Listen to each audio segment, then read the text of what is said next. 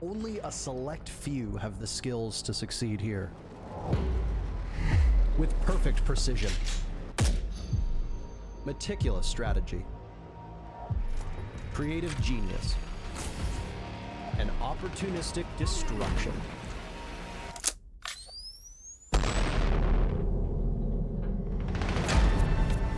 These are the elite, the masters of mayhem.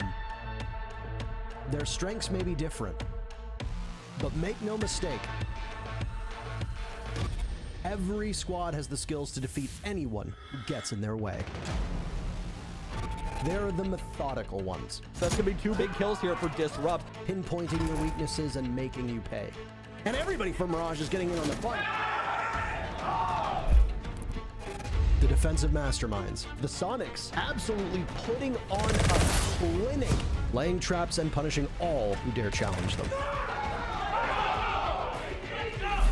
The cunning strategists, This guy can find a roam anywhere. devising innovative plans and executing to perfection. The energetic underdogs, scrapping and clawing for every round.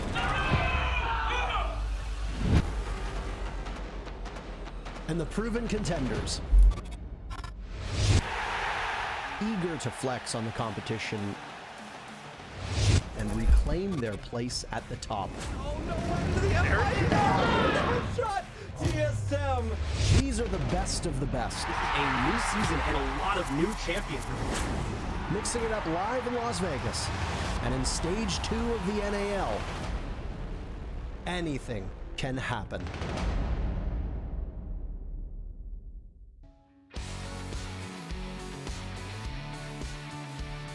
Ladies and gentlemen, welcome back to stage 2, but day 1 of the NAL, and I'm gonna let you know now it feels so dang good to be here. I'm gonna be your desk host, Belly. Right next to me are gonna be my boys. You guys know them already, Jacob and Jesse. And Jesse, start off with you, man. How you feeling?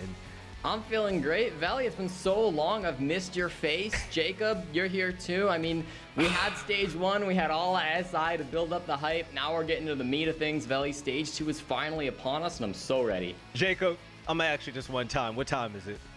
Oh, it's time for the NAL Valley. We're kicking off Stage 2 with the flagship region. We're giving you the best that North America has to offer, and there is so much more on the line for Stage 2 Valley because at some point down the road, these guys are fighting for a major spot. Oh, and the major I can't wait to get into, but first things first, let's talk about anything and everything that's all about the NAL right now. Let's bring up the format because, Jesse, I want you to run along this with me because these teams, they're playing for a lot more than just money, but just like Stage 1 is going to be pretty much the same same single round best of one format, round robin. It was a tongue twister right there, but also the scoring.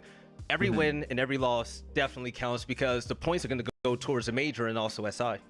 Yeah, this is the new system that was implemented in Stage 1. If you watch Stage 1, it's the same, no complications, and at least as far as the regular stage is going.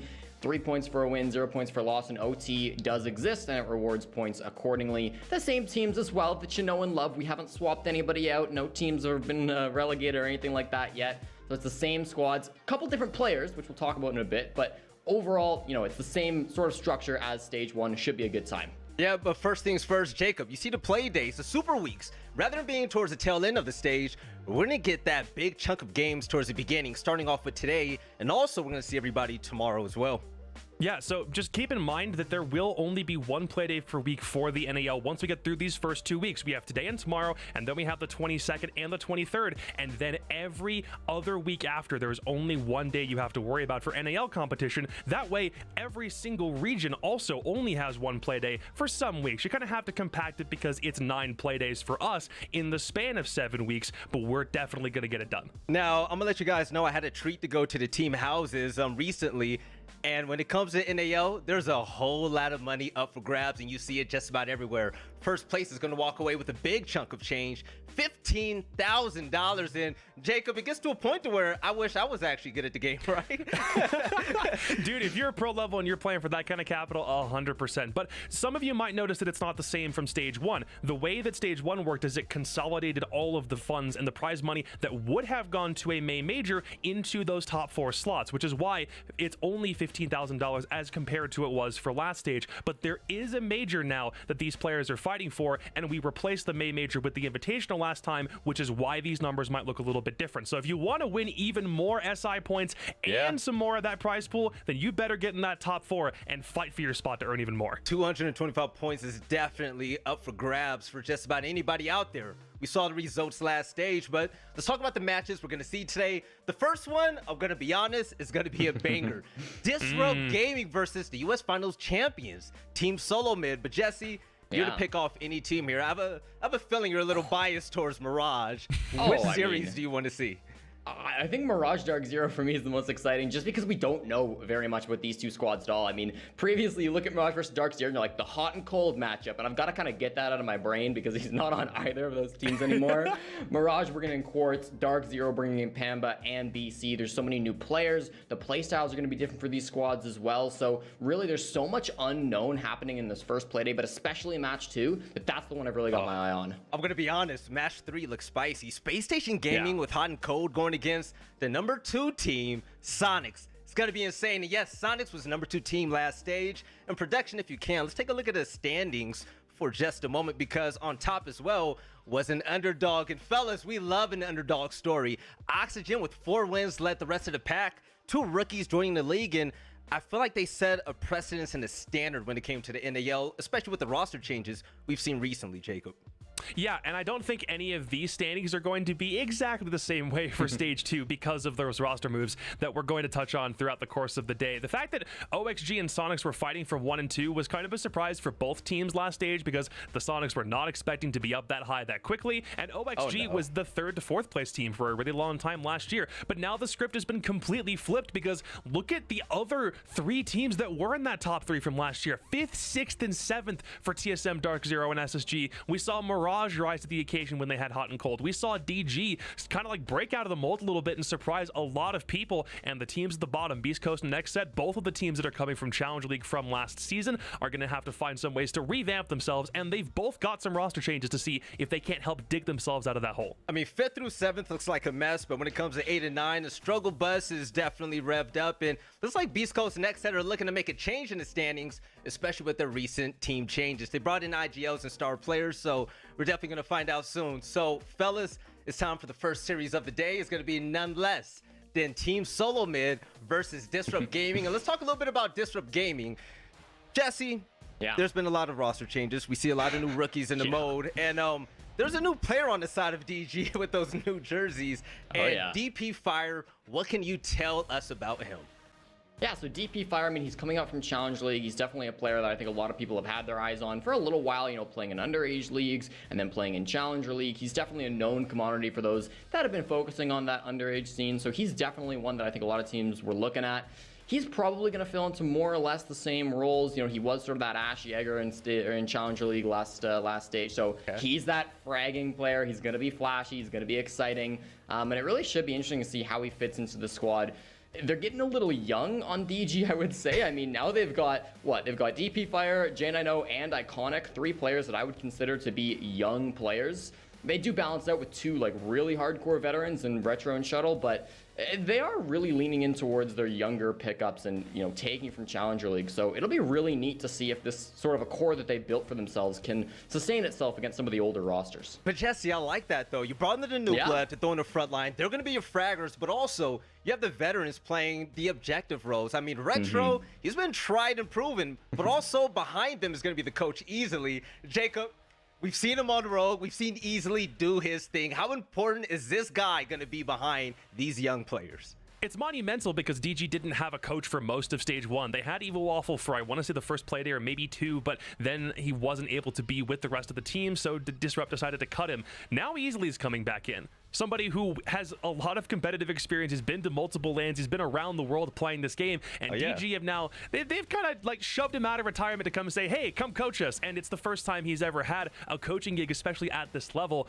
But for me, it's the fact that he's a super emotional leader. He's a super funny guy if you ever get the chance to watch his streams or catch him in an interview, and for these dudes on Disrupt, it's just going to be another piece of the puzzle to kind of help them from an emotional standpoint. He's going to be behind them yelling and screaming and hyping them up at every opportunity, but hopefully he can also provide some of that structure with the experience that he's gained from all of his time spent playing NA Siege. If it was on Rogue, on Sonics, wherever it might be, he's somebody who can kind of help to ground these guys in reality and give them a base from which they can work from. And that combined with adding DP Fire to the mix, somebody who's, you know, like that young blood, it's cool that we're getting this fusion now for DG from both the old and the new styles of Siege kind of into one team. And I'm excited to see if it shows its fruit at the beginning of the stage or if it might take some time to develop. You know, Jacob, I miss your voice, and Jesse, I miss your brain just as much. We actually have some points that you brought up with production about what makes DP Fire so special for this roster. So you could take some time out of your day to explain that to us, what makes him so good, because this team, I mean, they have a lot of fraggers, but what does he bring differently? Yeah, so I mean, DP Fire is a really interesting pickup. Obviously, for a lot of the people that have been watching the NAL, you might not know much about him. So let's talk about DP, right? Of course, he was the 6th overall finisher in North American Challenge League for 2021. He played with a team called Orglis. They finished 6th. They were like just kind of out of that top echelon of teams inside of the Challenger League. So, you know, didn't do amazing towards the end of the season when it comes to actually like getting in on the bracket, but still did finish very high for a 16-team league. He's an aggressive entry, right? This is the big thing. He's going to be that fragging player. He's going to be so ready to run and gun and get those kills. We're going to want to see this player, DP Fire, popping off at the top of the scoreboards, at the top of the leaderboards every single game if possible. Finally, you know, he's been playing with the top NACL team since July 2020. I mean, he's experienced. People who have been following the underage scene, following the Challenger League scene, they know who this guy is. So a couple of times, you know, you see players like Kino get pulled out of the woodworks. Nobody's ever heard of him before. DP Fire, I wouldn't say is that situation. He's definitely a player that I think people are going to recognize. Now, speaking of a player that we're going to recognize, you're going to definitely know this name. Let's talk about TSM for just a second before this map pops off in just a moment. But Jacob, Pojo, man, I mean, does that ring any bells right now? Because the versatile hard breach player that was on TSM, which is Geo, he's going to be sitting out momentarily, and we're going to get the veteran back, the OG. How do you feel about that? Oh, it's one of those things that I almost wish didn't happen, but I'm happy that it is because we get to see Pojo back in the server for the first time in the entirety of the NAL's longevity. He played last for TSM back when Pro League was still a thing at the end of the Season 11 split and at SI 2020. That's the last time we saw Pojo get behind a monitor rather than standing behind all 5 players. And you're right. The reason we're not seeing Gio is because of some visa problems. He won't be able to play in Stage 2, which means the next logical person to step up for TSM to play is Pojo Man, because they do have some role similarities. Pojo's got a crap ton of experience. He's been around the block within the professional scene for Rainbow Six for longer than most people, can even say they've been aware of the pro scene in Rainbow Six, and it means that it's not really the worst thing in the world for TSM. There will be some things that you lose out by not having Gio on the team, but the fact that it's Pojo Man coming and stepping in for him is only really a good thing for TSM overall. Right, and Jesse, what is the biggest advantage? I mean, we've spoken about it. TSM, top to bottom, they're stacked like pancakes. I mean, you have stars everywhere. Merc, Bolo, Chala, you name it, right? What is their biggest advantage that other teams don't have other than their individual skill, though? Right. I mean, I think the individual skill is what most people think of when they think, oh, why is TSM so good? Like, they've got some gunners on this lineup. Nobody's denying that. But I think really when you dig down into it, I think it comes down to that coordination that they just they work so well as a unit, right? They're one of the very few teams that can say they've kept over a 50% win rate on attack. They did that in Stage 1. They kept it up during SI as well. Not many teams can manage to get over 50% attacking win rates. So that's a huge reason why they're so good at that coordination, that droning. No matter what happens, they seem to be working all together. And so that is like arguably something where your new player coming in, if you can call him that, might disrupt things a little bit. Obviously, he's the coach, right? He knows how this team plays. He's not just like foreign to the squad. But it really is incredible watching TSM roam clear together, go with those drones, execute when they don't have everybody up, but they still can make it work.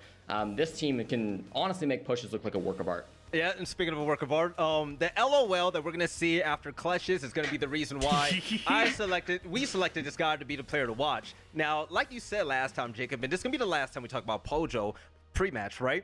Is that even though Gio's gone, you're going to miss out on a lot, but I still feel like you get so much more with Pojo, right? Well, more is a little subjective because Gio is somebody who's been playing a very particular role on TSM for a long time. The hope is that for Pojo Man, he will be able to do basically the same things that Gio was doing, but maybe not quite to the same extent because he hasn't been playing as of recently. But if you look at what we have on screen now, he's been playing since the inception of Siege Pro Play back in the dark ages of Siege almost several years ago. That's over 11 plus seasons. He's been to multiple international LAN events. He's played at SI. He's played at majors. He's always been very consistent on a support role. He's an SMG 11 god. The play that we know the lull from for Pojo Man came off a clutch where Kix was going insane because Pojo Man was using the SMG 11 like a surgeon, and I'm hoping that maybe that exact thing can show back up for this stage as well. He's been the coach for TSM ever since the NAL's inception. So when we switched from Pro League to the North American League, that's the role that he's been playing in ever since. And now he's getting back behind the keyboard again, and it should be doing the same thing that he's always done. We'll just have to see how TSM responds. Yes. Now, we're going to see the teams get ready for this game, and the maps are going to be in. And momentarily, TSM, they've been your best friends in Stage 1, Jacob. They've been taking us to Chalet. Do you have any thought of where this map might be before Jesse breaks it down? Well, if I had to guess, just from the way that Disrupt played last stage, they love playing Consulate, but there's not really a lot of other maps that they showed that they can play very well. I do think TSM is a little bit more versatile, and yeah, I did like seeing a lot of Chalet last stage. I won't be as crazy about seeing Chalet in Stage 2 anymore because now we've seen it several times and it was played at the Invitational. I think there's a chance, though, because TSM played it often enough in Stage 1 that we very well could be going back to it. All right, Jesse, this is your domain. We just live in it, man. It's time for maps. Break it down. Let us know what you're thinking and why which team won this battle. So Jacob, his point about Consulate was absolutely correct. Far and away, DG's best map. I want to see TSM ban Consulate. They didn't ban it when they played them in Stage 1. They got slammed. That was a huge mistake then, and it's going to be a mistake now. TSM like Consulate too, but they can't afford it against DG, who have shown it to be really their only good map. Because there it is. Thank God. There it is. Go. Consulate's out. Without Consulate, DG in Stage 1 went 1-4. That's awful. They went 3-0 on Consulate, but overall the record on other maps was really poor. We see some more common bans coming out here. I'm expecting a Villa. It is still in the pool. That's what I wrote down as my predicted map heading into things. Oregon and Chalet. It's going to be Chalet. That's kind of a twist in my mind, because obviously TSM, they love Chalet. I don't think I'm surprising anybody by saying they're the best Chalet team in all of North America. They really do enjoy playing here. But for DG, they're actually the last North American team that hasn't played it yet. There were a couple teams after after Stage 1 that hadn't played Chalet, but Dark Zero played it a ton at SI.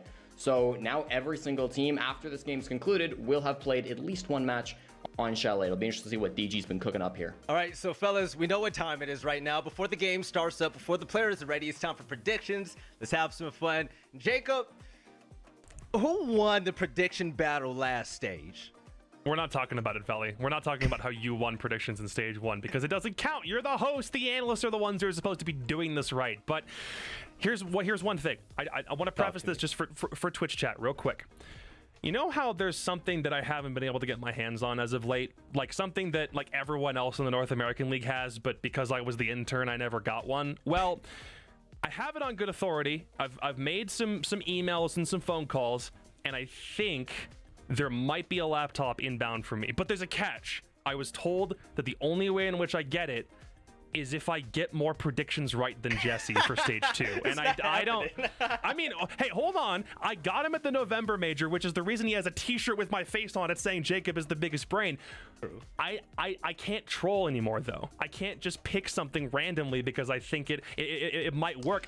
I gotta be really smart about this. Okay. So if you're asking me my predictions, to start out with, DG's brand new, but Pojo Man coming in for TSM shouldn't be that different than Geo coming in and playing the same roles, and TSM did amazing at SI 2021, so I'm going to give it to TSM. I'm not trolling anymore. This is all for real. All right, Jesse, Jacob kind of has me sold. TSM has been looking so well lately. Do you think the upset with DG might happen, though?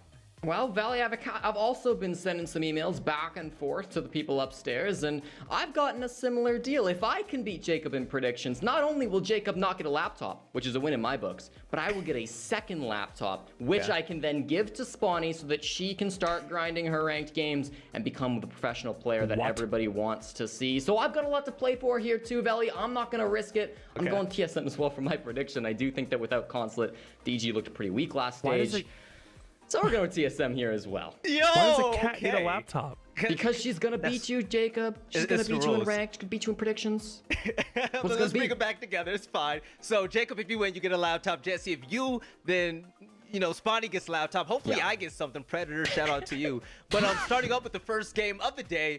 Disrupt Gaming versus TSM. But before we jump into that, the players are getting in the lobby right now. Let's throw it back to where we saw TSM do their thing at SI.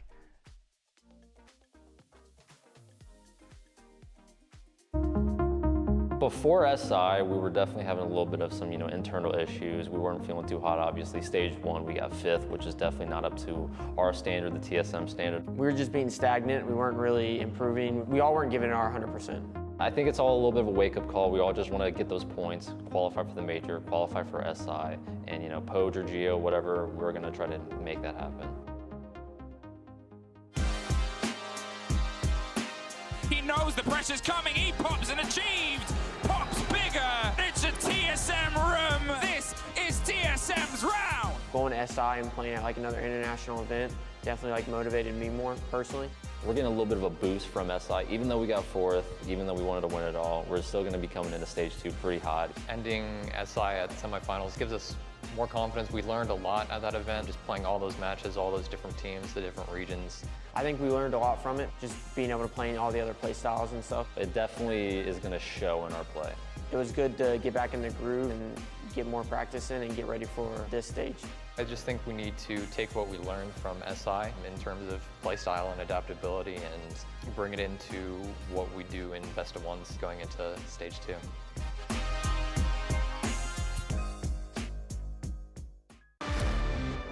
I'm Bolo, and I'm Flex and Entry for TSM. You're watching Stage 2 of R6 NAL.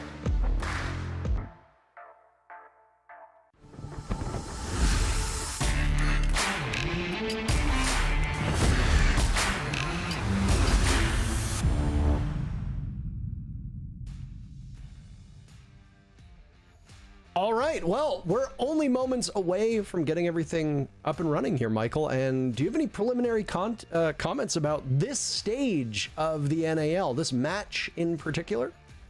Honestly, going into this, I just want to see where everyone lies, because we saw in stage 1 such a, I would say, surprising end result for a lot of teams. For TSM as well. I mean, they finished 5th. A lot of people had them placing higher, and now they're playing with Pojo. So how is that going to affect their performance? It's a big question on everyone's minds. Again, are they going to do better than they did last stage? I think a lot of fans are really hoping so. I mean, a 5th place for TSM, I think, was quite strange. And in fact, the entire standings for the NAL were a bit bizarre. We kind of joked about it multiple times about how, you don't expect to see Mirage and Disrupt in the top. OXG finishing first is, right. Well, it's not that abnormal, but things were definitely upside down. I think you can kind of point your fingers at a number of things, Michael. Number one, it was right before the run-up to 6 Invitational, and I think it's fair to say that a lot of the teams that were attending SI might have been keeping some tricks up their sleeve. And 2, a best-of-1 setup. And the way that this league is no longer best-of-3s, best-of-1 distills it down to a single map shootout. There's a lot of talk that gets done about how the better teams tend to thrive in best-of-3s and best-of-5s as they can be more consistent and they can have a greater map pool. Right. So it's up to these teams, whether TSM is the best team in North America, whether they're the second best team in NA, it doesn't matter. They need to be good on best-of-1s to prove that they can hang with the rest of these teams. Yeah, so a lot of pressure going into this match against Disrupt, who as a team are slightly different. It was talked about briefly in the lead-in here. DP Fire, a really interesting guy in terms of his record. He definitely has a lot of experience under his belt, but not at this level. So this is going to be different for him. And the question is, will he choke or will he flourish? We've seen so many rookies start coming into the NAL as of late. Big ones that come to mind are Kino and Grixer. Grixer finished first statistically in the last stage as an individual. Kino has performed admirably. He got an ace in his very first round in professional play. So will DP Fire have one of those kinds of performances? I personally think he will. I think he's a hot talent. And I'm looking forward to seeing how he's going to enable the rest of his team. Michael, his physical appearance does not impact his ability to play. So whether he's hot or not, I don't think is ultimately that relevant. I mean, I can say it anyway. You saw it for just a second, the community poll question that was up there. We've got a rookie, obviously, on the stage in DP Fire. He's going to be going up against one of the most experienced players in the league. Who do you think is going to perform better? Now, better is obviously a nebulous term. It could mean just about anything. It could be rating, it could be cost, it could be KD. Will it be DP Fire on DG's side, or will it be Pojo Man on TSM? As Pojo Man obviously stepping back into this fray, as our understanding is that there's been some issues with visas for Geo. Right. That puts Data, who's the secondary coach, and I want to highlight that because he made a thread a while back about how he's more than just an analyst. He's a secondary coach. He's going to be the one behind the bench, obviously, was talked about by the analysts. Easily is making his debut as the coach of Disrupt, and this will be a reunion of Easily and Iconic. They used to be on the Sonics together when Iconic was picked up in a very similar way that DP Fire has been picked up for DG. Yeah, I think that he's going to bring a lot of structure to that roster. I've obviously never played with Easily, but his experience will go a long way here for Disrupt, and I'm looking forward to seeing that influence on the field. You can always kind of tell the slight differences and nuances when it comes to a coach and how they influence their roster. And, if you have a team that's not listening to their coach, well, they're non-functional in the first place, and it's probably something that needs to be thrown out and worked on later. So hopefully it'll just click here for Disrupt and Easily. We'll find out, obviously, when we get into the actual match. We see these teams go head-to-head. What we do know is that we've got a lot of change across the board. We talked about TSM, how they're subbing in, how they're having Pojo play, really. We don't know the details about that yet. We talked about DP and Easily for Disrupt. Now, it really comes down to the big question marks. Going into Stage 1, we were all expecting TSM to do really well. We thought they'd finish top 4. We thought Disrupt, honestly, I think a lot of people predicted them being in the bottom half, but no, we got the exact opposite. out of stage 1. Disrupt finished atop in 4th over TSM's 5th, and even managed to beat TSM in their head-to-head. The final Playday, number 9, in stage 1, April 22nd, Disrupt managed to beat TSM. So there's already an established history of what we didn't expect a year ago. Things keep changing so fast, not just in terms of the roster, but in terms of the performance from those rosters. What are we going to get here today? It's been such a long gap. I don't know. And I mean, if you look at the maps, there's even greater uncertainty. TSM enters on one of their most favorable and strongest maps. They've played it 6 times over the last 6 months. In terms of that, it's a 4-win, 2-loss record. Now, their record in the NAL is a victory over Mirage, a victory over Space Station, and a tight loss to OXG. Disrupt hasn't played this map, so what do we really have to go off of? Disrupt coming in with a new addition to the team. Mark is out, DP Fire. By the way, the 6th highest rated player in the North American Challenger League. That's a lot. Those are big shoes to fill. DP Fire comes in right away on a map that Disrupt doesn't play, with a coach who might have changed things up, maybe added a little bit of structure. It's going to be fascinating to watch, and we've got a number of these matches. You know, a lot of people are looking very keenly at Space Station with the acquisition of Hot and Cold coming in to replace Luke. Luke obviously being a temporary stand-in for Canadian. So obviously, change is in the water for a lot of these teams. DZ as well. Dark Zero making 2 big roster moves as well that we'll be seeing later on. So it's going to be a fun day of action here. We're just about ready to get things going. Obviously, with a map like Chalet, there's a few expectations that we need to set. Michael, this is going to be a very frag-heavy map, and it's going to be excellent for the attackers. This is a very attacker-sided map. So we can speculate as much as we want, but let's get into the actual goods itself. Our very first matchup here on Playday number 1 of Stage 2 between TSM, FTX versus Disrupt. All right, let's see how this one goes. We'll start off with the operator ban phase, Thatcher. So nothing interesting going on there. That is not a counter ban. That is not a target ban. That is it's Thatcher. Yeah, let's get rid of him. See what Disrupt does. It looks like they're going to lean into it. Oh, boy. Okay, so we don't need to look at the stats of the operators for either team in this situation, because they clearly have their intentions on display. With a Maverick ban into a Thatcher ban, you completely debilitate using hard destruction. Now, on most sites on this map, there are still ways to get those walls open without bringing a Kali, but you have to go kind of approach that in roundabout directions. It's not as fun. It's not as easy. Last 2 bans will be Wamai and Valkyrie. Those are 2 very standard and expected bans, so nothing crazy going on there. This is going to be a very different Chalet than what we're used to seeing. I still think it'll favor the attackers, but probably less so with that Maverick Thatcher ban. There's been a whole whack of changes, by the way, as well, now that we've entered the newest patch. Obviously, Operation North Star has dropped very recently, in fact, yesterday. And with that came a whack of changes. Number 1, there's some operator UI changes.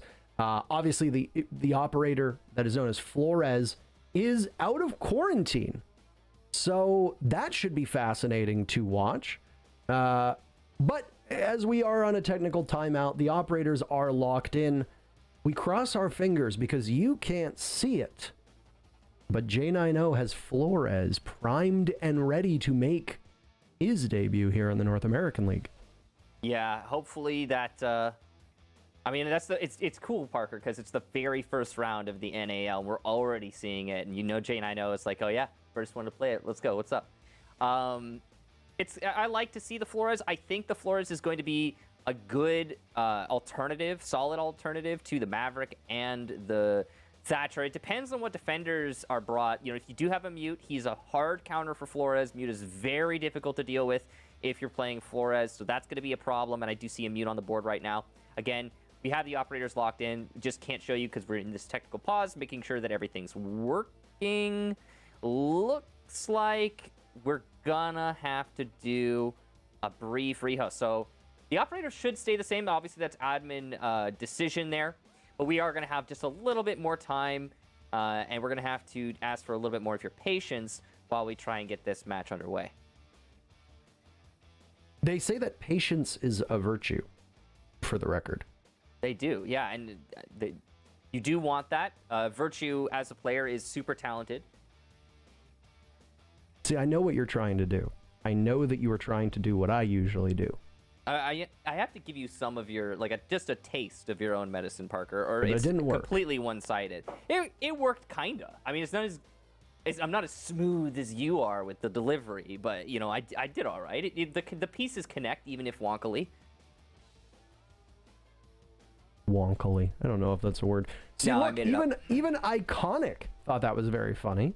Yeah, thank you, Iconic. I appreciate that. By the way, Disrupt has rebranded. If you haven't noticed, they now run this really gorgeous, almost like a royal blue, with what appears to be the vigil marks in the background. The white vigil streaks that show up on your screen when his gadget is going off, mixed with the yellow. Obviously, Disrupt's old colors were black and yellow. Now they are blue and yellow. That outer blue, royal blue, whatever you want to call it. I don't know.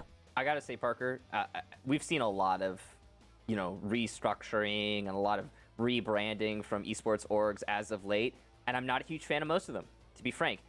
I really like what Disrupt is doing with their new color scheme. That is a really clean color scheme. I think it's a little bit more impactful than what they used to run, and I really appreciate it. Seriously, like, I think it's just good. They nailed it. Well, if you like it so much, why don't you marry it, Michael? You know what? I could wear a suit in similar colors if I were having a wedding. Honestly, you could. With that kind of bright blue, it's a little bit flashy, but you could do it. And with the yellow trim, probably make it a little bit more subtle, but you could definitely fit it in. I was going to say, I remember back during the SI finals either a year or so ago, if I remember correctly, the outfit that I wore for the finals was a navy blue suit with a yellow tie. So, I mean, you're welcome, Disrupt. Yeah, they definitely yoinked that one from you. Yes, because blue and yellow combined are extremely original colors. They vibe well together. They saw mine and they thought, okay, well. By the way, on your screen right now, that gentleman, that is DP Fire, making his debut. Still technically has not played a round yet. Right. And, you know, he's going to hopefully soon have his opportunity. You can see he's jovial. That's good. That's what you want from a rookie setting foot on a big stage for the first time. You definitely want them to be in the right mindset. I talked about this earlier, and it's worth mentioning again. When you're going onto the stage like this, number one, it's going to be a lot of pressure. Finding your way to get out of that pressure is really important. Just allowing yourself to play, because that's the thing. Number two, frankly, when you're playing at this level, a lot of it comes down to just not messing up. Like, you'd be surprised how much of your preparation is kind of mostly surrounding not making major mistakes at crucial times. A lot of people think it's all about that, you know, super precise mechanical skill. A lot of that's in the background. You know, you get there to that point as a player, and it just kind of automatically happens. What you need to do is not make oversights, not, you know, play your job, play your role, do your thing, extend as you can, take opportunities as you can, but not mess up in a way that completely debilitates your team. And as a rookie, identifying that is really hard early on because you've never experienced this level of play, and it really is a totally different world. It was something that we were quite critical of Nyx for, and obviously Nyx in the past, if I remember, Disrupt, by the way, has been almost a lightning rod for criticism from members of the community, and even for us, because I feel like there were big expectations when Nyx made his debut on the pro scene. Right. But when he first came in and he slotted into that, what would eventually become Dark Zero, when he first slotted into that team, he was playing operators like Ashe, like Echo, and he was swinging like he was competing in Tier 3, Tier 2. Well, you can't do that against Tier 1 teams. You're going to get absolutely punished for it. And he got knocked for a loop in the first game or two, just having pretty abysmal survival stats.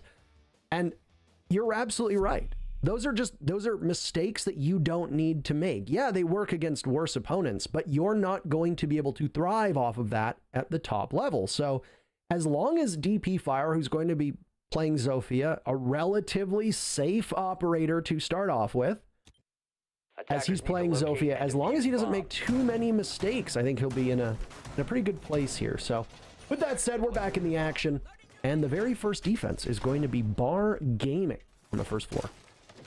All right, so we're talking about sites on Chalet, and this is all a big conversation. And the reason for that is the map, as Parker talked about earlier, is frankly really, really attacker-sided. Now, not as much in the NAL as it was at the Six Invitational. Six Invitational was extremely attacker-sided, ridiculous numbers. In the NAL, it is 55% attack success rate, so that's a really good number for the attacking side.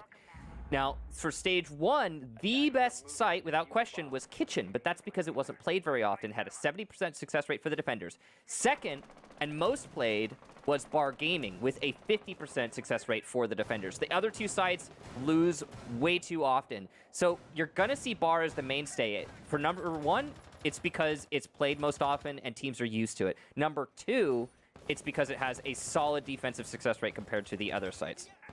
I think that last part needs to be said the most compared to the rest of the sites. And well, I mean, if you're a defender, you don't want to be forfeiting deaths too early. And Merc did not get the memo on that. He's upstairs with Bolo not too far off to try and refrag, but there's not really much he can do. Very first pick is going to go to Disrupt. And Bolo trying for one on his own, playing by the piano, but he's sandwiched. He's going to get pinched out if he's not aware of what happens next. So it looks like we have a technical pause. The game is rolling on from our perspective, so that might be why that was a little bit confusing for a second there, as we didn't get the memo, hey, this isn't happening right now. Not sure exactly what's going on with this technical pause, but we'll surely find out as quickly as we can.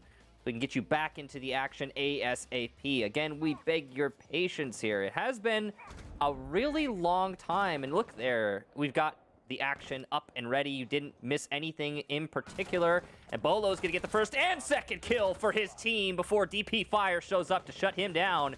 Huge frags. He'll even get a second. His first 2, and he'll get control of the top floor, leaving Chala the last player on TSM. Frost's pick rate as an operator has continued to climb right now, and I'll tell you this, it's not necessarily just because of the gun. There's still good fragging potential here, as Chala narrowly misses out on an opportunity of one of the 3 remaining members from Disrupt. Still posted up at the top of the stairs, looking towards Fireplace and the double door leading over towards Office, and Games and everything else on the northern side of the map. ADS is in action. You can see the blue lights mean that they can grab those projectiles or throwables quite easily. But the thing is that where Chala is positioned, it's not close enough to the bomb site, so he has to take matters into his own hands. And he'll sit and wait, play a little bit safer down below. Problem is that there's a lot of avenues for the attackers to be able to find him and punish him from this spot. There's destruction that can be had upstairs, and furthermore, there's some that can come through Bar, but Chala finds one. Pivots towards the main stairs, and that's where his sight is going to be. The job for Disrupt getting a little bit harder. Chala, a little bit less weight on his shoulders. So he'll wait for now, watching that door. Anticipating a drop, potentially.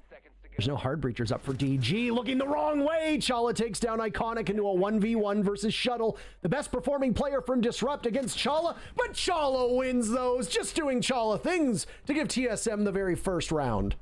Massive round there from Chala. It was all but lost, and I was about to commend Disrupt for their patient play on the top floor. They cleared out the roamers, even though they were losing players early on. They managed to punish TSM for their aggression, and you'd think in a 3 versus 1, which is what that ended up being, they'd be able to corral the last defender and lock him down in a corner, pick him off. But as Parker talked about, Frost Kit too good, and on top of that, Chala too good with it. Well played to Chala to isolate those 1 versus 1s, hit some very clean shots there, and not allow himself to be punished for his solo play. Huge save for TSM, though. I do have to mention that. That early game really went well for Disrupt. If they could transfer that into round wins, we'll see this go a very different way. TSM need to be careful on the roams. Well, that whole entry from Disrupt showed issues with proper coordination, right? You got that leadoff pick onto Merc upstairs in bedroom. That's great. Huge, in fact. And a very quick amount of droning should show you that you have control over Solarium if you want it. The stairs leading up to Trophy. There was a Vigil down below, so that might have thwarted your entry. But you should realize that Office, barring the single doorway that Bolo is playing near on the piano. You've got control of Office, you can have control of Master, you can take control of Solarium, and there's plenty of windows for you to be able to rappel in, and this isn't the old chalet. You can go onto the roof and very easily rotate to one of those windows and get in. But Bolo is allowed to play this position on piano and pivot so gracefully, taking 2 down, and finally we see Disrupt get control of Solarium, and that's where the damage that DP Fire is able to do comes from. He picks up 2 and puts his team in an excellent position. While the rest of Disrupt are upstairs, they've got 40 seconds left to find the final member of TSM. They fell into a bit of a trap that tends to happen with teams that aren't as well coordinated. They staggered their pushes 1 by 1 by 1, and because of that, it was very easy for Chala to just play off of the natural flow of the site, the rotates that were created, the line of sights that were created, and the fact that that bomb site actually has quite a lot of walls that you can't shoot through, which meant that he was in an advantageous position in every single heads-up gunfight. So once again, obviously, briefly trying to figure out what's going on. Technically, there is some sort of issue that appears to be recurring. I don't know what that issue is. We do know that the round at least should still be for TSM FTX. So not a huge deal for the players other than the pausing here. I think this is going to be good for TSM though, because I do think that they need to reconsider some of the structure there. I mean, Disrupt do too, as you mentioned. I mean, it's both teams who are going to need to figure themselves a little bit more moving forward.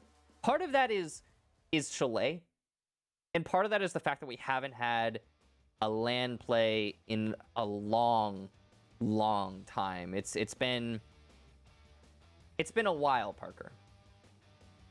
I mean, it has been, and we always speculate when a team brings out a map for the first time in regards to, you know, is it because they've been practicing it? Well, Disrupt did not compete at the 6 Invitational.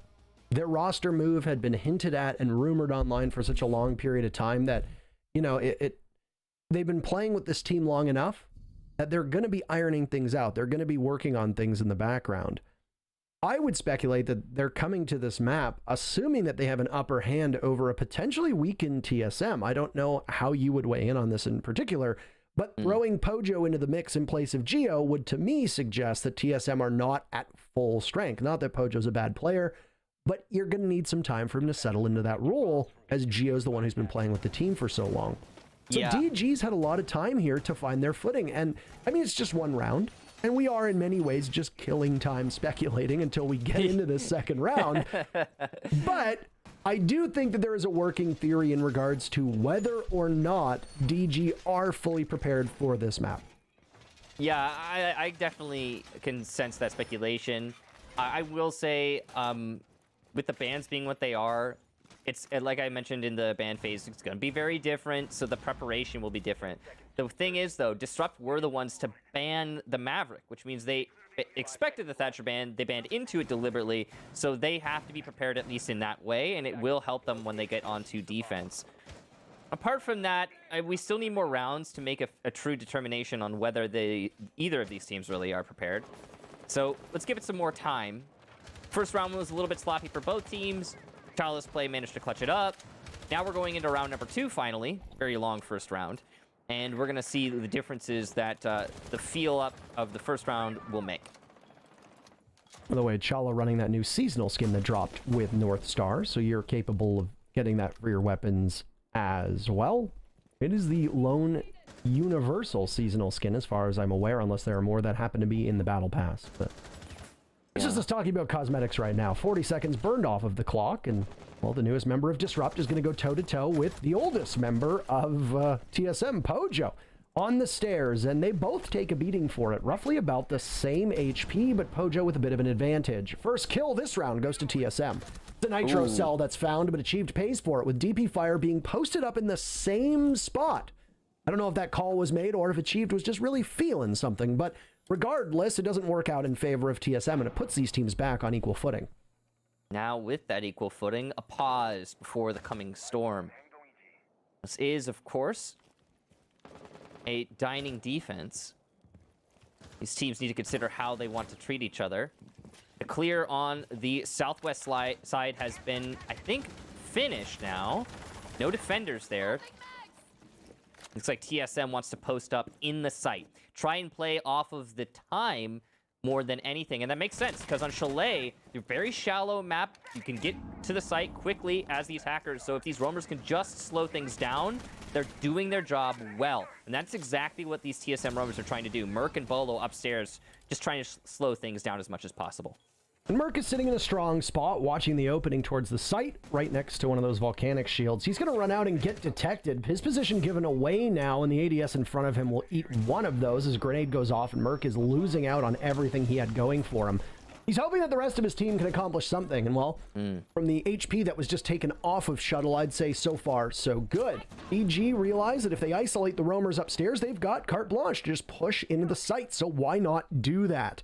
The only person who could potentially stop them in their tracks is Merc, who, after that brief bit of attention, has been almost completely forgotten about, sitting over top of the B bomb, still waiting, still patrolling the same areas. Bolo not too far off. Nice shot from him. Shuttles down for the count. Retro will need to charge into the site, but that's exactly where Merc is going to be looking. Iconic takes out Pojo. Merc's still above. Diffuser down as well, as TSM are finding everything they need. DP Fire will need to get this plant down, but he's finished off from Merc above. Once again, the inability for Disrupt to clean Merc out of his spot, and Chala, still being alive, ends up giving a second round for TSM. Yeah, so Merc played in office through that whole round. And you saw Shuttle playing on Ego. Honestly, I thought that Shuttle was going to make the push into office. I thought he was going to punish the position that Merc was playing, but no. Disrupt decided, okay, we're going to destroy the shield and he'll just leave. Merc didn't leave. I think he learned a lesson there from Six Invitational. I think a lot of teams learned lessons from the Six Invitational. One of the things that I noticed there was that North America has a tendency to retreat from their roams without actually truly being forced out of a roam. So what I mean by that is Merc was playing in office that round. I feel like maybe pre-SI TSM, they might have just called Merc to fall out of that position, or not even play such an extended position in the first place. Maybe he doesn't get to hold from above then, and it goes a little bit differently for TSM. But the knowledge and that they learned from SI, the awareness of the control they could have above dining, I think that went a little bit far. Now, I might just be grasping at straws here. That's just how it how it felt to me with the way that TSM played that, Merc in particular. They definitely learned a lot, and I think their Chalet is looking solid. Well, obviously, I mean, you've got your work cut out for you as Disrupt, going up against, as Jesse put it, the best Chalet team in North America. And the stats, like we said, speaks for itself. We talked about them at the start of the broadcast, but to refer to them again in case you weren't here, over the last 6 months, TSM's record on this map, being added to the competitive map pool, puts TSM at 4 wins and 2 losses. So, and one of those losses, obviously coming from North America, it was a squeaker of a match, whichever you want to call it, against OXG 5-7, in what was ultimately a pretty pivotal win for OXG on the way to claiming first overall in the NA League, and a debilitating loss of sorts for TSM.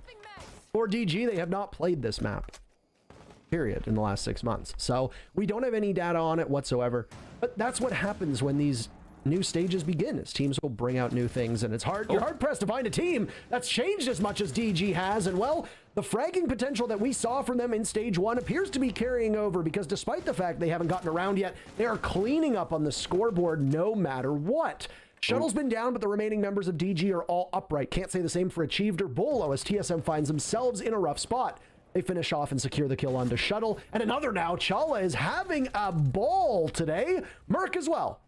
We are 1 minute and 40 seconds remaining in this round, Michael, and half of the server is dead.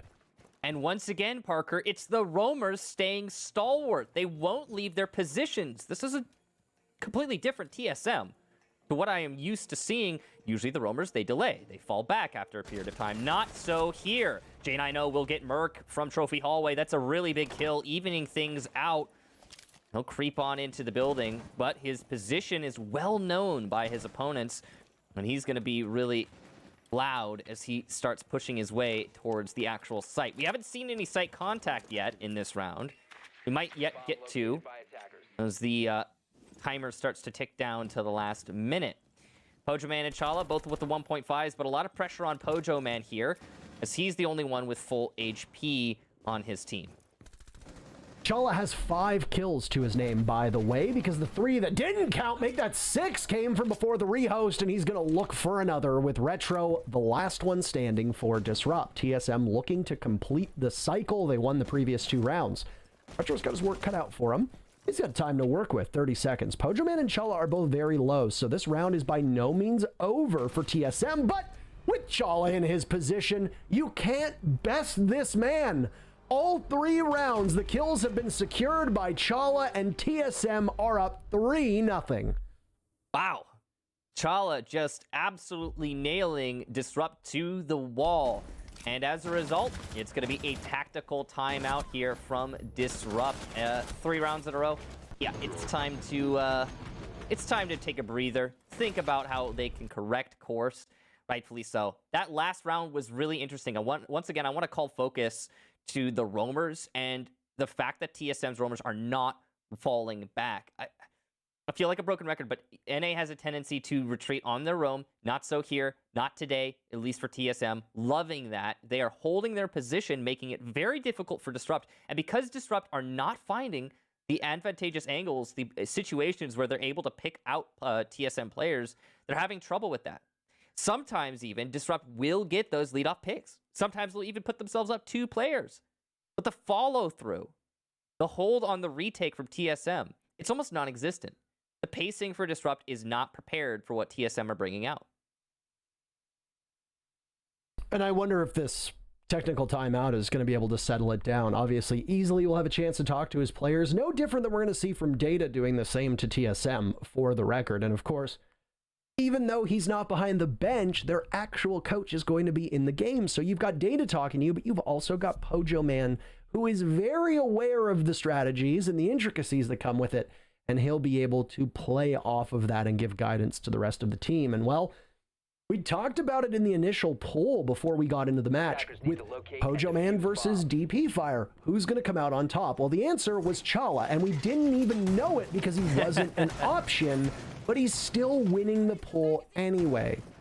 I hate to bring it up, but it's time for another appreciation post on the subreddit, Michael, for Chala, as he's having an absolute hell of a game so far. TSM completing that cycle. They will go back to the very first site that they started on after the tactical timeout, down to Bar on the first floor. Yeah, so, I mean, not only is he doing great, but his Frostmats are doing great too. He actually got a Frostmat kill in the last round. Or I guess... Was it down onto Shuttle? Yeah, I don't know. I consider that a kill. If you hit them with the Frostmat, then you win, basically. Congratulations. You won the game. So, yeah, Chala's been doing really well for his team overall, and his influence cannot be overstated. TSM now going for that bar defense, like you said, Parker. Now, I'm curious about this roam. That's my main focus, because TSM extended the roam on the northeast side last round, or last time they defended here, and it didn't work out great for them. Are they going to do it again here? Are you asking me, Michael, or are you speculating? Because it sounds like you're speculating, and to be honest, I don't have an answer for you, so I'm not entirely sure. I'm speculating. I will say this, TSM are bringing a very different lineup from what we saw the first time that they held this part of the map. If you recall, the early pick came out for Disrupt. They took Merc out playing upstairs in bedroom. He was playing on the mute. You immediately had Bolo playing the Mozzie for follow-up, and Achieved was on the Vigil to waste time on the main floor. Well, they have completely swapped up operator roles. Merc is going to be playing on the Mozzie. He's upstairs, not exactly a similar position to either where he was before or Bolo. Down below on the bottom floor is Achieved, and well, are DG going to spend time to drone out all 3 floors of Chalet, or could they potentially forget about the basement and perish should Achieved make a return to the site at some point? Not entirely sure, but anywho. What we do know is that we've got the pressure on this crossfire set up by TSM. This is a difficult nut to crack if you're the attackers. The shield by Chimney and by the back stairs, it causes a lot of problems. The smoke to push in covers the entry into Library, but it's not going to work out for Disrupt. TSM are too well entrenched. It's just Shuttle and DP Fire now in a 2 versus 4, and they haven't even gotten a lick of control. You've got Pojoman at the top of back stairs, ready to take any fight presented to him, and you still have Merc inside of Library. TSM's stalwart defense on the roam continues to work for them. Not exactly what you want after taking a timeout, too. You hope that there's some kind of bounce back here, but for now, it hasn't paid off at all. Yeah, you took Bolo out of action, but that's been about it. And Bolo's stats through stage 1 and now somewhat through stage 2, not exactly the most impactful for his team. Merc picks up another kill, his 4th so far through this map. Shuttle will be left in a 1v4. Upstairs, miles away, Pojo takes the fight to him, but Merc collects yet another on the stairs as TSM had full control.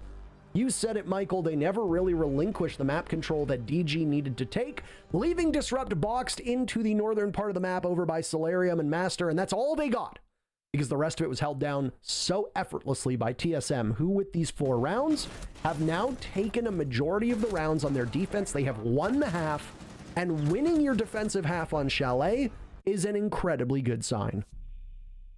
Okay. I know I've said it every round so far, and I promise this is the last time, unless Disrupt do this as well. But I just cannot get over how awesome it is to see TSM playing the roam the way that they're playing it. It's basically, we know where the fight's going to come from, and we know that we can win the fight. We also know that we don't need to leave, nor should we, because if we do, the enemy is going to be allowed to set up on site and execute cleanly with the control advantage.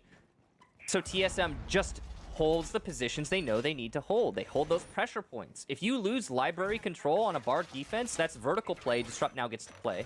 And that's a huge advantage for them. So you either hold it or you die trying. And that's the philosophy we're seeing on display here from TSM. And I love it.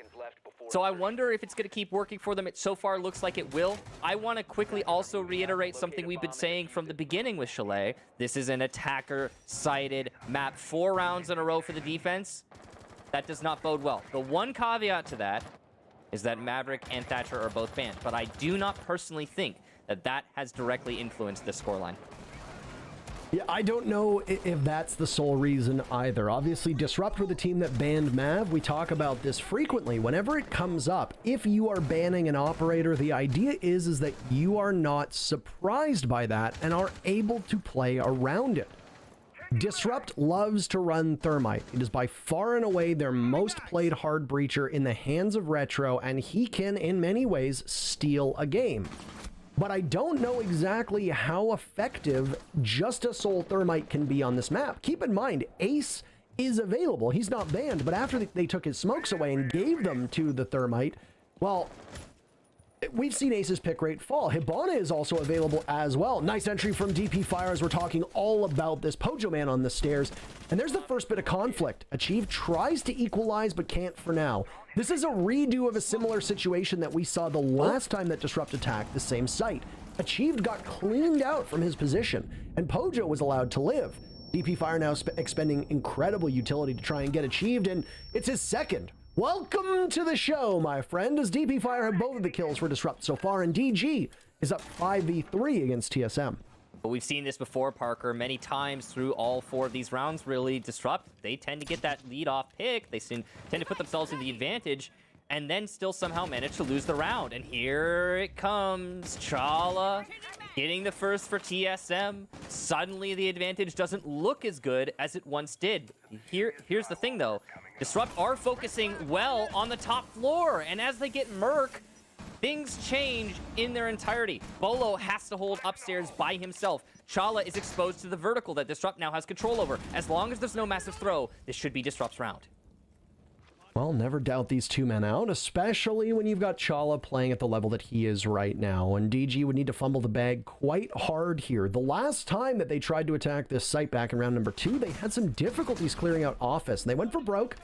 They got taken out by Merc playing in that strong position. Bolo gets dropped by a nice nade from Iconic, and Chala now down below in what is essentially a role reversal, as he's the one being chased off from the spot that Merc was on before. Chala will attempt to retake. Then calls from the default cams that are up over by Trophy. He'll head back. He's just trying to make some noise. I'm not entirely certain what his thought process is here. He's got a couple avenues to look towards. Gets droned out, so some intel is for him, and he's going to miss the shots onto the Jackal. Can't really isolate targets here, but no way he does that much damage. And he can spray through the smoke, gets the Nomad, but he's out of ammo. Finally, it's not Disrupt who beats him. It's a lack of bullets. And DG finally gets their very first round. It comes in round 5. They're on the board despite TSM having a 4-1 lead. But Parker, it came so close. A nail-biter of a round.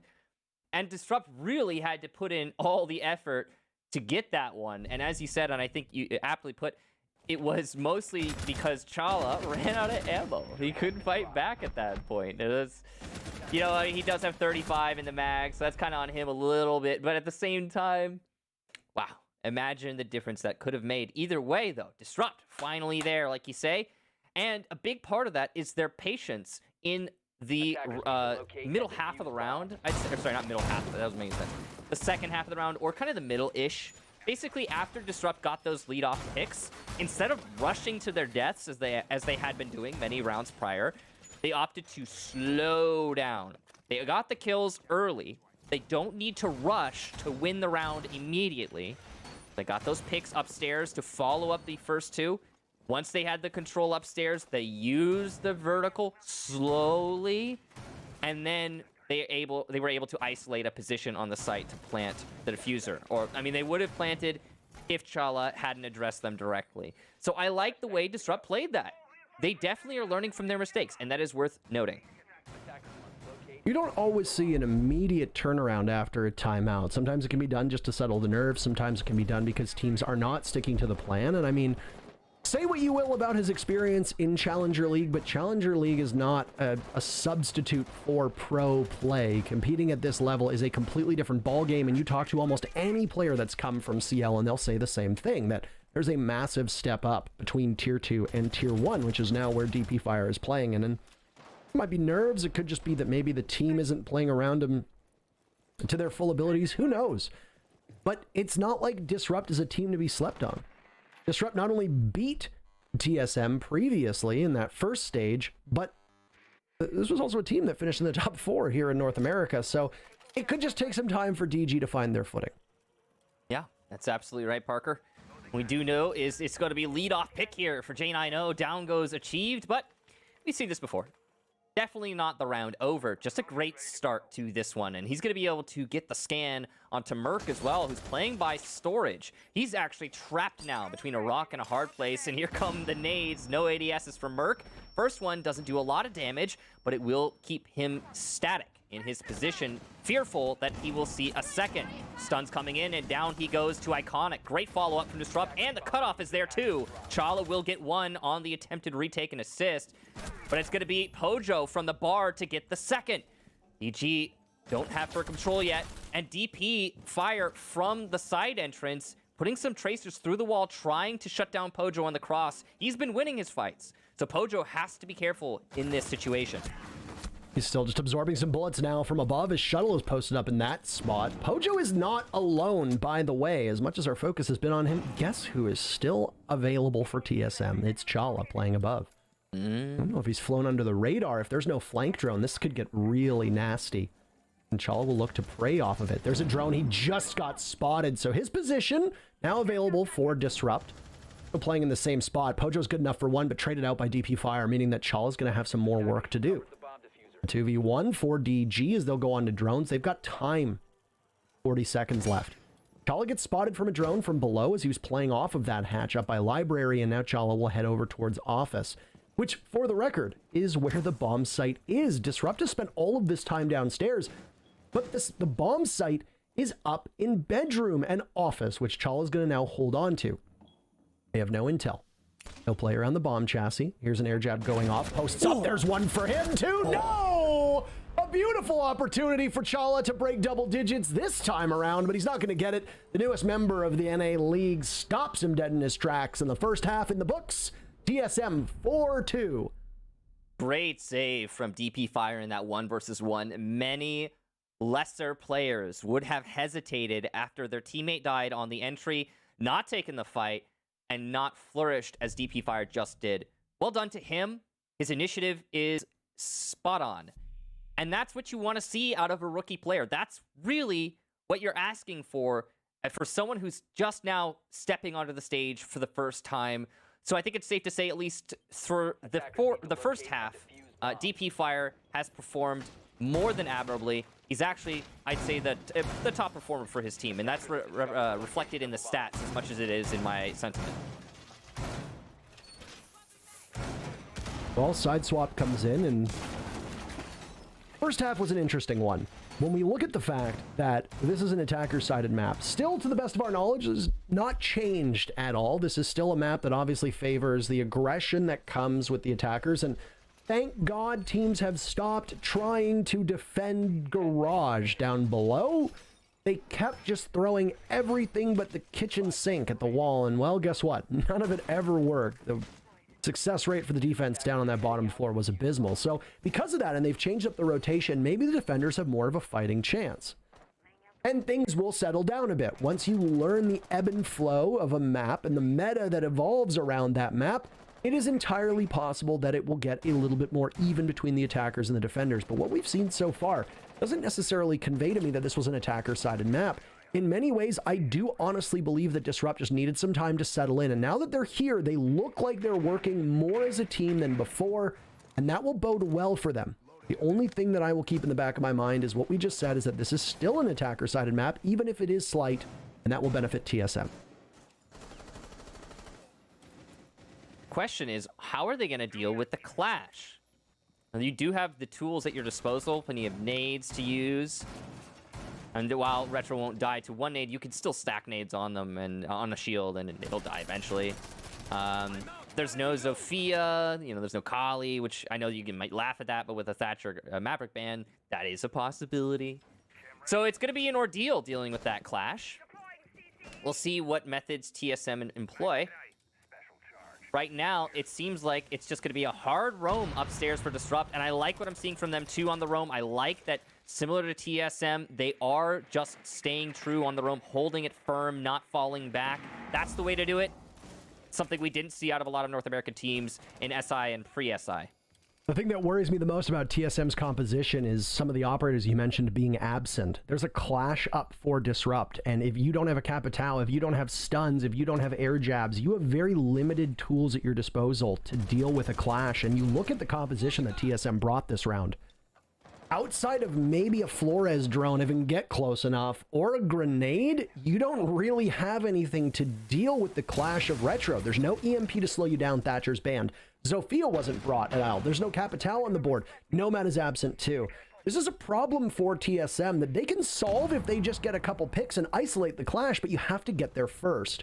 Now, Bolo's going to try to do that, and somehow he manages to take down Retro. So all of the speculation, Michael, makes me look like a fool because the clash is dropped, and that's bad news for DG. Joining him in the afterlife is iconic DP Fire as well, leaving TSM in a 5v2. Make it a 4v2.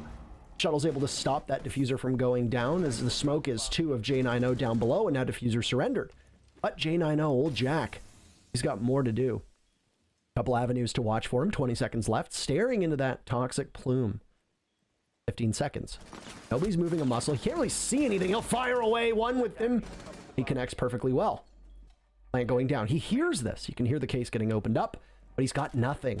Nothing to stop it at all. Just trying to play around it in the post plan. He sees the legs, can't connect, and a hail of gunfire from TSM hits its marks. The very first attack for TSM goes in their favor, and they're up 5-2. Frankly, that engagement was really unlucky for J90. The way that the shots just didn't land. He was like basically teased on both of those players at the end. Bad timing. It is what it is.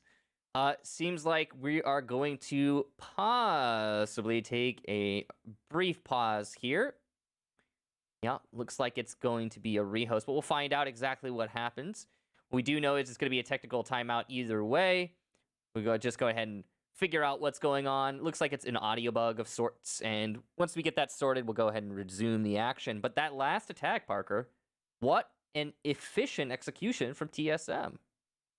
I really wish, and I don't know if this replay is going to show it, it's not as far as I'm aware, but I really want to see how they dealt with that clash because it happened off screen. Yeah. The way that Retro was playing suggests to me that he was quite safe. He was keeping his back to a brick wall. You can't shoot through that. He wasn't getting any pressure from Office either. So his perspective and his line of sight was aimed towards Library. At best, he might have had a crossfire established from Fireplace if the wall in office was opened up. I'm trying to figure it out here, because from what I knew of where they were placed, the fact that Bolo was able to get that kill, gun in hand, no real utility expended to do that, is in many ways not necessarily impressive, but in many ways it leads me to believe that's a misplay from the Clash, because in a 1v1 engagement like that, with no disruption available for the attackers, that's one of the strongest places you can be as a Clash. I'm trying to think about what it could have been too. I mean, my guess would be he got pushed from Ego Door at the same time as being pushed from the open wall they had by Box. Because, they opened that wall towards Trophy Hall so that they could hold it and the Clash could slow down, right? But if he's distracted by Ego Door, he can't look both ways. I mean, they're complete opposite directions. So it might have just been a forced crossfire from TSM. I mean, this is a guess. It's all speculation. We didn't see it. We can technically see it in the replay eventually. So I guess we'll get our answer eventually, Parker. Yeah, but I don't want to wait. Yeah, but we have to. I mean, we could ask the players, I guess, but I feel like it'd be really intrusive and distracting for them, Fair enough. Audio issue looks to be on TSM side of things and is currently being investigated by our sharpest minds and the greatest thinkers and the most technically and technologically proficient people that we have available for us in the entire city of Las Vegas right now. And it appears that it's all Merc's fault, as you can see. Unfortunate. Wow. Merc, you should have thought about this. All right? Yeah. You should have thought about this before you were born with ears. Right, because audio bug. Yeah. Yeah, his fault. Yeah, it's his fault. Heck. Just for the sensitive people on social media, we are kidding. Yeah. Conversation had yesterday, by the way, about snark that evolved well past its original point of conversation on social media. That does happen. I don't know if you saw that as you were too busy racing around in your brand new automobile. Hey, I never made any jokes about... Wait, did I make any jokes about your Tesla? No, I don't think I did. Wait, maybe like one. Probably. Probably one, I feel like. I didn't even make a joke about it. No, it's just that sorry, it's just I'm awkward and I don't know what to say. For everybody that's aware, Michael bought a car. If you could all do me a favor and congratulate him on that purchase. Why is that? We don't have to... We don't need to talk about a car. I mean, we could talk about what we had for breakfast. I had an egg on toast. What did you have, Parker? I made soup, actually, because I woke up a little bit later than usual. I slept in past my alarm today because, you know what, I was feeling spicy. So it was mushroom soup, and I had it with some low-carb toast. That was my day. And a nice cup of coffee. That sounds really good. And it was great. You sound like that makes you sound really adult too, because you had like the low carb toast. I'm guessing you didn't put any butter on it, and it was just super healthy. You put butter on? Okay. Would you use salted butter or unsalted butter? Unsalted butter, of course. I'm not a maniac, Michael. Right, of course. Why do you want salted butter? You salt your own butter, right? Wait, you do that? Well, no, but I mean, if you're using it in cooking, you don't want to oversalt. Yeah, I mean, but that's not like cooking. That's butter on toast. There's more than one practical application. Well, okay, I'm sorry, Mr. Fancy Pants. I can afford different types of butter. I mean, if you're like trying to be healthy, not buying salted butter and just like putting the salt on as you need it for unsalted butter, it's going to be cheaper, number one, and number two, it's going to be a healthier option long term. Oh, hey, guys, we got the match ready, so... We're back in the game, and it looked like there was going to be another clash on the board, and as far as TSM might be aware, now that we are done talking about breakfast and or brunch, depending on how you come down on that argument... Butter. Get over it. Move past your obsession. I will. I was going to say churn your attention somewhere else. Oh, no! You can't say that. We're never going to leave the conversation if you keep making jokes about it. We are now into round number 8, by the way, and what looked to be a comeback from Disrupt that was brewing after DG went down the first 4 rounds, stormed back by taking the final 2 rounds of their attacking phase. Well, they're now on defense, and this is not a favorable map to the defenders. More often than not, TSM appeared to buck that trend, and TSM absolutely pulverized DG on their very first attack, as it appears that we have gone back to the norm. So we'll see what TSM is capable of doing now, as it's a second crack at attack for them. And they're going to start by taking Solarium. DP Fire has been a standout so far for Disrupt, and that's where he's posted up. An early death to DP Fire could be particularly debilitating to DG. Certainly could be. We saw TSM recover from a lot of early deaths when they were on defense, but we don't know if DG has that same capability in this second half. Early on, TSM are going for a direct clear, it seems, on the dining side. Less of a full clear. They are doing the top floor, too. I don't know if they're going to clear out library, though. That's the big question in my head, because a lot of teams, they'll just say, nah, too much effort, and they'll focus their efforts elsewhere. We'll see what they do here. It definitely could go either way, as TSM set up for both a direct and an indirect clear. They can commit to whatever they want. Interesting fact here is that Disrupt are not roaming very aggressively. It's a super passive roam, and that might change the outcome of this round. It might actually favor TSM, frankly. Now, J9O's position is in such a way that you'd think he'd be exposed to the window, but he's not. There's a bookshelf there that will prevent him from being both spotted and wallbanged by Achieved, but his position has been given away. There's a hatch in front of him, and he very quickly is able to get out of there. Now, if Achieved was to vault through that window, looking down below, there'd be some danger lying in wait, as the Kaid had a kill hole underneath him. Iconic, all the while, was very close to the position the Kaid was playing, just by the stairs of Library. He gets forced off of his spot. It's going to leave just DP Fire in this position. Playing by Fireplace, and he'll be around the Goyo shield. The advance of TSM is very close, and I don't know if they've droned it out or not. There's almost some team damage done by Merc. That could have been a particularly damaging blunder. Well, it's DP Fire still up in Library, and he's trying to hold on. He will do some damage to Merc, but it's given back in turn, and he'll die to the Goyo Fire detonated by Bolo. C4 from below will get Bolo in turn, though, so it's a back and forth here. Only one player down for each team, though. Iconic inside a mudroom with a lurker down, playing in the basement. A shuttle on the Goyo could come back to strike fear into the hearts of whoever on TSM doesn't look in that direction. Og in the hands of J9O wipes out Pojo Man. Once again, giving DG this numbers advantage with both Bolo and Pojo out of action. It means that the hard breachers are gone, so you don't have to worry too much if you're the defense about any of those hatches staying hard or not. Chala looks the wrong way, not expecting there to be 2 in the back bar stock, and Retro pays for it, or Retro makes him pay, rather. And J9O cleans things up with an earlier kill that'll give him 3 on the round. DG are capable of bouncing back and playing around a bar gaming defense. And on this second half of the map, it's now tied 1-1. Still an edge to TSM as they're up 5-3. You saw on the camera there, DP Fire definitely very hyped up. Love to see that. It's the right energy to be bringing to these situations. He did die early, but his team won the round, and that's what's most important. So Disruptor's still in this. They're in fact now just 2 rounds away from bringing us to an even round count. Given the results of the first half, that would be very impressive for Disrupt. That last round played out in a very interesting way. TSM focused their efforts mainly upstairs, and it actually almost worked out great for them.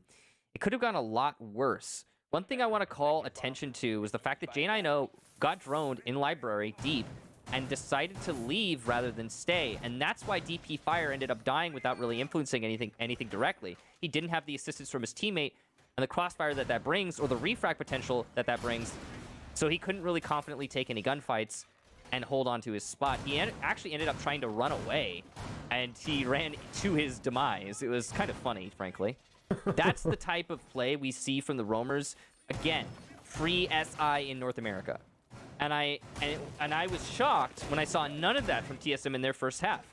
I think it makes all the difference personally, and I hope that Disrupt doesn't keep doing that. I don't even think they're intending to. That fallback there from J9O leaving DP Fire upstairs by himself, I don't think that was intentional.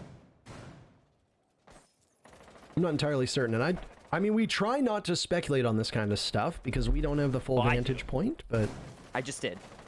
I know, but that's part of the job. Sure, yeah. You know, you can't really avoid it.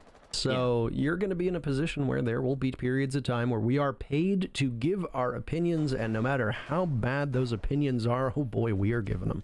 Yeah, maybe I'm really stupid. I don't know. I'm myself. It's hard to judge. No Good comment. chat will tell me. No comment. Yeah, I'm sure everyone in the chat will go ahead and inform me about that one.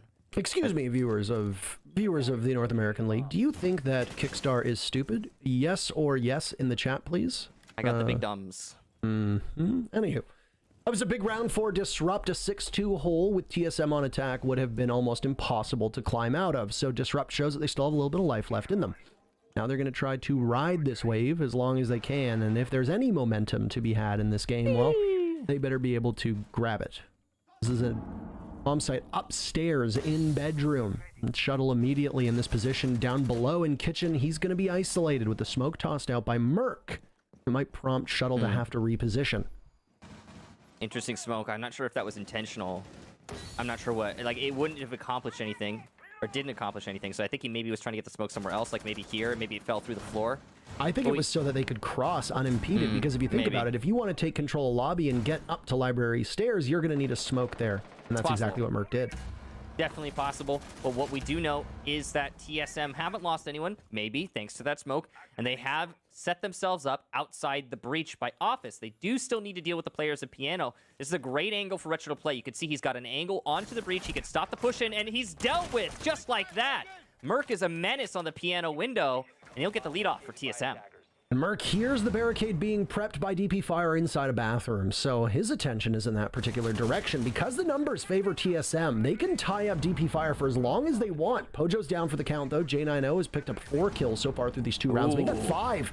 A double kill for him in this round with Diffuser surrendered, and he's still in a powerful position. Bolo now is next one in line, getting shocked by the Electroclaw as he trudges on in, and Explosive will need to be the thing to stop him. Watching over his shoulder, Chala, ensuring that nobody can rotate out of Master. And he goes, Diffuser planted, and Chala with the fadeaway shot onto Iconic as he now heads on over towards Balcony. DP Fire picks up his first kill in the round. Merc still watching, waiting by Piano, taking some damage. It's just him and Chala to try to hold this one together. Chala's got 13 kills so far. Merc picks up another, the 2v2. I'm at about half on this Diffuser, so if you're Disrupt, you're going to have to get going, and you're going to have to do so quite quickly.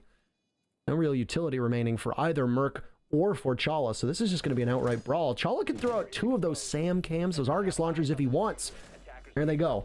Onto the Diffuser. Shuttle getting there as close as he can. J90 gets swung on by Chala. He's stopped, but the timer runs out. Doesn't matter. It was past 7 seconds. Merc still finishes off the Mira, and it's match point for TSM. Big round for TSM, but a worse round for Disrupt. Crucially, the Diffuser got planted. And why is that? It's that pick right there that we just saw at the first replay. It's the death of your smoke at the leadoff of the round.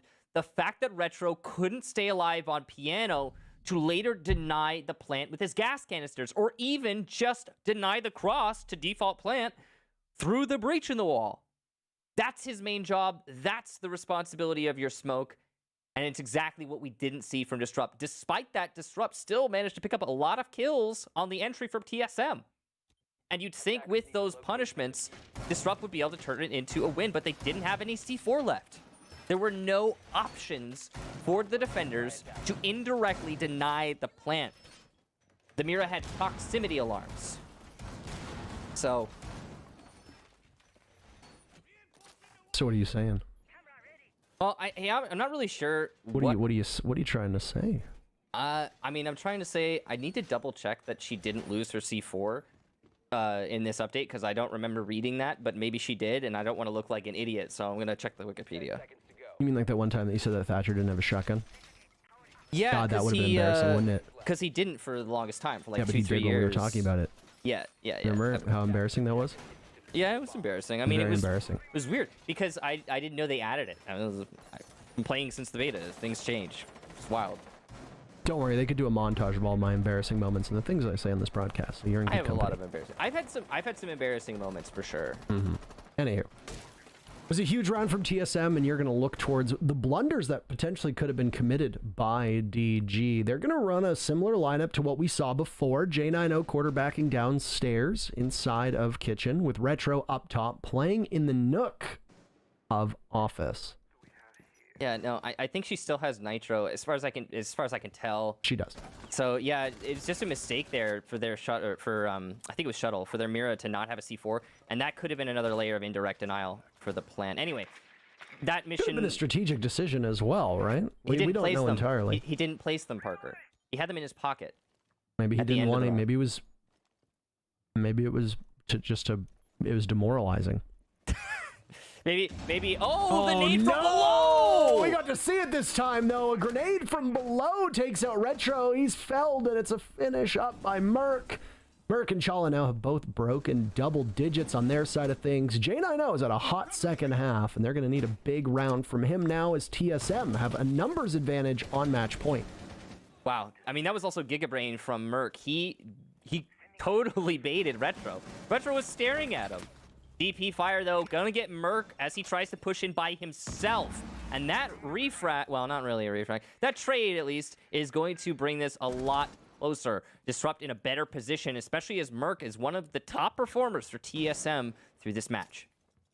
Yeah, that's a rough one for TSM to lose. And not only that, but the smokes could be so entirely impactful. As far as I'm aware, we did not see the Jackal toss out either of those smokes. So for Merc, you don't really get to impact the action as much as you want. One of the newest additions to the Spectator, you'll see it says Chala.tsm next to Merc's icon.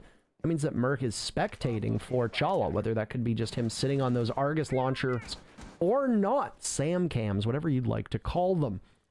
This puts 40 seconds with the obvious goal in the hands of TSM. They're the ones that are on attack, so they've got their work cut out for them. Breach the site, get that diffuser down. The objective play has been quite weak so far across this map. Only one diffuser for TSM thus far, but why get the diffuser down if you can just rack it up on the kill feed? And that's what they're going to do. Pojo walks in, ices Iconic, and then starts to plant the diffuser. He's going to have to fall off, though, as he gets about 50% of his HP taken away. J90 has been indisputably the best player for Disrupt on this second half, but could we potentially see him steal the round away? The smoke will stop Pojo, but Achieved is on his heels.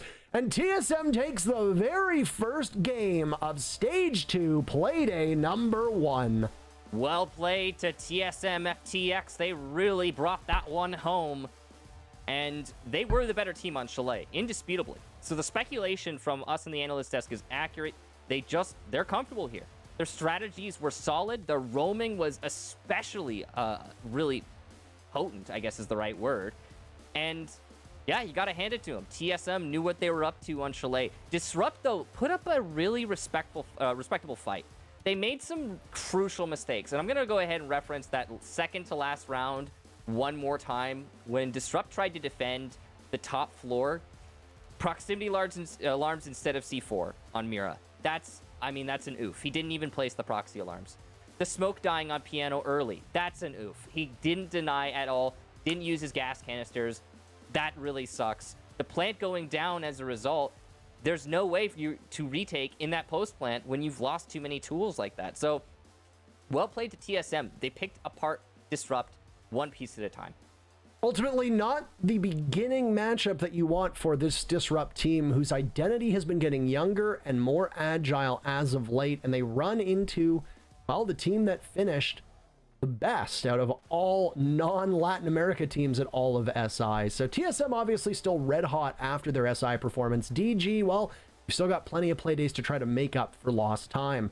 Our very first matchup is in the books, Michael, but there's still plenty more to go. Before we get there, we'll throw to a break and we'll see you in just a couple minutes.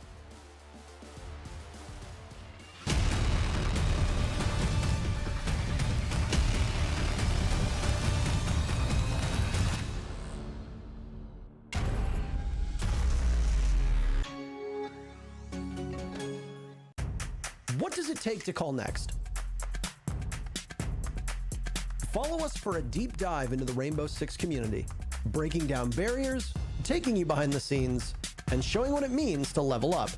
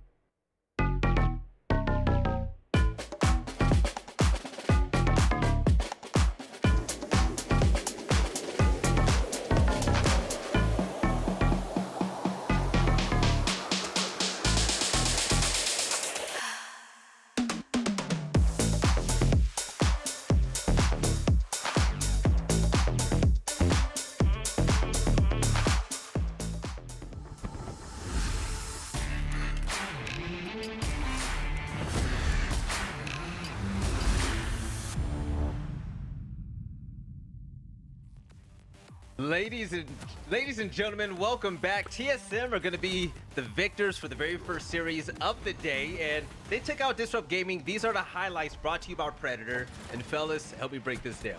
So, Chalet, one of TSM's playgrounds, a place they've gone to several times in Stage 1 and SI, and DG simply could not read into the amount of times that TSM have played this map to come out with a W. They struggled hard on attack for what Chalet is, an attacker-sided map, and TSM came out of a 4-2 defensive split and then just let a couple rounds through on their way to victory.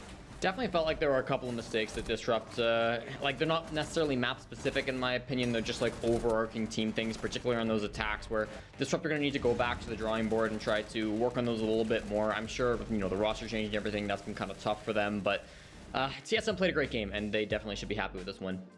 A couple of mistakes. I mean, did you see how many rounds Chala almost clutched out, Jesse? Yeah. It's insane, but looking at the post-map stats, it looks good on the side of Disrupt Gaming because it's kind of top-heavy for J9O and DP, but for the rest, they seem to pretty much struggle keeping up with TSM. On the other end, Chala has been incredible, Merc as well, Bolo, Pojo, and Achieve, they put out the win. And talking about them, Jacob, Pojo, man, definitely stepped up, and he played extremely well. He did, and that was just a nice thing to see overall for somebody who's coming back after not being in pro play for such a long time. And he held his own stats-wise as well. Achieved was below him on the scoreboard, but at the end of the day, it doesn't truly matter because he was doing his job. He played the support roles. He was on hard breach. He was doing what we've always known Pojo to do, which is what Geo would have done in the exact same scenario, and he played it to a T. It's also probably like you just have the confidence of somebody with that much experience coming back onto the team that can help bolster the rest of your squad, and the rest of the team played around him very well. But the guy at the top of the scoreboard for me ultimately was just popping off left and right, and it was really cool to see how they were all meshing together after a long break. You're right. And talking about the new guy right now, DP Fire, looks like he did pretty well, Jesse. What were a few things you picked out from the gameplay that we saw from him?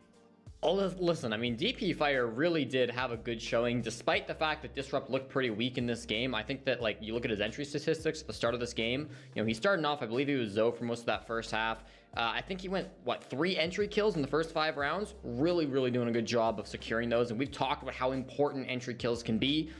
A lot of the teams, or a lot of the players on that team did kind of just feed into Chala, so throw those, advantages away, which was disappointing. But DP Fire was doing his job as an entry player, and I was really impressed by him and the way they managed to play on Zofia. I think he looks like the best player on Disrupt Gaming, and it's not really close. J9O did top him on the scoreboard, but I would say that more of his kills were impactless rather than J9O's, rather than DP Fire's, who really did have a huge presence in this game for DG.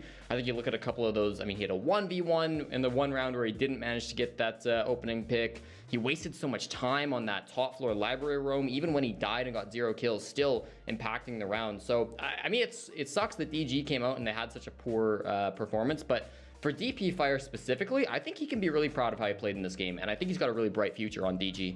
I love his individual play, but I feel like the team play for DG, we expected so much more, and hopefully we can see it their next time attacking. But Jacob, there was something that you were impressed with when it came to TSM, and it brought you back to SI, something that you picked up from their gameplay, which was pretty successful.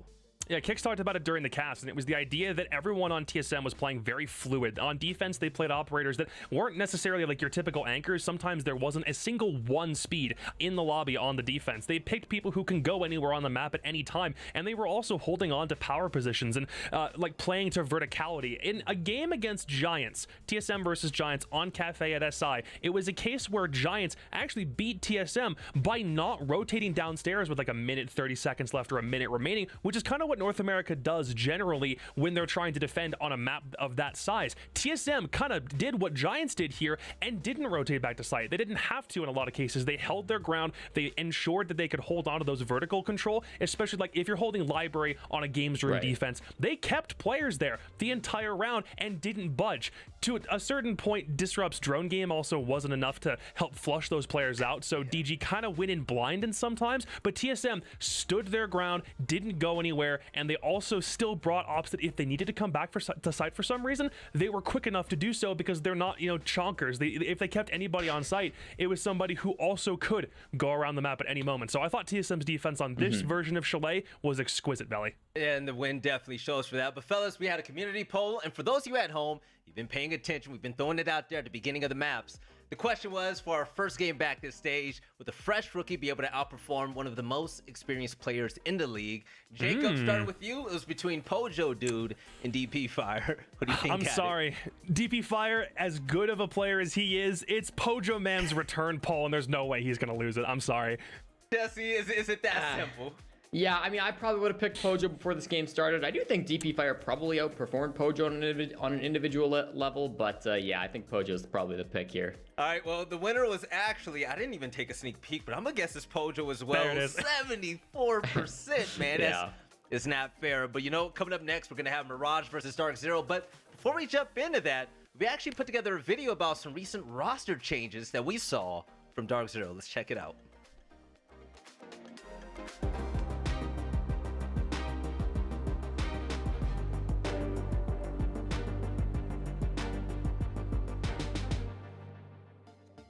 I think with our 2 roster moves, we are definitely a totally different team in game. So we've done more than just make 2 roster changes. We've also had to re-identify ourselves completely, figured out our style, how we want to approach the game, what we're good at, what we're bad at. It's a fresh slate for us. Really, we lost me and Alex, which was like the leadership on the team, and there was no young leaders that we thought we can grab onto the team and like mold. So we thought the best choice was obviously like Brandon has all this experience. Losing like 2 leaders on the team, Brandon can hopefully make up for both of those. We basically just swapped positions completely. I'm giving him pointers on his job, he's giving me pointers on my job, and we've both been in the game since the beginning, so we're both veterans, been in for 5-6 years now. With Brandon coming in, his experience is unmatched. He's played in multiple grand finals. You just learn a lot from him.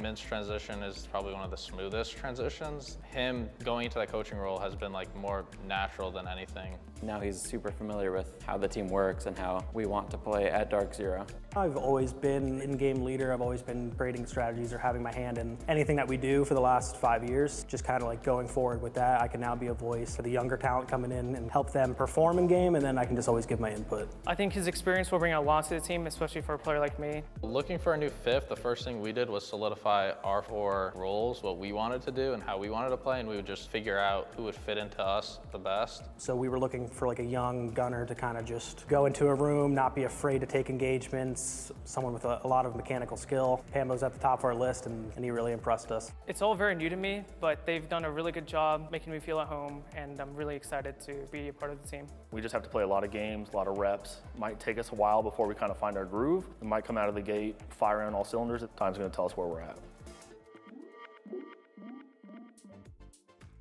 Welcome back, and I know you guys remember a few of the contests that we had last stage. You know, we saw people popping off, having funny moments, and it all came from the thanks of Fuse, and you can check it out at fuse.tv. This time around as well, we're doing a whole bunch of more giveaways. I believe last time we gave away jerseys. I know we gave away a lot of R6 credits. If you don't know what I'm talking about, make sure you head over to fuse.tv/R6NA. They have the tools available for you to be able to modify clips, capture them, and share them with the rest of the world. So make sure that you go to, once again, fuse.tv/R6NA, or in the chat right now, you can do !Fuse to download the app. But coming up next is going to be Mirage versus Dark Zero, and I know this is one that we're all waiting for. We'll catch you soon.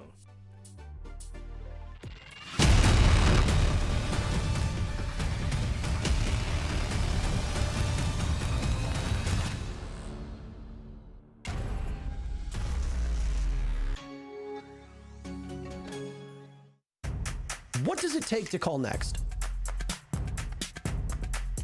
Follow us for a deep dive into the Rainbow Six community, breaking down barriers, taking you behind the scenes, and showing what it means to level up. I'm BC. I'm the IGL and support player for Dark Zero Esports. You're watching Stage 2 of R6 NAL.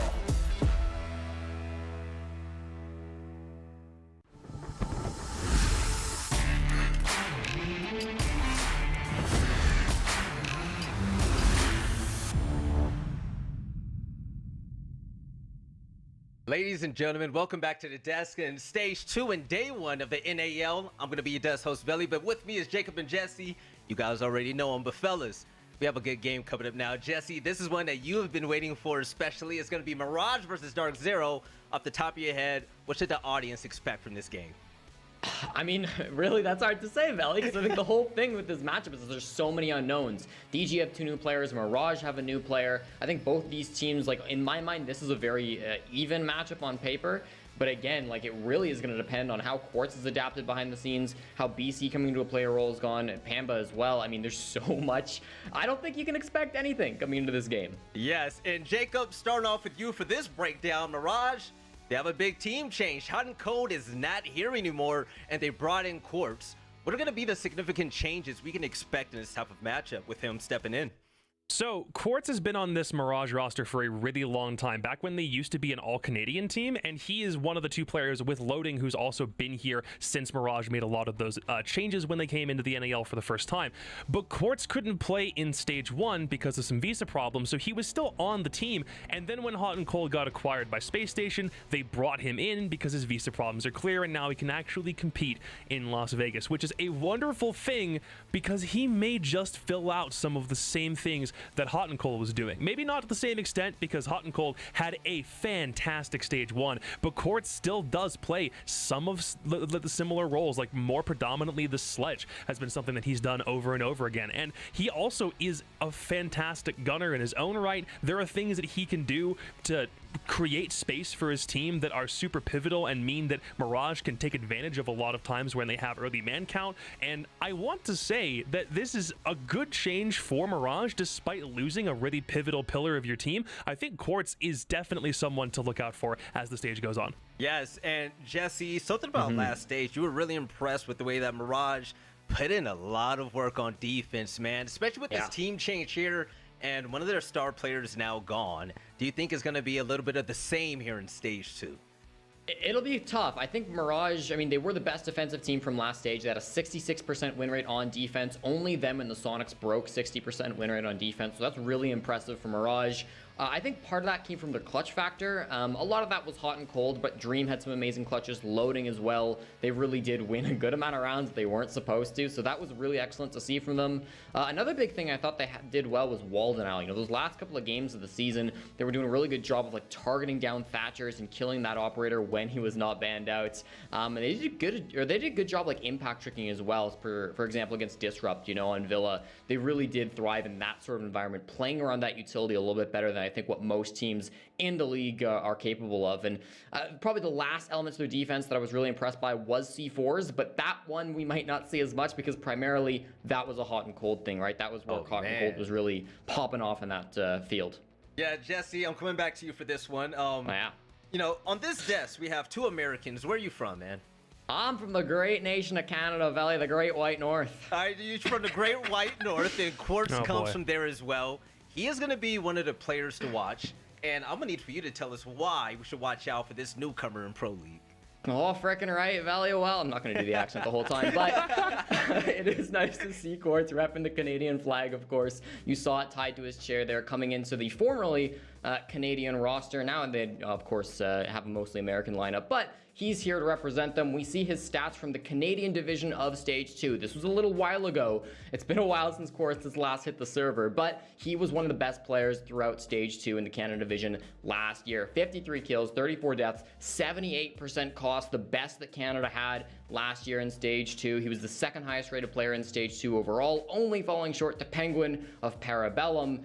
I mean, he really did pop off. And the nice thing about Quartz, too, is coming in for Hot and Cold, they play a lot of the same roles, really. I mean, he is that sledge main. He's the one that can be kind of flexible, but also gets a lot of those frags. So I think he'll slide into this lineup really, really nicely with Hot and Cold out of here. Quartz is a really nice replacement to come on in and hopefully keep Mirage on the same pace they were on for Stage 1. By the way, I don't know what's happening with the NAL. First, we got Foxay and Laxing, and now we got players like Quartz and Hyper, just models all around and just gunners. Yeah. But help me break down Dark Zero for a second. This team, man, they have been battling it out top 4. They didn't place top 4 when it came to last stage, but they've made some significant changes. And Jacob, I mean, it's one thing that Skies is no longer on this team, but now we're looking at Mint, their IGL, historic player currently being gone as well. What can we expect from DZ?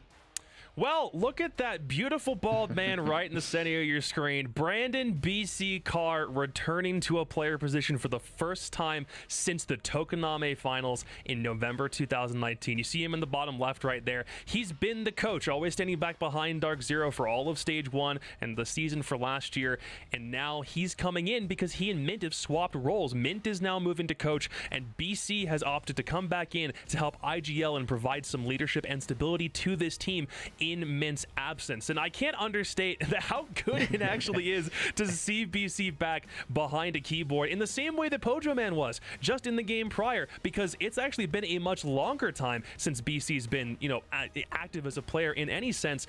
And when Dark Zero decided to make a lot of these roster changes, or, well, not decided, when Mint and Skies said that they needed to step away from active competition, BC came in hopefully to be a rock now for Dark Zero because Mint isn't here. Yeah. Panbazoo is one thing. That's a rookie that has a lot of things that Dark Zero like about him, and they wanted to bring him in right from Challenger League. But the highlight for me is just the fact that BC's shiny bald head is about to provide lens flares to every camera in the building. It's just so good to see him back. You know what? Talking about Panbazoo, I'm going to be completely honest. When I heard the team change was happening, I said, who is Panda Man? Like, oh God, what type of player is he? What does he do? And then I heard how great he was in the scene and what he does for the community. Jesse, we put him down as one of the players to watch. He's brand new to Pro League, and I'm hoping Panbazoo has a stellar performance. What can you tell us about him? Well, so Pamba comes from the Livid Gaming roster that has supplied 2 players to the North American League this stage. Pamba is that classic Ash Yeager main. I've said this before, haven't I? He was the entry fragger, the one who's going to pop off, get a lot of kills. That's what he did for Livid, just like that's what DP Fire was able to do for Orglis back in Challenger League. So Pamba, very much analogous to DP Fire. They both finished right one after the other in terms of their ratings. You know, recruited after just 1 stage in the North American Challenger League. I think that's one of the big differences between Pamba and DP Fire. Right? DP Fire is a little bit more well known. Pambazoo, you'd be forgiven if you didn't know who this guy was. I certainly didn't have a great grasp on who he was. I went back, watched a couple of his games. Definitely impressive. Yes. It's the first time that DZ has picked up a player straight from Challenger League. There were a couple of young players. NJR, though, was tested in the NAL before. Even Hyper back in the day was tested on another Pro League roster before they picked him up. So it's going to be nice for Dark Zero to finally test something out with a really unknown rookie. And yeah, that 60,000 subscribers on YouTube doesn't hurt either. 63,000 subscribers. My Last bad. time we had a big content creator join Pro League, I think his name was Bolo when he was on TSM, and look at him now. You know, hopefully Roberto Feliciano can have a great showing, and I just want to say welcome to the NAL. So, fellas, it's going to be time for maps. Jacob, one more time, where would you like to see these teams battle it out on? There's a lot of places I think you can go. Dark Zero showed a lot of different maps. They had 1 win against Team Empire at SI, and that was on Consulate. That was the one time Team Empire ever lost a game, even though it came to 8-7. I think Dark Zero theoretically could go anywhere, and the same could be said for Mirage, but I'll let Jesse detail where we end up going. Jesse, this is going to be intense. We're talking about a very highly methodical team that's brand new, so to say, going up against Mirage. What can we expect here with the map picks? It's really hard to say because we don't know this full lineup for the players over on Dark Zero, but you know, the structure should be the same. Clubhouse, the first one to go. That's one that they've banned quite a lot recently. Oregon as well, a common ban for Mirage. This isn't too surprising so far. Getting a couple of those common bans. Coastline, yeah, that one makes sense. They did play it a bit in Stage 1 and SI, but it wasn't great for them. Villa banned out from Mirage. Another one they've avoided for a long time. Chalet gone, and that just leaves a couple more here. Consulates left on the board, and what else here? Cafe. Okay. That one goes away. Yes. Kind of surprised. Consulate was one I didn't think that we would end up going to because this is the permaban for Mirage. They don't play on Consulate. As an organization, they haven't played this map since July 25th, 2020 against Tempo Storm, a team that doesn't even exist anymore. So this has been their permaban basically since that tournament. I'm shocked they're finally getting it back into the lineup. This is clearly an adaptation they've done for Stage 2. And so going up against Dark Zero, this is a winnable one. If they've got some strats for it, DZ, they're kind of all over the place when it comes to Consulate. So I'm excited to see if Mirage have something new up their sleeve. But Jesse, Dark Zero has something new up their sleeve too. New IGL, new players in. We really don't know what to expect this game. And with that being said, who do you think is going to come out on top? So far, you and Jacob are up 1-0. Yeah, I don't even know, Valley. This is what I was kind of dreading the whole time. I think I'm going to go for Mirage. I just feel like I've predicted DZ a lot in the last like 6 months, and I get burned a lot. I don't know. They just seem so good on paper, and they still seem good on paper, but this is a team that I think mentally has had some problems. Coordination is something they've talked about in the past.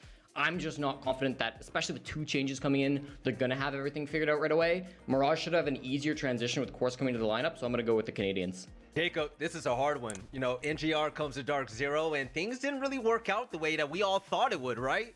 Now you bring in, you know, BC, Pambazoo. What are you expecting? Is Dark Zero coming out on top?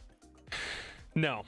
The last time we had Dark Zero swap 2 players into their roster was back when Skies and Eclipse both joined right around the USN 2019 timeframe, and it did take a while for them to get back to a place that we've seen Dark Zero play customarily. But the fact that BC has been out of it for a little while, even though Pambazoo in his own right is a very good player, Mirage have had to do less things that are disruptive to their overall strategy because it's only one player who may be able to do the same things that Hot and Cold did before he left. And also at this point, I'm in the same boat as Jesse. I've given Dark Zero a lot of grace, thinking that they'll be able to kind of come out of their shell. They're in a development mode now. Pambazoo's brand new. BC hasn't played for a while. Both of those things make me think that it simply won't be enough to overcome the odds. So I got Mirage. That it makes sense to me. I voted for DG last series until I saw Chala win a 1v3 the first round.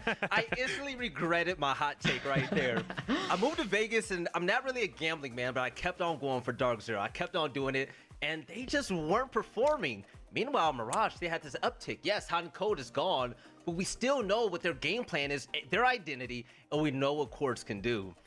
I'm gonna say it's all 3 of us on the desk right here, but Jesse, this is my biggest question so far. For a team that's very methodical and they have a lot of textbook gameplay, they're strong on counters. Do you think that bringing in these young players is gonna take time for them to adjust? Or can we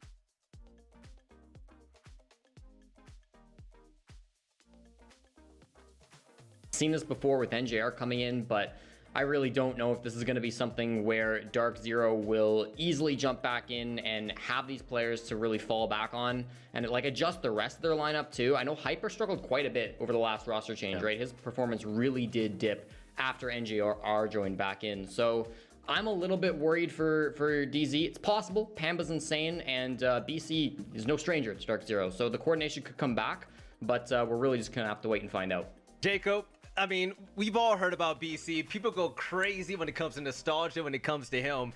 But having him in the lineup as well, being a part of coaching staff, and knowing DZ's game plan, I mean, can we expect like another big performance like we saw from Pojo? You think BC still has it in him? So Pojo was playing some of those support roles, which is just kind of what he's played before. I saw I'd Jaeger say too. That's true, but that's also because TSM on Chalet was just kind of doing everything fluidly, right? For BC, just because he hasn't been in a playing position for over a year, almost a year and a half now at this point, I would say that he'll probably do something similar. He'll be playing more support / IGL roles. I believe he mentioned that in a podcast he did with Get Flying Semi recently, where he's mentioning how he's going to try to like transition his way back in. But for me, the cool part about it is he's going to come back in for the IGL for Dark Zero, which is something that Mint did prior. You need somebody to give these guys some sort of direction forward. And honestly, if anything, I kind of feel like Dark Zero in the past has been holding back some of the players that they've had. They haven't really been able to play to their strengths. We've seen, like Hyper and NJR haven't really been able to be that fragger duo that we thought that they were going to be. In some cases, Eclipse had some struggles, especially during the Invitational. So now that BC's coming in to kind of guide the ship, so to speak, maybe we see some things switch up a little bit because he is now dedicated support, and we no longer really have to question who's going to be playing what role anymore. And I feel like it can work. If Pambazoo is as good as everyone says he is, yes, that's one thing. We know about Hyper, but Jesse, I mean, it was a fantasy when we heard about NJR joining the likes of Hyper, the best in the NA arguably, right? Yeah. We thought that was going to be the fragging dream team, the Bash brothers, but it really didn't work out in stage 1. Yeah, I mean, how polite should I be, Veli? Be you, Jesse. Talking about this. Listen, I love NJR, and maybe he does just need more time. But at this point, we've gone through a full stage. We've gone through SI. We're at the point where they're already getting like new players to come in to try to fix this problem, right? Like NJR's not the rookie anymore, and I don't think he's going to get as many chances as maybe, or not chances, but at least we're not going to cut him as much slack as maybe we did in stage 1, because I think his entry kills has always been something I focused on. Earlier on in the league, I think it was a little bit worse. I think it got better throughout stage 1, but it still wasn't really where I wanted it to be throughout SI and throughout the end of stage 1 as well. I think as a fragger, he definitely hasn't been that big flashy player that we all hoped he would be. He's ranged from really not showing up to, yeah, he's all right, he's doing pretty good. Yeah. And that's really not good enough for an entry fragger, especially standing next to Hyper, who's also fallen off over the last couple of months. So the fragging power on DZ definitely has felt like it's taken a dip in recent times, and I mean, NJR's got to be a part of that, right? And so we're going to bring it up, we're going to talk about it, we're going to highlight it, but I do think we've seen greatness from this player before. It was a little bit while ago now, it was last year on DG, but we know he's capable of it. We just got to find it. Yeah, and for those of you at home, the players are getting ready in the lobby momentarily. Trust me, I'm going to press the start game button. But Jacob, yo, Mirage, as we're looking at him now, I want to see the dream claps. He's got the bandana on. You know this team is coming for action, but they're going to be led by Nyx. And we have take a look at his record, and what are your thoughts about Nyx's leadership and the direction that Mirage is going in?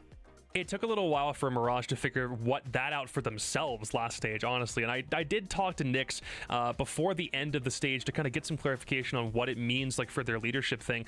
And he said that he's playing what's known as an entry IGL. And for those who don't know, based on Nyx's own description of the role, he said that's sometimes a case where he has to go in, try to make impact quickly, and then when he dies, he can then lead from the back line in comms and kind of direct his team and like to where they need to go. And he said for a little while it took several playdays over and over again for them to understand exactly how that system was going to work. He's in that IGL role and has been for several teams that he's played for in the past. It was the team Reciprocity. He did it on Disrupt. He wanted to do a little bit of that on his old team Dark Zero, but it didn't end up working out. So for me, I know that the reason Mirage like him in this role is because there's something that clearly works with it, but I do think that there should be more pressure on him to do better this stage, simply because without having the veteran presence of Hot and Cold there anymore, he needs to do a better job. Like from a stats point of view, it's easy to tell, but from what you're doing from an IGL standpoint, it differs from in-game leader to in-game leader. So I just think maybe a little bit more attention on Nyx is warranted because of the changes Mirage has made for the stage. Yeah, I'm like, go ahead. I don't know, Veli. I feel like with Nyx being the IGL and the Ashe main, Nyx is a great player. Like, I'm not gonna say that Nyx is not capable of these roles, but together it feels like a lot, and it doesn't feel like he's able to have the full effects that he should be having. He's the lowest rated Ashe main in the entire league. He went -8 in stage 1. He's got the 4th worst entry in the entire league. Like, and a lot of that, I believe, is because he's doing 2 jobs at once, right? He's IGLing and he's trying to get all those kills as this like big Ashe player, right? If they could get that IGL role moved over to somebody like Loading, who I know did it over on Mirage, his Canadian roster, their old roster back last year, or even somebody like Dream, who's in a really good position for that. He's got a great mind, but he can be a little bit quiet at sometimes. I think that would be great for them. There are just a couple of roadblocks with those players, right? And I think they probably look at their lineup and they're like, well, Dream is quiet. Loading's less experienced than the rest of them. It kind of has to be Nyx, but I hope something's going on behind the scenes to kind of work on that going to a different player, because it does feel like Nyx would do better on this Ashe fragging role if he didn't also have to IGL. But let's make this an open discussion, because at the end of the day, let's not hide from the elephant in the room. Their best player and one of the best players in the entire scene, he went to Space Station Gaming. We're talking about Hot and Cold, right? And he's going to be comfortable there. Going from hard breach to an Ashe main and still dominating the leaderboards, his presence is going to be missed. So when it comes to Mirage, and we've seen the struggles, Loading starting off slow, Dream kind of having that as well, a little bit of inconsistency. Is there time to worry? Do we fire off the alarms if this first loss comes out to be a big one? I think for Mirage, for those thinking, well, Hot and Cold maybe wasn't that big of a deal. I mean, we maybe have underhyped it so far on this desk. In stage 1, Hot and Cold went plus 25 in terms of kills. The rest of the team combined went -33. Like, Hot and Cold was a big part of this team's kill record. He's definitely going to be missed, and I really don't know if they've got enough to like replace him. Jacob, I don't know if you feel the same way. I'm not really sure. I don't even know if it's a matter of replacing him in this sense. I just think it's a matter of like the rest of the team figuring out a way to adapt without him. The problem for me is I don't instantly see them getting back into what they were third place in stage one with the same fervor or like the same speed that they went with in the back end of stage one. They did that because of a lot of what Hot and Cold was doing. And I don't want to say that one team's success is completely beholden on the performance of one player, but I do kind of question whether Quartz is going to be able to fill the role the same way Hot and Cold did, because he did it to the fullest, and it was exciting to watch. It was a case where Hot and Cold he was shifting roles, man. He was doing something totally different. So for Mirage, top 3 is going to be, I think, a much harder thing to achieve. If we're talking about Dark Zero, I'm wondering if they're going to even worry about getting up any higher than they were in stage one. So it can go back and forth for both teams, but they're both rebuilding, I think, to a certain extent. So at the end of the day, we're looking at two teams with crazy expectations. Both of you chose Mirage, and Jesse, if you were to describe what we could expect from a team like DZ, I mean, what would it be? I mean, I think for DZ, it's really going to be a learning experience. One thing that I was looking at for this team is like roles. I know Jacob talked a little bit about this, but you really don't have a great. At first, I thought, well, you really don't have a sledge main, right? Pamba comes in replacing Skies. In stage one, Skies was the only player on DZ that ever touched those soft breach roles.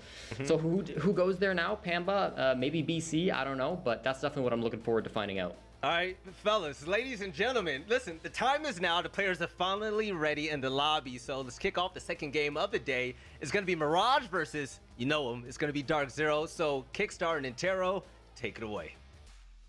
All right. Well, thank you very much. I appreciate that a ton, Mr. Veli. I'm excited to get this underway. A new look of Dark Zero, Michael, and somewhat a new look of Mirage as well. Who do you think is going to come out on top on this one? Make a prediction right now. You get a free laptop. No clue. I think that both teams are going to be unsteady, honestly. I think that Hot and Cold was the key for Mirage's success in the last stage, frankly. His performance was just too impressive to pass up. And I think that Dark Zero have been struggling for a long time. I have no idea how these new players or this new roster is going to influence their play. So, yep, no clue, Parker. I am going to opt out. I think that if you look at Dark Zero's performance during the Six Invitational, that it makes sense as to why they would push for a change. But my concern with a team like Dark Zero is that over the last year and a half, DZ have made an absurdly high number of roster changes. Yeah, they have, and it seems like they're always trying to find the right piece of the puzzle, and it almost never makes anything better. So I'm not really that excited for them. I'm looking forward to seeing how it goes, but I do not have a lot of faith. The community poll question, though, for this match is, long have we waited, Quartz has been activated, will Panbazoo be overrated? So basically it's a head-to-head between Quartz and Panbazoo, so go ahead and vote for that one. Whoever came up with that, by the way, you get an A-. You can't even give them an A+? That's unbelievable. Nope. Obviously, big expectations for both of these players. Quartz did quite well, if you recall, in all the times that he'd played at a top level.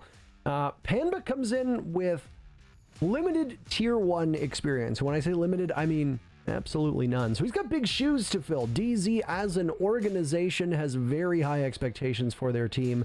They expect the best, and they are ready to make moves if they do not meet either their own expectations in terms of results or expectations in the way that they want the team to play. Panba was grabbed from Challenger League, and funny enough, if you look at the stats from the last season of North American Challenger League, directly under DP Fire is Panbazoo. So these two are very close to each other in terms of skill. Well, you just saw what DP Fire could do in the previous matchup. If you didn't watch it, well, he was the top frag until the final couple rounds when he got overtaken by J90, and it was an impressive showing from DP Fire.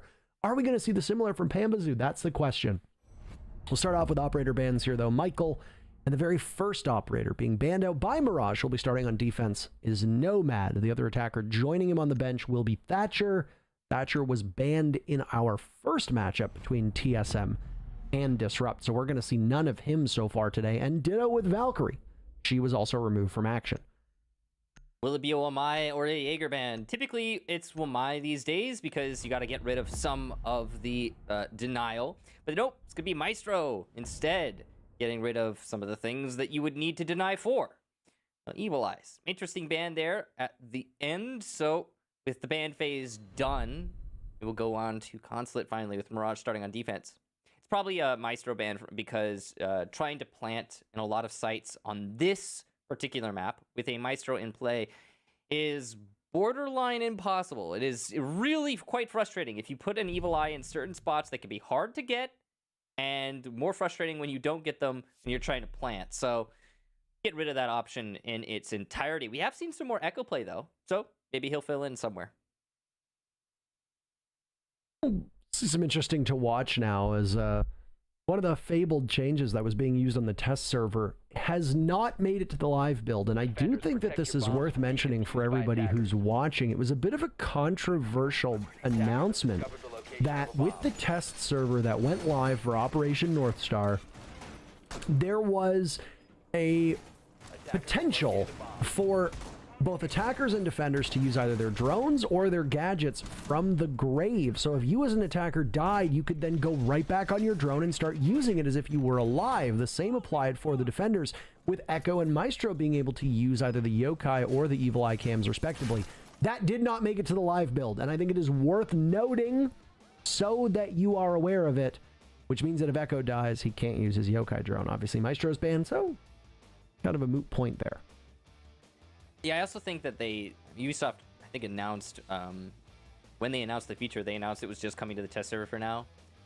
A lot of people missed that announcement, though. Yeah, you'd be surprised how many people were checking in on day one, you know, coming into chats and stuff and be like, yo, is the drone after death thing, does that make it in? And no, it did not. We're going to go ahead and go for a tactical timeout. We heard you like to wait, so we're going to give you some more of that. Just going to sort out some issues, get everybody in the lobby, and we'll start right back up again. There was an issue with somebody on Dark Zero's side of things, so yeah, we'll just be brought back and hope that it resolves itself. Did they change a player again, Parker? Yeah, actually, Dark Zero made a roster swap. They didn't like the droning at the start, so they brought in somebody new. Did they replace BC? Yeah, BC's back to coaching with Mint now. Got it. It makes sense. No, obviously they did not do that, Michael. No, but I could joke about it. I could. They've been struggling to find a roster that they're comfortable with, and the question remains, and you know, maybe we'll get an answer here today. But the question remains: when will Dark Zero finally be comfortable with the roster they have? When are they going to stop making these constant changes? I mean, you know, some of the teams that ended up doing the best at Six Invitational, this last one, were the ones who don't change their roster very often. Latin America, and Ninjas in Pajamas in particular, in Liquid as well, they just don't move players a whole lot. When we casted Team Liquid during SI, we actually talked about how the core of that team had been together since like the beginning of 2019 or something like that, and just absolutely absurd. And the same thing with Ninjas in Pajamas. Julio, Psycho, and Kamikaze had been together since 2017, which is so outlandishly long.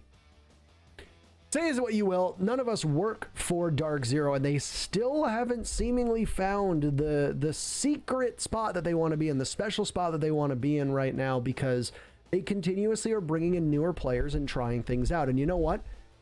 It's still good enough for them to finish in the top 4. Well, so there is still consistency on Dark Zero. Yeah, I mean, it wasn't. They didn't finish in the top 4 last stage, but it might be good enough for them to finish in the top 4 this stage. We'll see. We'll find out. I don't know. It's been a weird, and it's not just Dark Zero. I mean, we're focusing a lot on Dark Zero.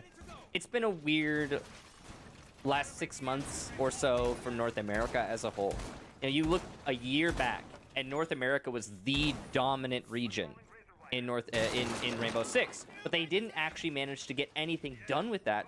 Pandemic hits, and there's nothing to play international league-wise, and as a result, the metas all drift apart. They do their own thing, and the North American meta, I gotta say, NA meta got absolutely terrible in the time where there was no international play going on. they really honestly handicapped themselves. And we saw that reflected in the results of 6 Invitational. It was clear as day. And now I'm curious, we've seen that. We've got that on record. How are these teams going to fare? We finally got the action. We're going to get underway with the first round. Well, here we are on Consulate. The very first defense is downstairs on Garage. And, well, with the way Consulate tends to play out, we saw it in great abundance during the 6 Invitational. And, well, you're going to have defense up top, on the main floor, etc. And Panba, what a debut for him as he silences Quartz. So if you were keeping stock of that question, the answer so far is Panbazoo. Quartz unsupported upstairs playing by Long Desk. He is not long for this earth and is removed from action, giving Dark Zero a numbers advantage with a lot of the round still left to go.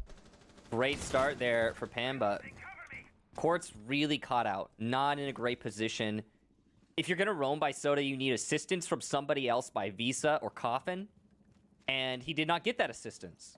So with that lacking, he's essentially got to deal with multiple angles, and he's just falling back as he realizes it. He gets punished. Nice punishment likewise, though, for Nyx onto Pambazo. As he goes down, it'll be an answer back. Half the round still, though, for Dark Zero to cut him off, and there it is. It's actually NJR to get that kill, not Eclipse on the sledge. And Dark Zero established the man advantage. They're still playing off site 4 now, waiting patiently to see where DZ is going to come from. They hold that main floor. We'll look to push on farther down. In terms of explosive potential, there's none remaining. Either the operators themselves are dead, or loading is already used as Nitro Cell, and I'm curious if it's a pre-placed here in Piano. A lot of defenders will do that. Toss their Nitro Cell over towards Piano, where a sledge will go through their usual path and then get blown sky high. If you're Eclipse, you're going to have to be very careful of that, but so far no indication that it would be there. 1 minute left to go in the round, and DZ are making a bunch of noise and a bit of a mess upstairs. Benji's waiting patiently for somebody to come down either Visa or Spiral stairs. It's a very strong position. He can pivot towards either angle if he wants to. Doesn't know exactly where he wants to prioritize his attention. All the while, the garage door's been opened up. That's being watched keenly by Dream behind the black mirror inside of security, and he sees the thermite but can't capitalize. The smoke will go out. Might actually start to do some damage. Unsure just now, as Loading will need to take matters into his own hands. BC gets the diffuser down. He took no damage from that smoke whatsoever, and now it's Dark Zero to try to hold this one together, as the objective will go, and so will the timer, leaving just Benji into a 1v3. He is not hitting his shots today, unfortunately. Pulls out the sidearm, gets it. 1v2. But Mirage still will have to fight back. Hyper and Eclipse now in the post plant. Half of the diffuser has been worked away. Diffuser within his grasps. Benji knows how difficult this is going to be, as Hyper is a long-range opponent, and with the superior sight, DZ will take the very first round. That was well put together attack from Dark Zero. A very simple and linear attack, but sometimes that's all you need. They did have vertical, they just didn't leverage it very much. The most important thing were the kills that Dark Zero were able to get off-site upstairs. So while they didn't really use the sledge and the hammer to get too much control on site, just getting a man advantage was enough. Open up the wall, simple plant. The smoke's not working on BC. That's the real issue there for Mirage. They were anticipating that smoke, stopping the plant. And, you know, we were talking about replays earlier, Parker. One thing I'd really like to do when I get an opportunity after this, hopefully, is to inspect the replay and to find out exactly what happened with that smoke. Because, at least to me, that smoke looked like it was right next to BC. But clearly, it didn't do any damage until after he planted. So I want to know if I'm crazy or if that was just some messed up situation there. And I'm glad the replay exists for that. We can do that research on our own. After, of course, this is all said and done. Anywho, it's a strong round to start things off with Dark Zero. Obviously, the smoke, as you touched upon, is a point of misfortune. But I have to ask a couple questions about the off-site presence of Mirage. It looked like most of their roamers were disconnected and unsupported. Quartz in particular playing by Long Desk with very limited intel and nobody in a position to refrag, with Nyx very deep in the map down by Yellow Stairs. Nyx can't really influence a gunfight and couldn't get there quick enough to do any damage. It allowed DZ to just waltz right in, get that early pick, and from there, those early picks are effectively the first snowflake in an avalanche. Well, let's see if that avalanche will crush the other team. It's gruesome. As it starts coming onto these roamers loading, trying to hold out by Teller Hall. C4 placed above him. That's going to kill a player in Printer, but he's got to know that that is being heard by his opponents. The floor has been opened up, so they're not very likely to step on that C4. He'll detonate it before anyone really can. Control established by admin office, and they're forcing these roamers back.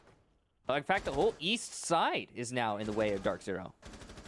It still looks like this roam is not supported. Maybe it will work this particular time, even though it didn't have the greatest success in the very first roam, the very first round for Mirage.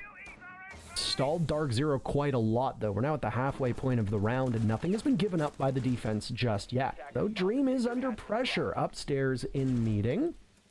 He's got one on Repel and has already expended a toxic canister. Out goes a nitro cell. Only a little bit of damage done to Panba, and they've isolated the smoke playing behind the table. Dream will now be pushed out of that spot as they throw a grenade, and in turn, he suffers very limited damage. These explosions are firing off dummy rounds. I don't know exactly what's going on. Clips will continue to post up and just miss the head of Quartz, as neither of these teams are really capable of hitting their shots right now, and there's a minute left in the round. Benji could be the first one to capitalize if the Ash backs up onto the balcony, but he's not going to be able to get it. Yeah, and this is just the roamers here from Mirage right now. Dark Zero need to take this contact. They need to leverage off some picks, but they're dealing with a three-way crossfire on every angle they attempt to push. Top piece of stairs, that's covered. Long desk, that's covered. And they're having trouble with this. Eclipse is going to take some damage as he creeps up on Long. Benji will punish Hyper deeper in Long, but nice double piece for Eclipse in one magazine of the SMG-11. He's almost going to get a third, but not quite. Very low HP for him. He's going to have trouble in future engagements. Loading will also get NJR elsewhere, so we're at even man count now as we hit the last 23 seconds. Good control at top yellow. That's big for Quartz. He could do a lot of work from there. Also, Dark Zero, they need to plant. They don't have time for this sort of lingering engagement. BC has to go for it now. He doesn't have a choice. Quartz will get Eclipse, lessening the cover here for BC. He will get Nyx in the sight, but it's going to be on Pambazoo, who cannot land his shots. BC off and back on. Quartz, easy cleanup as he walks in on 000. Wait. Oh, wow.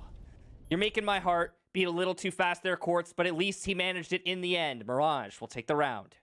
BC knew how challenging that was, and he relied on Panba to get the cover through the main doorway as the last player from Mirage to get into the site before the plant was attempted. It came in such a way that BC saw it, but you are out of time.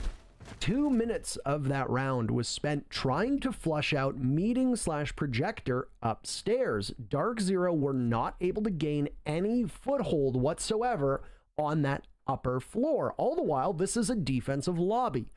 And is standard stuff. Most teams will defend up top quite heavily so that you can't just run into the bomb sites and get that diffuser planted without taking map control on the second floor. The problem for them was that they struggled really hard to dislodge Dream on Mirage's side of things out of that particular and vital part of the map upstairs in meeting. Not being able to do that, not really being able to do more outside of just simply taking on admin up top, meant that you didn't have much room to maneuver, which is why DZ seemed to stall out by the front door waiting for their entry to do some work. Ended up breaking down over by bathroom in the top of yellow stairs with Eclipse charging in the connector, but by then there was so little time remaining in the round that you saw that desperate scramble go out, where Dark Zero just didn't have the man count to be able to fight against Mirage, who just simply needed to play off of the clock and put BC and the rest of Dark Zero in a tough spot, and that's exactly how the round ended up working out.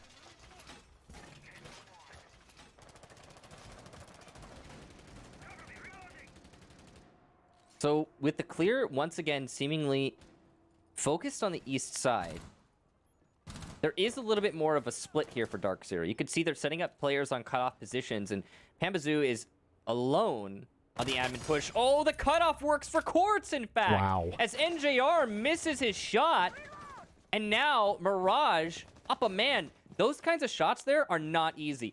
Quartz is moving, number one. He's dealing with the advantage of the angle for the enemy, number two.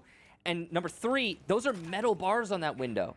you have no guarantee your shot will land, I guess, unless you're Quartz. What a shot. Impressive stuff, and I think what we're going to continue to see as not only players retire, Michael, but also we see these new faces come in and make a name for themselves. It's a changing of the guard here in North America. Now, Nyx was at one point one of the newer, fresher faces. He's gone as well, so we're back to a 4v4. DZ need to make sure they're not falling victim to a sluggish entry the way that they were before. Mirage playing on every floor, it appears, on Consulate. It is yet again a garage defense, and ultimately they fell apart last time in many ways because they had a poor roam. That is not the story for this round. They look much sharper, and they have played the clock significantly better than their very first defense here. You know, you were talking about the new guard coming in, and you're right. There's so many new players that we don't know much about, and we're learning a lot about them as they play out. There's also a return of some of the older players, right? We got BC, Poj, and you know, who knows how long these last, but it's really great to see them bringing it back into competitive, and right now at least, BC is the top performer for Dark Zero through these first 2 rounds. 5 kills for him, and if you talk to players that have teamed with him and played against him, they say that BC exerts constant pressure on you. Yeah. You always have to be very aware of that. An incredibly smart, strategic player with good aim to boot. And if he's in the server, you know that his team's always going to have a fighting chance. Well, DZ's going to need that fighting chance as BC starts with the diffuser in hand, and the rest of the team at Dark Zero will need to clean up. Hyper starts it off, taking out Quartz. A second for Hyper, a third potentially in the works as BC gets that diffuser down. Benji firing back. He'll try to subdue the Zofia, but can't do it. He pushes up towards the back of White Van. Looking directly, but Hyper picks up his 3rd kill. Dream guns down BC, swats him away. But with the way Hyper's playing, there's nobody who's going to be able to get past him. And even if you do, there's Eclipse from above to rain terror down upon you, and Dark Zero takes their 2nd round. Beautiful play there from DZ on the cutoff. They used the vertical a lot more than rounds prior. It worked out great for them. They seem to be pretty stellar on this execute in through the main garage. So once again, it's the roam clear upstairs. This time, though, Mirage forfeited the roam. They actually won, really, that roam up top, thanks to the pick that Quartz managed to get early. But regardless, Dark Zero get the control they want upstairs, and they start opening from above. And then that vertical pushes the anchors back. Walls open. Plants free. Denial's not working. It's the same exact thing that we saw from Dark Zero the last time they attacked that site. It worked out differently. But the strategy's not changing. Mirage need to adapt to this.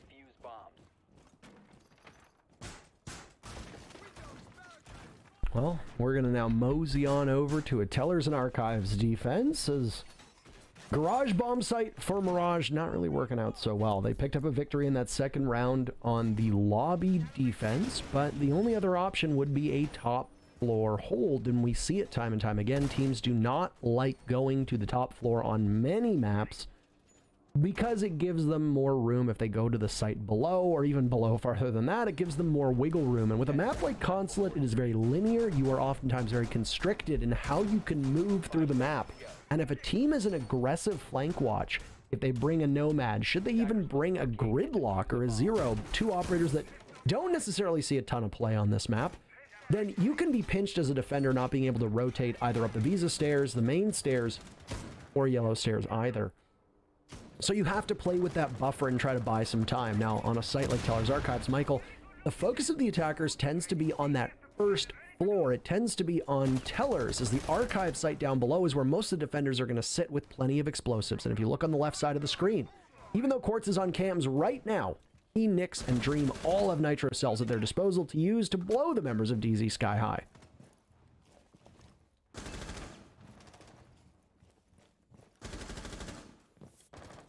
Nothing yet, explosive or otherwise.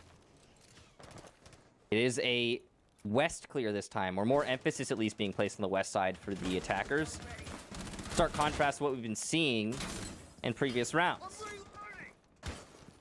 Usually Dark Zero clears from east side, admin office, and that's why Mirage was so stacked up over there. They were content, or intent rather, on holding on to that position for as long as possible. This time around, though, it's a little bit different. Kind of a role reversal. Probably has to do with the site, to be honest. Less an adaptation from Mirage. But Dark Zero are still focused on clearing out the top floor, regardless of which direction they're coming from. And they're doing a good job of it so far in terms of the control they've established. They are going to have to deal with quite a lot of roamers inside of admin office, at least 2, possibly 3.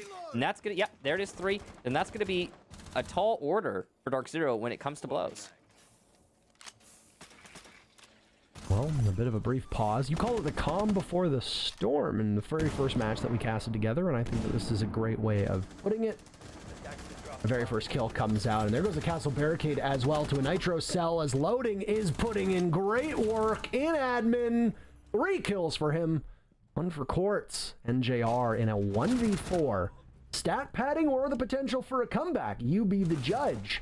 Every single comeback starts with the first kill, and that's exactly what NJR just found. There goes the nitro cell. Damage being done to him by Quartz as he'll try to flash out. Can't pick up that diffuser at all. A 4th kill for not Loading. An impressive round from him and a bit of a baffling one from Dark Zero, frankly, as now these teams are 2 for 2.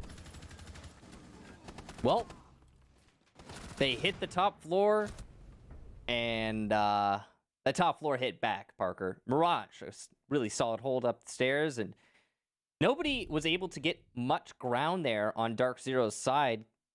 Caused a lot of problems in terms of the contact points. I think a lot of that comes down to the fact that Mirage held firm on their roam a lot more than I'm used to seeing from them. They've been trying to fall back a lot, but because their backs were against the wall, they held firm and just took the fights, managed to work it out. Now they'll be going to the middle floor, mix things up, do things a little differently. It's been a pretty back and forth one so far. I will say that I think a lot of these rounds are hinging on mistakes. You know, for example, the 2 rounds that Dark Zero has won. Why? It's because Mirage doesn't have any indirect denial set up to stop the plant in through Garage. Or it's because their roam was just too ineffective. And it feels like a part of that does, yes, have to do with the other team. Of course, you know, Dark Zero put in the work to get that win. But I feel like it's more leaning towards the mistake department.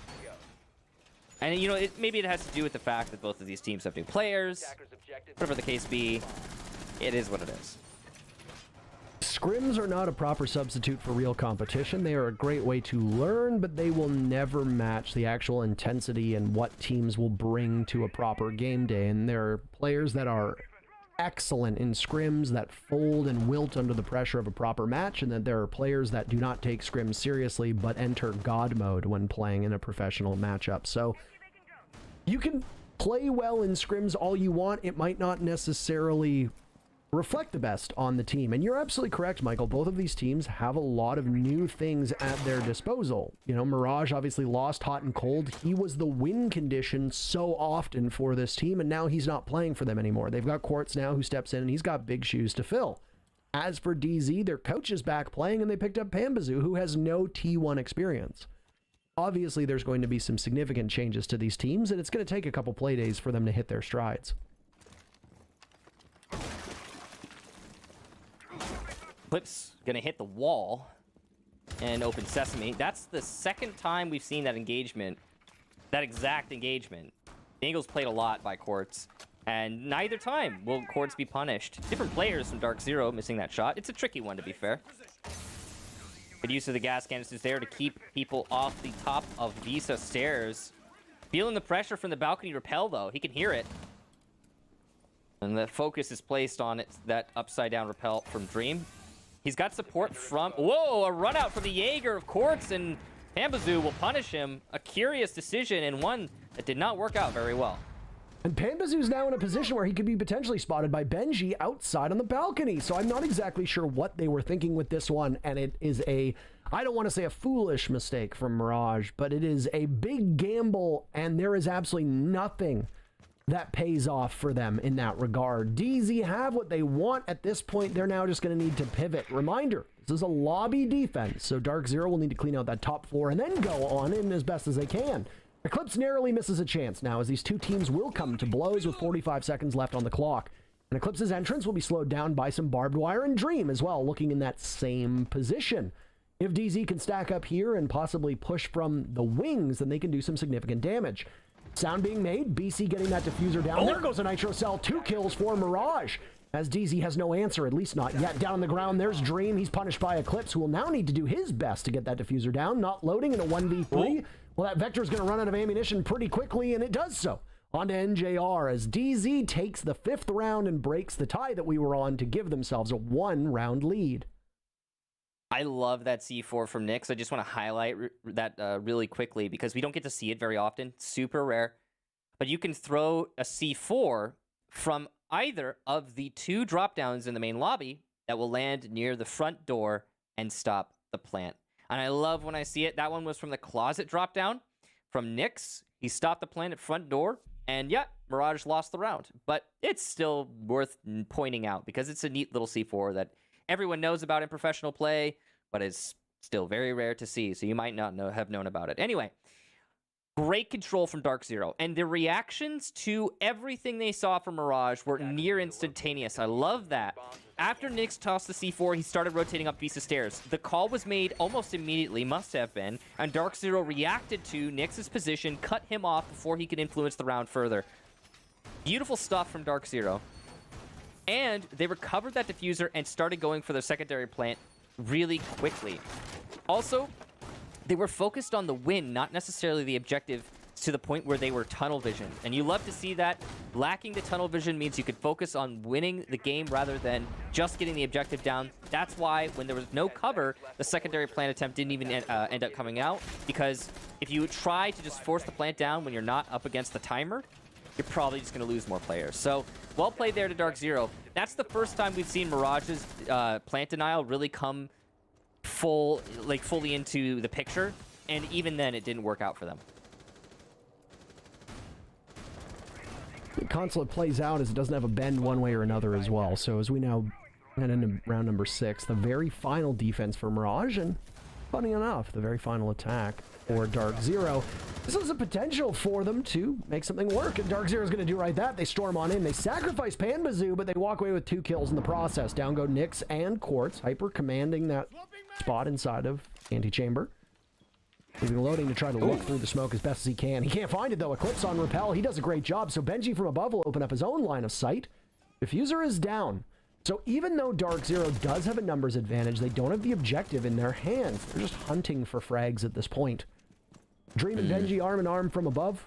It's only a minute off of the clock, and Benji's going to run right out. There's a grenade in hand. How do you miss those? No, Benji, no, no, no. You got to hit that, Benji. My goodness. Oh, God.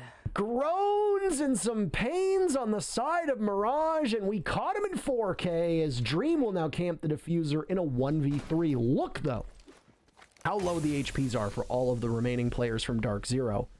This is actually an advantageous spot for Dream to be in, Michael. Yeah. He'll play the hatch from above. He could do a lot of work from here. He's got to be careful. While these players are all low, he's still not a great kit for dealing with that. No, no. He's given up his greatest advantage. No. The diffuser is caught, and Hyper will catch him mid-air. Down goes Dream and the dreams of his team. It's going to be Dark Zero getting another round, and the first half will squarely go in their favor. Let's touch upon how long it's been since this map has been played by them, so, I mean, kudos in that regard. Yeah. I don't want to say it. I don't want to say it. I don't want to say it. I'm not going to say it. Twitch chat's already saying it. You know they're. I haven't even looked at Twitch chat, and I know they're already saying it. Well, they're actually not saying it right now because we're about 5 minutes ahead of them, Michael. Well, no, because Mirage is missing a lot of fragging potential. I wonder who that. I'm not gonna. Again, I think that they will have been. I haven't been watching Twitch. I don't watch Twitch chat when I cast, just so y'all know. But I all but guarantee you they've been talking about it every single round that Mirage has lost. All but guarantee. But have they? I mean, take a look at the way that the scores are right now. Right. They are not doing a poor job of holding this down. I mean, they are, to be fair, they are 6 kills behind Dark Zero in terms of total kills in this matchup. Right. But 6 kills with a 4-2 deficit is not really, I mean, it's not great. That's 3 kills for those 2 rounds. Right. But that's not terrible. It's not a dearth of fragging power. Okay, that's not loading, who is usually one of the bottom frags for Mirage, is their top frag right now. Quartz has had some plays that to me suggest just inexperience. But other than that, I feel like the gun skill from Mirage, barring those two really ugly misplays by Benji, who has missed a lot of shots today. I don't necessarily know if fragging power is the issue here. Well, it's I'm talking about the utility play as well. The fragging player, the fragging power only needs to compensate if the utility play is in a bad position. Right now, we're seeing some pretty abysmal stuff here from Mirage. We've seen 2 rounds, for example, where they just failed to deny a default plant in through garage panel. Like, that just can't be happening. Are we going to see that here for DZ? Maybe so. Consulate is a difficult map. That sort of thing does happen. Well, we'll find out here if Mirage can get the same exact plant down, but I have a hunch that Dark Zero is going to do a better job of denying that plant. Oh my, that is not great. Loading upstairs, trying to entry solo on his own, as we often see Zeros do at this level. Zero being the operator, it's not being mean to loading and calling him a 0 out of 10, but he gets punished by Eclipse for that. This is what you do not want if you're Mirage. You don't want to be starting this second half on the back foot, but that's where you find yourself. You've opened up the wall, which is a little bit quicker than a lot of teams tend to do, and you've cleared out some utility in the same time. Flora is obviously good enough to take out 4 different gadgets, and Nyx is going to put those drones to work. He's already taken out a Banshee with it. We'll see where the next one can go as he has 1 remaining. Utility dump here, Michael, and it looks like a rush might be in hand, but DZ are doing exactly what they need to do best, stalling the members of Mirage from getting in. Benji can't do anything. He's in a spot that we saw Hyper play off of, and everybody from Mirage has fallen off the board except for Nyx. Former member of Dark Zero, by the way. He's in a 1v5. I hear the glass shatter above, and no, it's not Stone Cold Steve Austin, but it might as well be, because you're about to deliver a stunner to Mirage, and Dark Zero does just that. A flawless round to start off this half for DZ. So I think we can... I'm going to use that round as an example of what I was talking about earlier. I think it's a great contrast to draw between what we just saw there on Dark Zero's basement defenses and Mirage's basement defenses.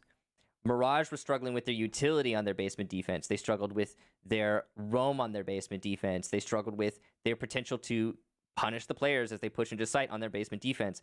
So what went wrong? Well, number one, Mirage is also making mistakes on attack, just as they did on defense. This round, they didn't clear out above, which allowed those roamers from Dark Zero to apply vertical pressure and further hinder the push in through the main panel.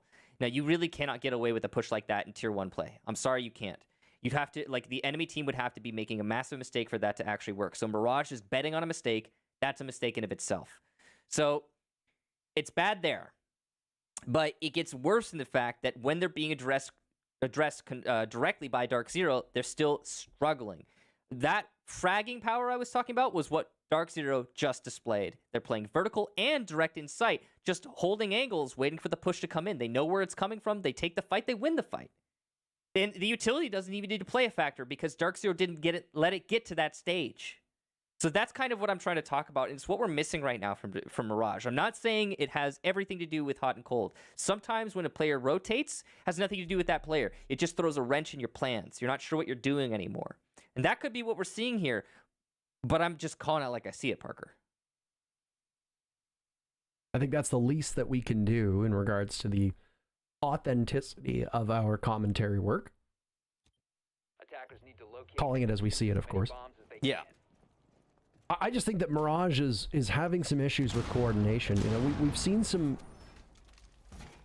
plays that I think are quite suspect from both of these teams, mind you, and Dark Zero's rush to seal the first half, if you recall, round number 6, could have very easily gone poorly if they got greeted with death and destruction on yellow stairs when they whisked their way in. We would turn around and say, well, why are you trying to rush it? You have an advantage here. Wait. We'll see. Does NJR have barbed wire on Pulse? Yep. 5 seconds remaining. Did they remove C4 from Pulse and not tell me? Attackers are moving. No, Michael. Pulse still has C4. Then what? What is that? What happened? I believe what happened was he probably didn't set up his operator in time. And that's no good. This is the same thing that happened with Mira earlier in our previous match. I can't remember who it was. I want to say Shuttle. It was Shuttle. Yeah, he had like proximity alarms on Mira, and I was like, wait a minute, did they remove C4 and not tell me? Oh, that's weird when you see it. Well, I mean, a small mistake. Not the end of the world, but oh my, it is for Benji. He's not going to be able to play the rest of this one. Hyper tears through him on a great shot that only the man they call Paul could make. What a legend. Lots of people could have made that shot, by the way. But Paul, that one's for you. The man they call Paul. Well, this round might just be about over right now, as Eclipse is posted up inside of admin and is still in this position, shoulder to shoulder with Hyper, as they're the two players from DZ credited with these kills, but Eclipse is looking in the wrong direction, doesn't hear the rappel line whatsoever of Quartz, and Mirage's newest member cracks 6 kills so far. That's a good one for Quartz. He's definitely putting up an impressive performance. Now, Hyper will go down as well. Ooh, just narrowly not finished off there by loading. He will be finished off in due course. There's no one to save him. I don't even think there's anyone to bait him. So, yeah, he's really just wasting a few seconds, if even that. Mirage have the control they wanted upstairs. It's a 3 versus 3. Oh, wait. Pambazoo, the newest member of Dark Zero, trying to bait this downed player. If he could shoot through the wall and time this correctly, he might get a kill. The call comes out, though. It's a little bit late, and the spray misses. Pambazoo will retreat from Yellow Stairs without the win he wanted. The call was made at some point that it was not worth gambling his life on. If he dies, you're left with, well, BC, who's been feeling one, and NJR, the Nitro Cell-less Pulse. So, not exactly the position that you want to find yourself in with the last 2 players still up on the board. So Pambazoo will play a little bit safer. For the remainder of this round, the clock sits at 45 seconds, and now Pambazoo will govern over Spiral Stairs. He's got the entire basement to himself. Well, at least the part that he needs. Loading will advance on the bomb site. He's got a line of sight into A that is clear, absolutely clear, but over by Zulu, it looked like there was somebody playing from DZ over there. It was Panba, who is continuously on the run now. These footsteps making lots of noise down below, but all you're doing is just wasting time at this point. 3v3 and loading down below, trying to do something. Quartz picks up 2 big kills, and it's Pambazoo now in a 1v3. He takes out Quartz, but he's going to have to stop that diffuser from going down. Can he get there in time? No, he gets caught out by Dream, bearing 9 in hand. And Mirage stave off defeat for now, or at least stave off match point. And you got to learn when not to sprint. It takes some time, but Pambazoo is going to be learning that one quickly. You got to imagine based on the round result there. Nice shot from Hyper to start us off. The overall round, really just Quartz recovering things. Frankly, I think Dark Zero played that one fairly well. Mirage's execution was a little bit messy. It was especially disjointed as well. Why is Benji by long desk alone? I mean, I know that Hyper hit a nasty shot. We can all admit that. Wow, impressive stuff from Hyper. He probably should have lost that. But what the hell is Benji doing there by himself? There's a roam clear for a reason. It's not just an individual coming into long desk. You have to drone for them, and you need to have somebody in a refac position. That is just one of many more mistakes we've been seeing, not only from Mirage, but Dark Zero as well. There's been some confusing plays from them. Overall, I'm a little bit flustered by what I'm seeing, Parker. Me as well, Michael. But here we are. Yeah. I mean, that's to say nothing. Also, I raised this subject, but I think it's worth talking about a little bit more. How even like Mirage, when they attacked the bottom floor, it was a flawless round, right, for DZ? That's mostly, there were a lot of factors there, but it was mostly because they didn't clear piano. There's people looking down on them. And that's just, that is basic execution on the bottom floor. So, with all that said, getting my flustered nature out of the way here, we've got a middle floor defense here for Dark Zero. We talked about the Echo and his prominence as of late. He's going to come out in this round. Solid 1.5 on 3 armor. You're pretty durable. And since you've got Maestro Band, you got to play somebody who can get that indirect denial out. So may as well be Echo. He's trying to hold on to the top of Yellow Stairs, and there's a drone coming in there. It will be destroyed, but his position is now given away. Vulnerable to some nades from below, or really anything, frankly, explosive-wise.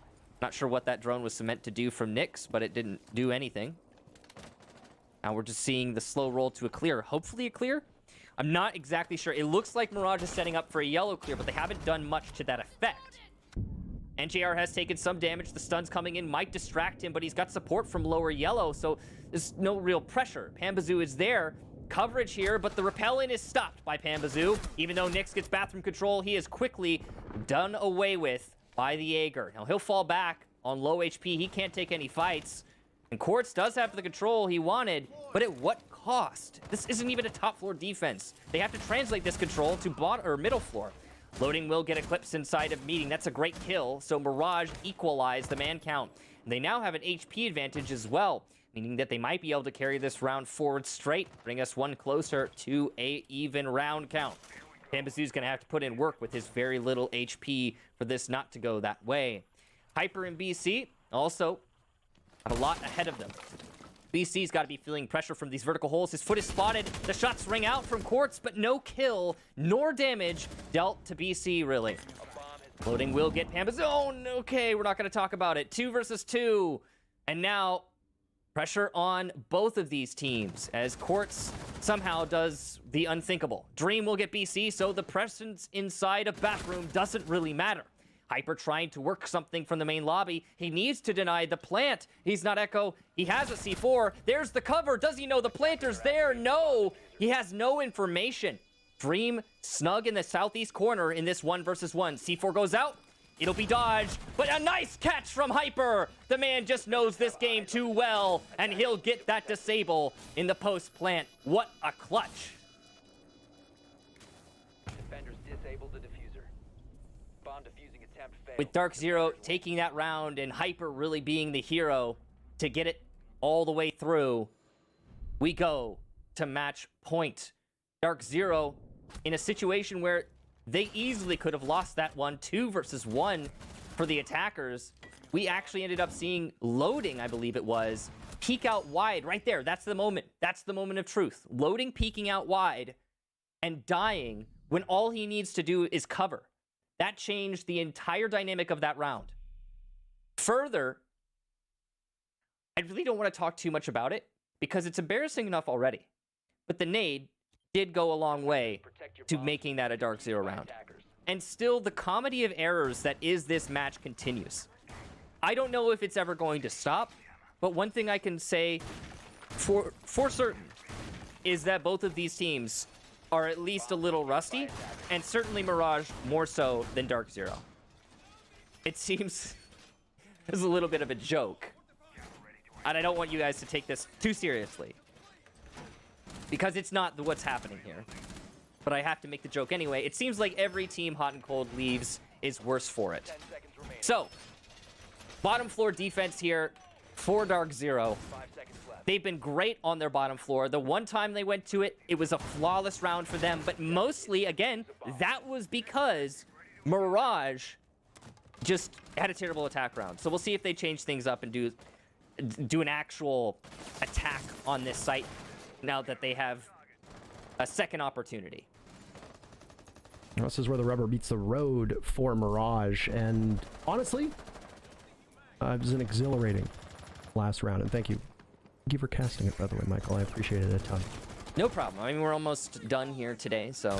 Oh, and so is Mirage, as Yep. that's a nice C4 tossed out by Hyper. We've actually seen Dark Zero do that exact one before, and that could be the nail in the coffin, as one of the top 2 performers from Mirage has now been taken down by that explosion.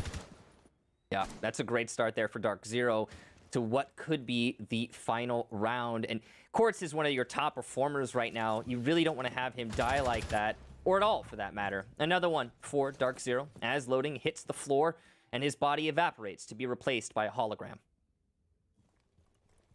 It's a new change, by the way, now, as we have 2 minutes to go, and Mirage have their work very much cut out for them. They haven't been able to do a single dent to Dark Zero. Explosion in the wall. Eclipse looks the wrong way. I don't know how he didn't hear Nyx's advance, but regardless, Siege. You take that if you're Mirage. Yep. It's a Mirage defense, by the way. And Easy are just waiting. Most of the off-site presence has been felt at this point, leaving the last remaining anchors all hunkered down, waiting for the advances of Mirage. Well, they've got a lot of waiting left to go because it's plenty of time for these attackers, and they still haven't opened up the garage panel. They'll finally get the Electro Claw, I believe that was, possibly a Mute Jammer, and get the wall open as a result. Job done. Now they have a minute left to transition this into an attack.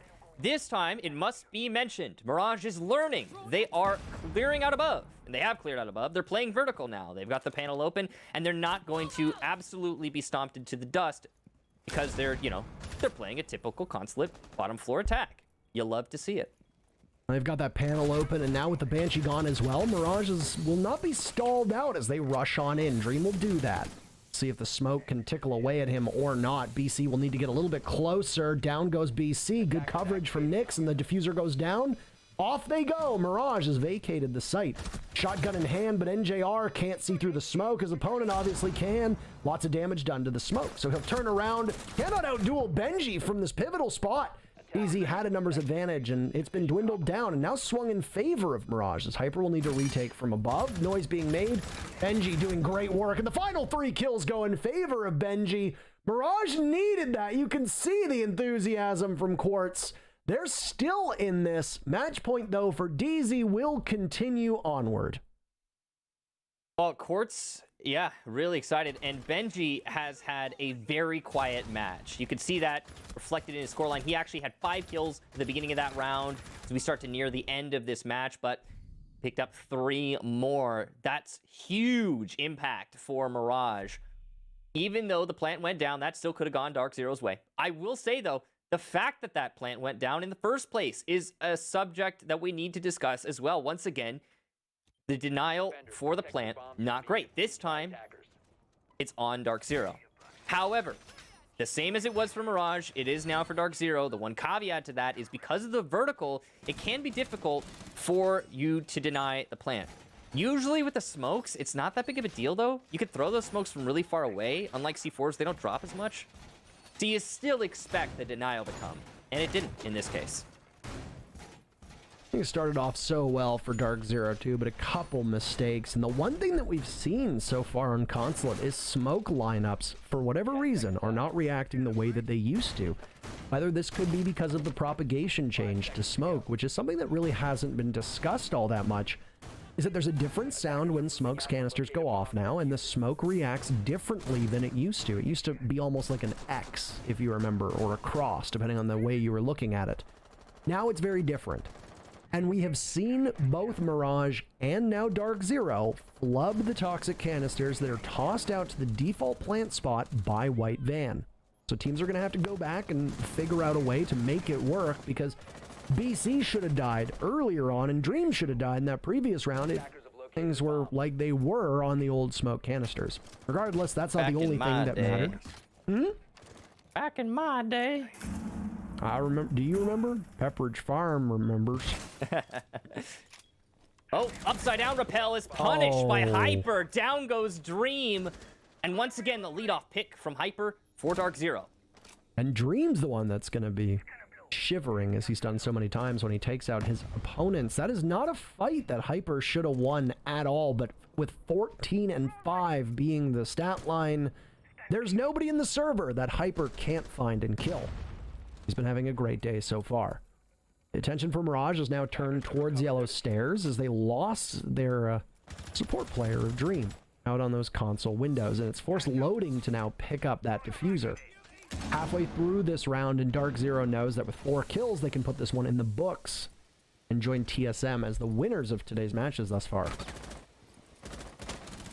Good pressure here from Mirage. Now they are a man down, but they've got some solid positions, and they're going to do some damage to Hyper. Playing on the B-bomb chassis, not an easy position to play. He's going to continue to try. Here's the rappel and lands another shot. Down goes loading. When will they learn, Parker? That's diffuser down, and it's Groundhog Day, Michael, as literally the exact same thing happens. So now Benji, with some heavy lifting. Quartz as well. These 2 members of Mirage are going to have to make some noise. Quartz just continuously heating up. And with a couple kills, he can pass loading on his team, but he's running out of time.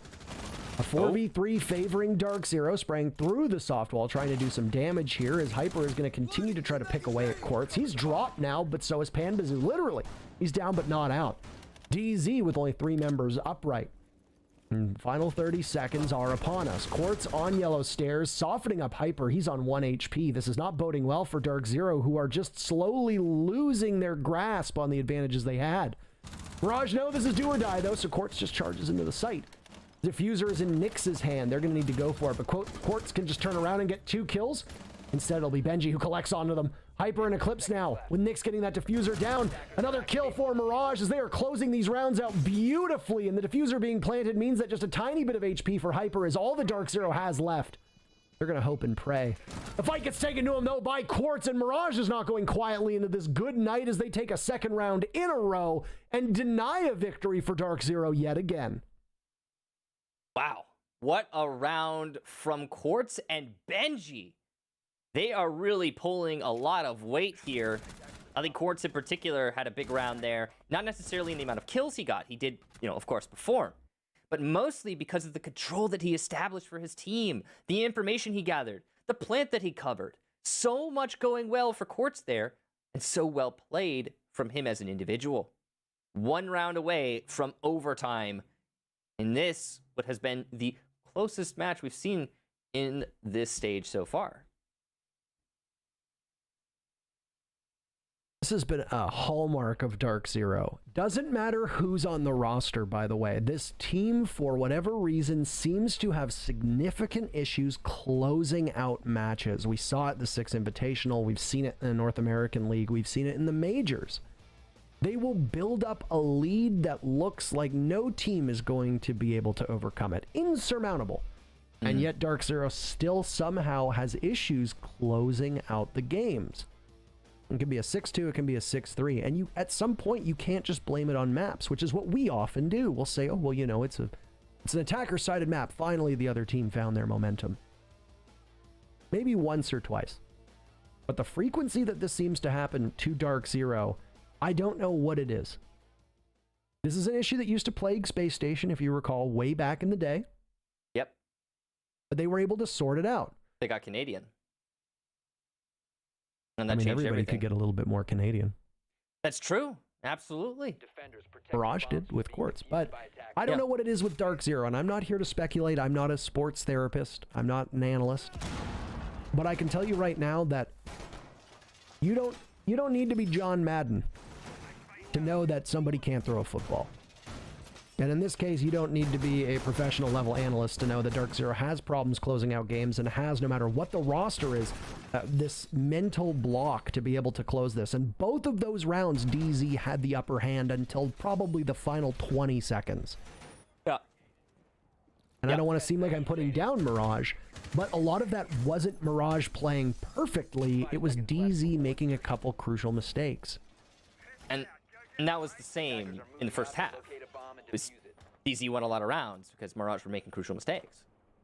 And, it's also, I think it's been a story of individual performances. Hyper's been putting his team up way early, and still they're losing, but he's still, he's putting in an individual performance. Quartz, we're talking about, I did make that joke about hot and cold earlier, but I want to stress something here. Quartz has been an amazing addition to this roster, as has really everyone on the team for Mirage. They're all playing very well. Except for Dream, who's having a bad match, but that happens. You can't always get the kills. Sometimes someone else needs to. And he's had his performances already, so. So I like to see that, everyone on the roster right now is doing well. There's definitely a lot of room to grow for Mirage. Their coordination is frankly terrible. And their attacks have been really poorly coordinated. I'm not sure if it's to do with who's making the shot call. I'm not sure what's going on there. They've got time to think about it, though. And if they get to overtime, they might even have a chance to win this, regardless of that lack of coordination, off of their strong individual play. Just 2 previous rounds, Hyper was the one who got the opening pick both times, and that round that just ended, he not just got the opening pick, he got 2 opening picks from the exact same spot, both of them surrendering that diffuser. Now, obviously, credit needs to go to Mirage for how they were able to recover off of that. First losing Dream and then losing Loading off of the same spot, having somebody go down, fetch that diffuser, in this case it was Nyx, and then pivot towards an execute.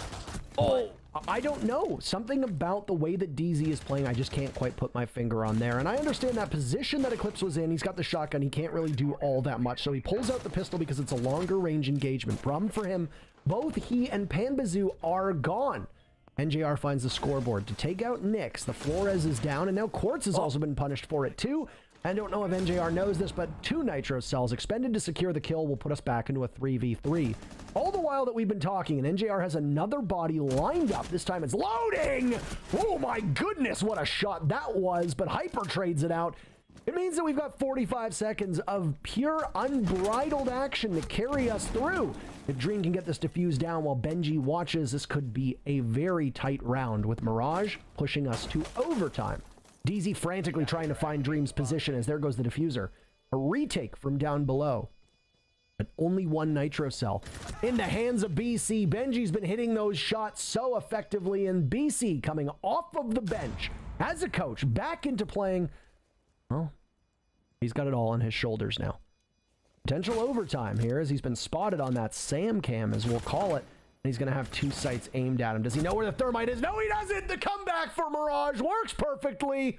3 rounds in a row, 4 of the last 5. And we're going to need overtime to settle this, as Mirage been looking some mighty fine. Really messy play there, but once again, the individual play shines through. Huge impact frags from both teams brought that one close. That shot there from Loading, the answer back immediately after from Hyper. It's been an interesting couple rounds here. And certainly Mirage has started their comeback, and I love to see that. Now that we've got Mirage on attack, once again, DZ continue their defenses. This has been an attacker-favored map by far and away. So the advantage now rests with Mirage. Dream calling out to say, did I miss something in the chat? I don't watch the chat. Because Dream, no, not the Twitch chat, the in-game chat. Yeah, I don't watch it. You don't watch it? Not always. I'm making notes. I must have missed something. Why? What happened? Because Dream said stay humble, and I don't know what something has to have preceded that. Oh, I don't think at all. Dream likes to talk. Yeah. It doesn't matter what team it is. The dream clap, the dream shiver. True. Man's a content machine. Let him do that. Yeah. Let him do his thing. And we've been seeing a lot of content for both these. Well, I don't want to say both these teams, because that's not true. These teams have been giving us content. Individuals have Benji, Quartz, Loading, Eclipse, Hyper. These guys have been giving us content. Well, no, you've also got the behind the scenes that we've seen, by the way, being put out by Dark Zero. There's also been that I'm drawing a blank on the name of it. You've also sorry. I didn't mean literal content. I was like kind of metaphorical, like they're playing well. They're the real stars of the show. Blah blah blah. You know, not a team. What? No, that wasn't Pen. That was a Pen. I know, someone else. But I mean, still, this is yet another round. Of the last 4 rounds, it's been Hyper to get a lead-off kill, playing as Mozzie on defense. He does it every round. And guess how many of those rounds DZ have won? None. None of them. Yeah. There's still hope for them to buck that trend at this point. But that early lead for Dark Zero has meant nothing through these last 3 rounds. And they have had a dreadful time converting that first pick into a victory. They've been absolutely unsuccessful. Yeah. And we see that sometimes. It's like a trend. You can call it a DZ thing. Also, you were talking about this yourself, Parker, earlier, and I agree. Dark Zero has trouble locking out rounds and matches. We'll see if it causes problems here. One thing I want to take a look at strategically real quick is that Mirage has mostly cleared out the roamers, but not entirely. They still have the Visa roamers and the bathroom roamer to deal with. And if they don't deal with them, then this vertical pressure is going to amount to nothing. In fact, it'll backfire on them. If they try to go for a planting garage and haven't cleared out these roamers, they'll retake in piano and use the holes to stop a plant. So, you know, pressure on Mirage to actually get this job done. Eclipse played this one wrong last time, if you recall. He was looking to the left when he should have been looking to the right. Quartz gets stunned now as they're going to try to see if they can push him off. And does Eclipse play it correctly? That's the real question. Out goes a grenade, and Eclipse is going to fall away with NJR's shotgun hitting the mark. He'll join Hyper as the 2 players from Dark Zero who have a frag so far through this round. Man advantage established for Dark Zero. But as we've already seen proven time and time again, that does not mean that they are going to win the round. The wall will get open. Wait, no. The wall won't get open. They still need to deal with the mute jammers. They have vertical control and have had for a minute, but they haven't dealt with that mute jammer. We're going to get it from the yellow staircase. But at this point, it's a little bit too late. 30 seconds left. Benji on a sliver of HP, and this is all but over. Well, the one thing that we've been focusing on is how effective these smokes can be. And you don't necessarily need them to be that effective when Eclipse just steps up and just absolutely murders you in cold blood. Both players from Mirage and DZ getting in on the scoreboard, leaving Benji with quite literally 3 HP in a 1v4. Mirage so far been able to stitch together some impressive rounds, but it seems like the streak ends here with only a fraction of time left. It's stat padding for Benji, and that's about it, but he won't even get one. DZ choked the lead, but they finally grab one now to sit back on match point in overtime. They have not been able to seal the deal through the 3 attempts that they had. Will that change? If they don't do it here, then they have one final attempt, as Mirage will now go on to defense. Hang on a second. I gotta check something. I gotta see if, because Dark Zero, we were talking about how they have trouble locking out matches. That's true. I want to see if, okay, so they have had some matches in the past where they don't bring it all the way to the bitter end in order to win. Like, even if Dark Zero wins here, the story remains the same. Whether they have trouble locking out matches or if they just, you know, they'll still win it, but win it at the bitter end, then those are kind of similar, you know, and it tells the same story. I'm looking at the history of Dark Zero right now, and most of their wins are a little bit more one-sided than what we're seeing here. But they do have a long history as well of having close matches, so this is not uncommon for them. In fact, the last time they played against Mirage was in Stage 1, March, and it was an 8-7. So, with different rosters, mind you, and Dark Zero did win it, but I don't know, it's a repeat of the past, Parker. Does the castle logo look weird to you? Yeah, it looks very odd. When you look at it from like the top down, at least. All of the logos over all of the operators look strange in motion. They look very blurry. Look at the castle. Look at Jaeger's. Yeah. I don't know why they removed half of the lines or whatever they did to the logos. Budget cuts, it affects everybody, Michael. Yeah, that's true. Yeah, fair enough. We have to shave some money off. What can we do? Yeah, unbolden some of the lines. Buy more skins, guys. That way we can get the lines back. Please, it really helps us out.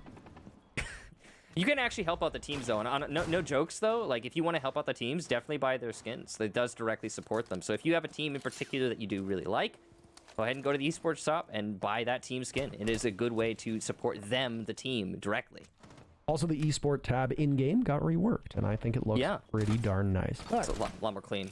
All that said, a minute has now been burned off of the clock. Mirage is on defense now, and what's a Teller's Archives defense, and most of Mirage's focus is upstairs in admin, and they'll retreat to Visa as need be. Not really that focused on playing down below, or so it seems. At least not for now. Yeah, it's hunting the ever-elusive roamer. Oh, it's a never mind, it is a lobby defense. My eyes deceived me.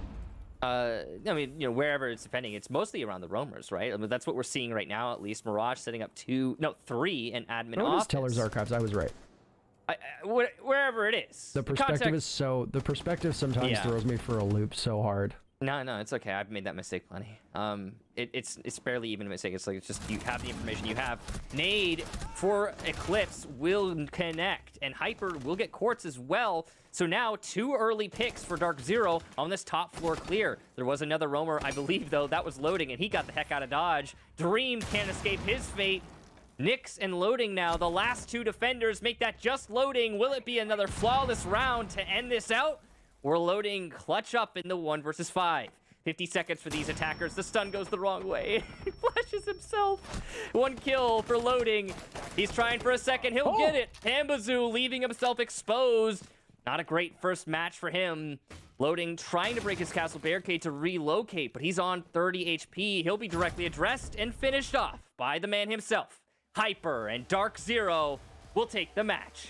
I call him the hyper carry as he absolutely obliterates Mirage, and even a small misstep from Hyper on a number of those rounds. Well, that's enough to give Mirage a victory with how close this match ended up being. It didn't look like that would be the case at all, Michael. Dark Zero seemed to have it in the bag, but, well, they worked for it. 19 kills for Hyper, by the way, to finish this one off, and I don't know. Obviously, if you're Dark Zero, you've got some stuff to work on. You're working with a new roster, as is Mirage to a certain extent. Both of these teams, and most of the teams, in fact, that we're going to see in action today, Michael, have things that they need to focus on, and we're not going to see them hit their stride for a couple play days. We know this. And players and fans should set their expectations accordingly. But for DZ, I think this is a bit too much of a scare for this roster, and not even a scare because of the way they played, but because the same issues that DZ tends to have just bubbled right back up to the surface. And Pambazoo had a okay first performance. He had more of what I would expect from a rookie. We were talking about how many of the rookies that debuted today, they did very well. Not so much for Pambazoo, but that's expected. I think that the expectations might have been shifted for a lot of you because we saw all those other ones do great. But let me reassure you that when you're first stepping foot on a stage like that, it really is not easy to just pick things up and do well. So dropping half his kills as deaths, I would say is fine. He did okay. He's going to need to get better for future matches, but really, I think Hyper was just the black hole that sucked up all of the kills in that match, so who can really blame him? And of course, before we go, this is something that Dark Zero has had happen with every single new acquisition. Hyper comes onto the team, and people are expecting him to light it up, and you know what? It took him a couple games to find his stride. Ditto with NJR. NJR had a very good day today. He's had some good days over the last couple months. It's taken him a while to find his footing as well. Believe in your team and trust the process, I think, is the mantra that DZ operates under. Outside of that, those are our first two matches in the books. That's it for you and I, Michael. We're going to toss to a break, and then Blue and Stokes will guide you the rest of the way through these matchups. We'll see you in a couple minutes.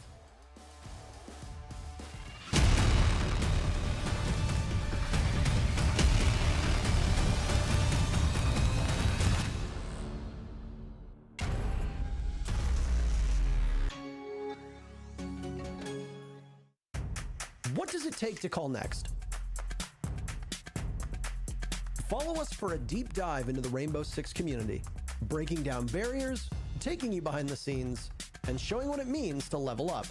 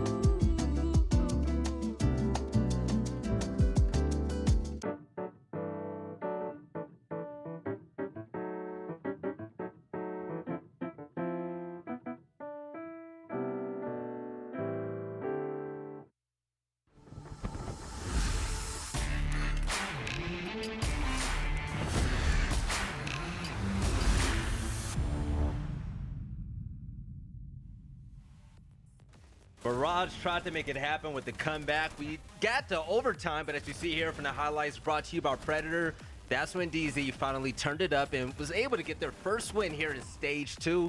I'm Billy Yadeskos. I'm here with Jesse and Jacob, and fellas, this was a good game, and it was a nail-biter towards the end. Yeah, Stage 1 was where we saw so many games go to overtime that we didn't have any expectations to go to OT, and the trend is being picked up again after only the second game in Stage 2. It was back and forth, a 4-2 half that was still one round to each team over and over again, and then Mirage mounts a furious comeback to overtime that just stalls out. Like, they get all their momentum in regulation, and then it moves to extra rounds, and Mirage simply don't have any gas left in the tank. Yeah, this was it was looking kind of bad, right? I mean, at the start there, it did look like Dark Zero were in control, but this is classic Dark Zero in a way, to slip right at the end and almost let it slip out of their fingers. I think sometimes you can criticize DZ for running out of gas maybe right before they should be, and this looked like that situation, but they clutched it up in overtime. I thought they played really well there, and yeah, it's nice that we got a good competitive game here for the second one of the day. Yes, and with the stats coming up shortly, I just got a tweet from the one and only Shiro, and she said that everyone here basically cast a curse Mirage. Well, I say that. Yeah, it was a comeback that was hard to come by, and at least they took it to overtime. But first things first, Jesse, Dark Zero, new team, they're looking so good. They look like the chemistry is actually working. I would like to see how they look towards the end of the stage. Yeah, I mean, I want to take you back to that first half, right? I thought that the roam clears, the coordination from the attacks of Dark Zero were really, really sharp. You saw multiple times where you'd have sort of the pinching going on this roam clear, right? Where one person would force the guy out of position, and then no matter where he went, he was going to be watched by some other person watching for him to fall back to sight. So I thought Dark Zero did a really good job at that. And that's one of those kind of like high coordination plays that you kind of expect a team with two new players to struggle with. So I was really impressed right off the bat that Dark Zero were able to so convincingly clear out those roamers. The coordination was huge. I think the first round was big on that, where they managed to force off one of the players who ran down yellow, and then the fifth round as well. Right after, somebody gets stops the plant, that C4 that came up from the hatch, if you remember, on that lobby defense. That was able to get countered when he was coming back from the rotate as well. So I did think the coordination from Dark Zero was really impressive. Slipped a little bit in that second half, sure. Yeah. But overall, the gameplay was great. I mean, I think the gameplay was great on the end of Hyper as well. Jacob, how many first bloods did Hyper get? 4-0. Just the initial kills by Dark Zero was fantastic, but Hyper alone killed it. 19 kills, 7 deaths, but also it's Quartz. Even though he was on the losing team, he showed out in a big way for Mirage.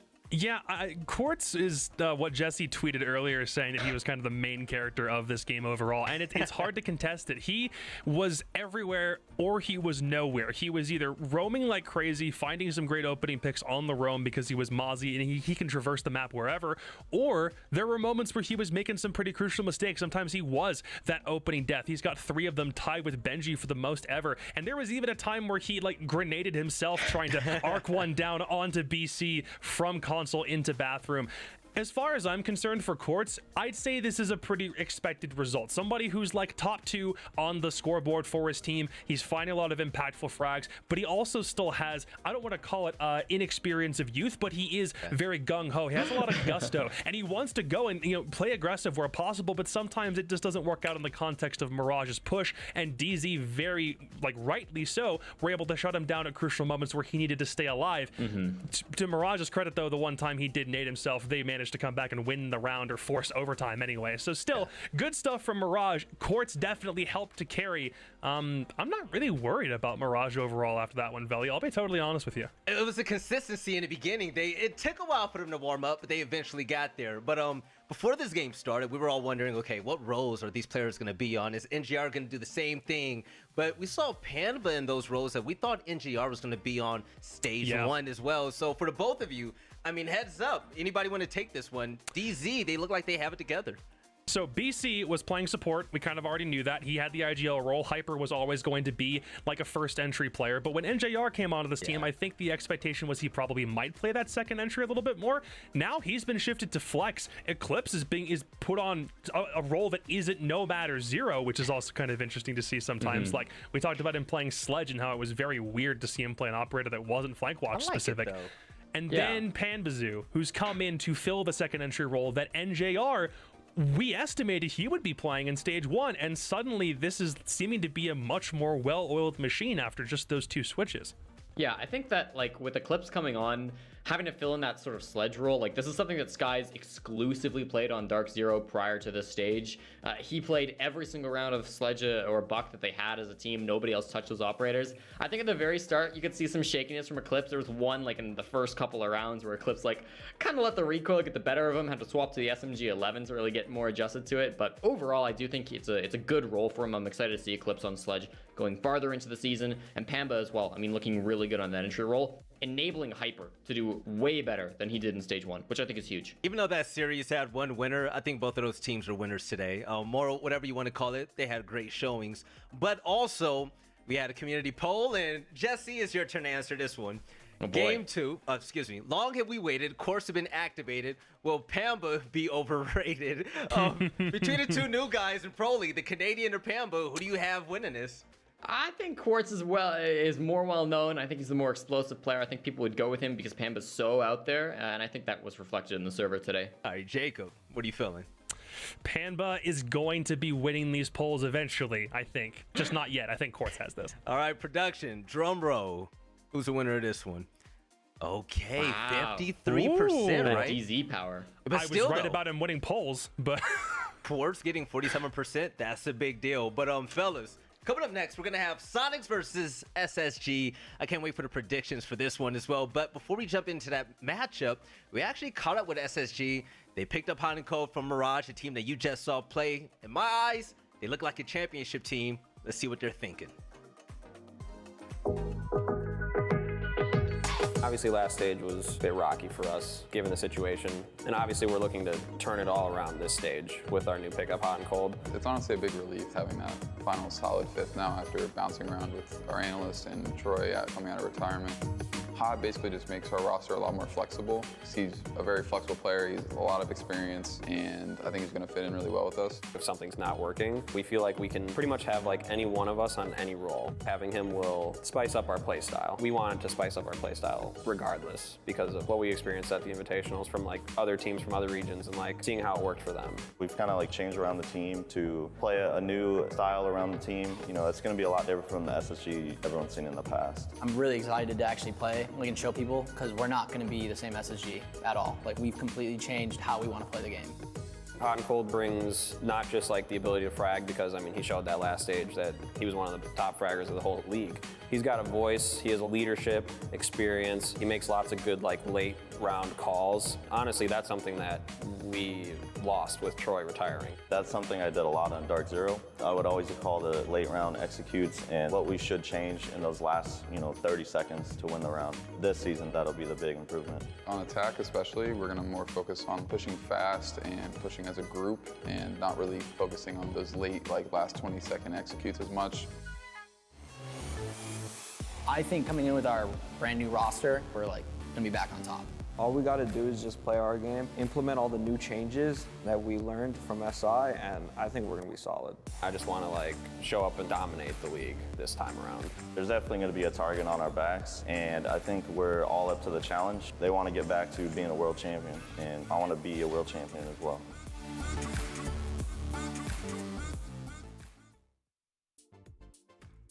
You know, it's a shame.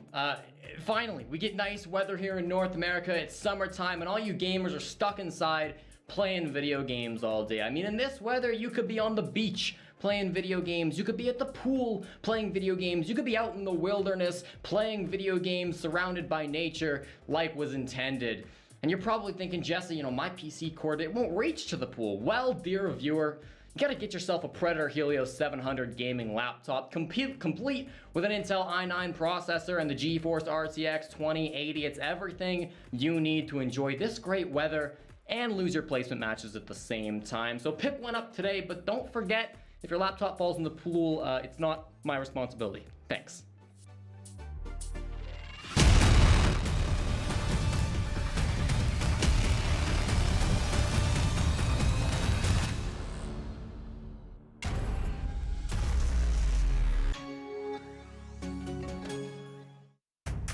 What does it take to call next? Follow us for a deep dive into the Rainbow Six community. breaking down barriers, taking you behind the scenes, and showing what it means to level up. I'm hot and cold, flex player for SSG. You're watching Stage 2 of R6 NAM.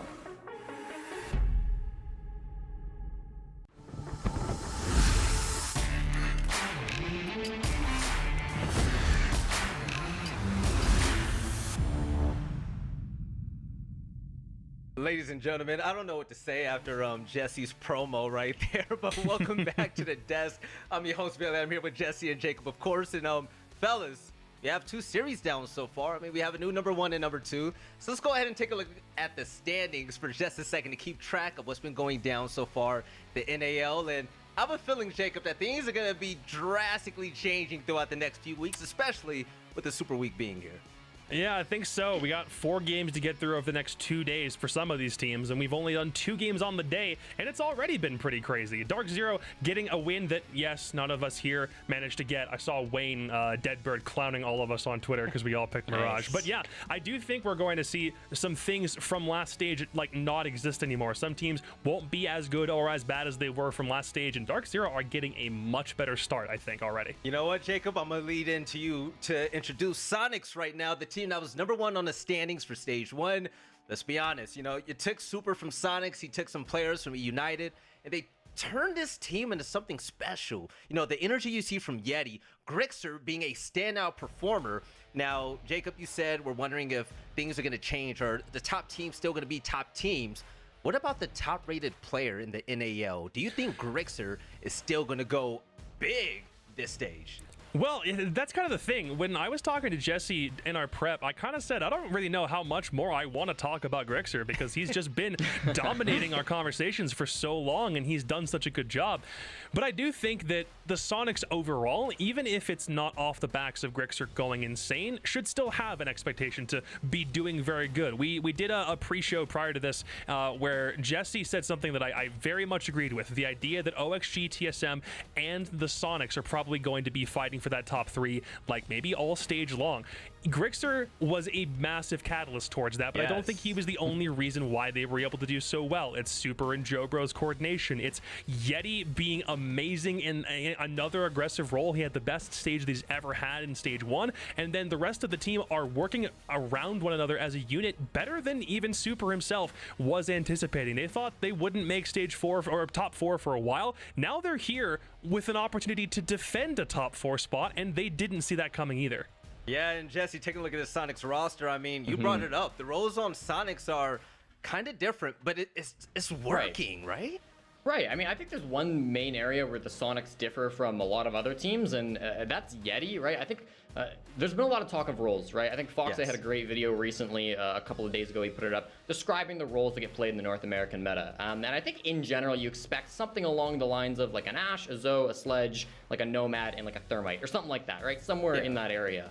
But Sonics are kind of the only team that really don't touch Sledge. It's such a strange operator that feels so common amongst every single team. Certainly some teams play it more than others, but Sonics really do avoid it. Yeti should be the one playing that role. Instead, Yeti rocks it on the Maverick. He plays so much of this operator, and if you think about it, I mean, it accomplishes the same thing in essence, right? You've still got those frag grenades, which are the key element of Sledge. He can do that on Maverick, and he can also contribute in other ways with that blowtorch, of course, got a great gun. It really is interesting that they've made this sort of decision. You could argue that some of it is down to the maps that Sonics have been playing, but overall, I think it has been kind of neat to see that Sonics are deviating from the meta in a way that not a lot of other teams have been. And back to shift it over to Grixer for a moment. I believe he's going to be a player to watch right now. He's going to be one of the biggest X factors, even though Sonics, their team play is phenomenal, right? But I remember, Jesse, last day seeing Candelas pop off, Grixer in the midst, jumping down hatches and getting kills, pulling Batmans, right? Yeah. Do you think it's going to be an X factor as well? I mean, he's got to be, right? He's Grixer, right? Sure, like you can look back to a couple of his other seasons on former teams where maybe he wasn't as hot and think like, oh, it was just one stage, but like, I mean, one stage is still a long time, Valiant, for a player like Grixer to, for such a long period of time, 8 games in a row, have such strong performances. It's been so nice to see, and it really just feels like he's comfortable. It feels like he's hitting all his shots. I don't know if there's been anything particular that I picked out that he just like does that nobody else really does. Like he's kind of just good, and I don't really know what else there is to say about him. I think he's able to play in a position with, teammates he's been around forever, a couple of maps that he can really focus in on, the same roles pretty much every single game. He can really get comfortable, and Grixer in his comfort zone has proven time and time again to be an unstoppable beast. If Grixer continues this, I mean, I'm just going to say, so far, Grixer is a star in my eyes, and I don't think that I will see him slow down, not anytime soon, in my opinion, but fellas, it's about time to talk about the 2020 World Champ, Space Station Gaming, and Jacob, I'm going to need you to break this down with me. They had a blockbuster move. They brought in Hot and Cold to replace Luke, who was replacing Canadian, their IGL. And from what we've seen from Hot and Cold, it just seems like it makes sense for Space Station. How do you think that this team is going to welcome him and adapt their gameplay to be better with him? There was a hole in the side of the Space Station, Veli, and I think they found the best thing to plug up that hole with. Hot and Cold, Mr. Matthew Stevens himself. I don't know how they managed to get him out of Mirage's clutches, but they did, probably just by throwing enough of a pocketbook at Mirage and saying, hey, we want your best player, and swiping him away to the old World Champions team. On paper, Hot and Cold with SSG looks like one of the best things that we could have seen for 2021. It just seems like it works. Everything about it is something that you can look at and say, yeah, I have faith in this working in the long term. Like nothing about this screams short-term success or taking a while to find a groove or anything like that. Hot and Cold coming in might just be the necessary glue. I think you will be.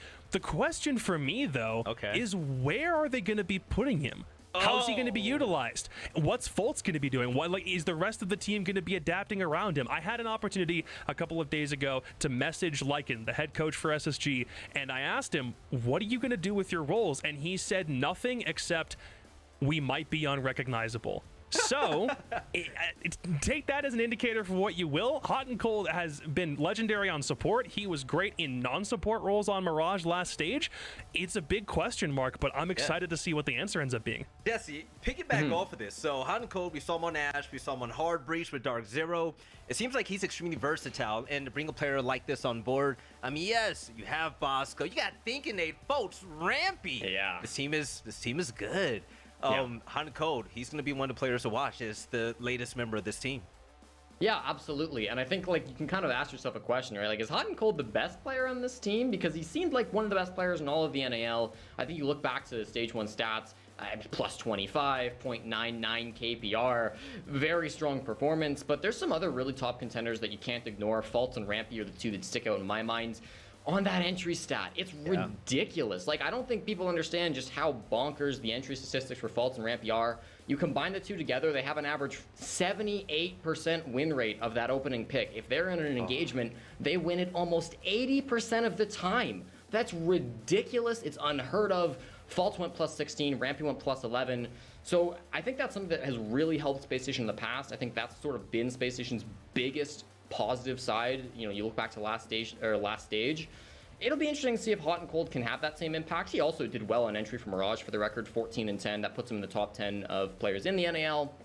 But man, there's a lot of star power on this roster, Space Station, and we're gonna focus on Hot and Cold at least for the first couple of days because he's the new guy, he's the hot pickup. But you can't forget about the other guys. I mean, Thinking Nate, the camera was on him for a moment. Arguably the best flank watch in the entire league. Is insane what this team can do. But when it comes to maps, Jacob, how do you feel about Sonics and their map selection, especially heading into today? So the Sonics did something that was kind of interesting in Stage 1. They manipulated the ban phase in a specific way that they really only played 3 maps. They were the Kings of Oregon, which is what most people just kind of associated with them from Stage 1. Then they played 2 other maps for the entire rest of the stage and didn't have to reveal anything else that they were doing for all of Stage 1. And I kind of wonder if that is because they felt like, well, again, the expectations for them weren't necessarily super high, so they don't have to worry about showcasing a lot of different things on a variation of maps. The thing for me, though, is wondering whether they actually are prepared to go to maps that are not within the 3 that they picked from last stage. So this ban phase to me is going to be incredibly interesting and figuring out exactly how prepared they are. Jesse, what's going down? What's going to be the map we're going to play on, and who do you think got the better win in this? My question going into this is, do we play club? It's one that Sonics play all the time, and Space Station have been amazing here recently. Oregon Instaban, good. That's what you need from Space Station. Now, do SSG ban club? I don't anticipate Sonics will ban it because, again, throughout stage 1, they basically played 2 maps. 7 of their 8 games were either on Oregon or Clubhouse. Chalet out of the pool, this makes sense. They don't love it. Over on the side of Sonics, Club is banned by Space Station. Space Station just banned arguably their best map because they know how good Sonic's on it. That's a respect ban, and I like it. Cafe off of the board next. We're gonna go somewhere new for the Sonics. It's gonna be a map that we haven't seen this lineup play before. It's not Villa, of course it's Consulate, and what a shocker it is. So Sonics, we'll talk about them first. Technically on a 3-game losing streak, but that goes back to sort of their old roster. Since they formed their new roster, pretty much every team banned this against Sonics, so they didn't really get a chance to play Consulate in stage 1. But for Space Station, they've banned Consulate in every single official game since October 25th. Against Disrupt Gaming at the Stage 2 major qualifier was the last time that this showed up anywhere near Space Station Gaming. So the fact that they're working this into their map pool, I mean, unrecognizable, Jacob. Yeah, that's right off the bat what I'm seeing. Jacob, can you imagine Yeti running loose on Consulate? That's going to be insane.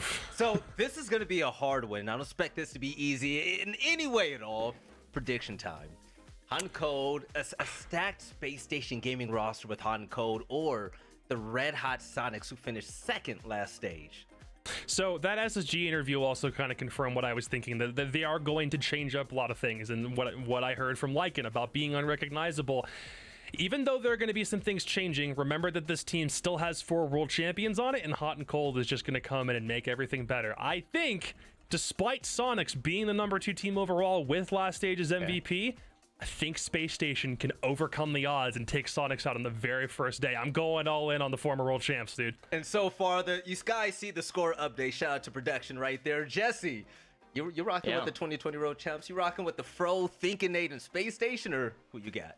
I think Space Station's a really good team. I think Hot and Cold's a really good piece to fit into that team, but I don't believe that inherently you can just combine the 2 best, arguably best things together and get something also really good. I think it's going to take time for Hot and Cold to really adjust to this lineup. Obviously, there's been no roster changes for Sonics.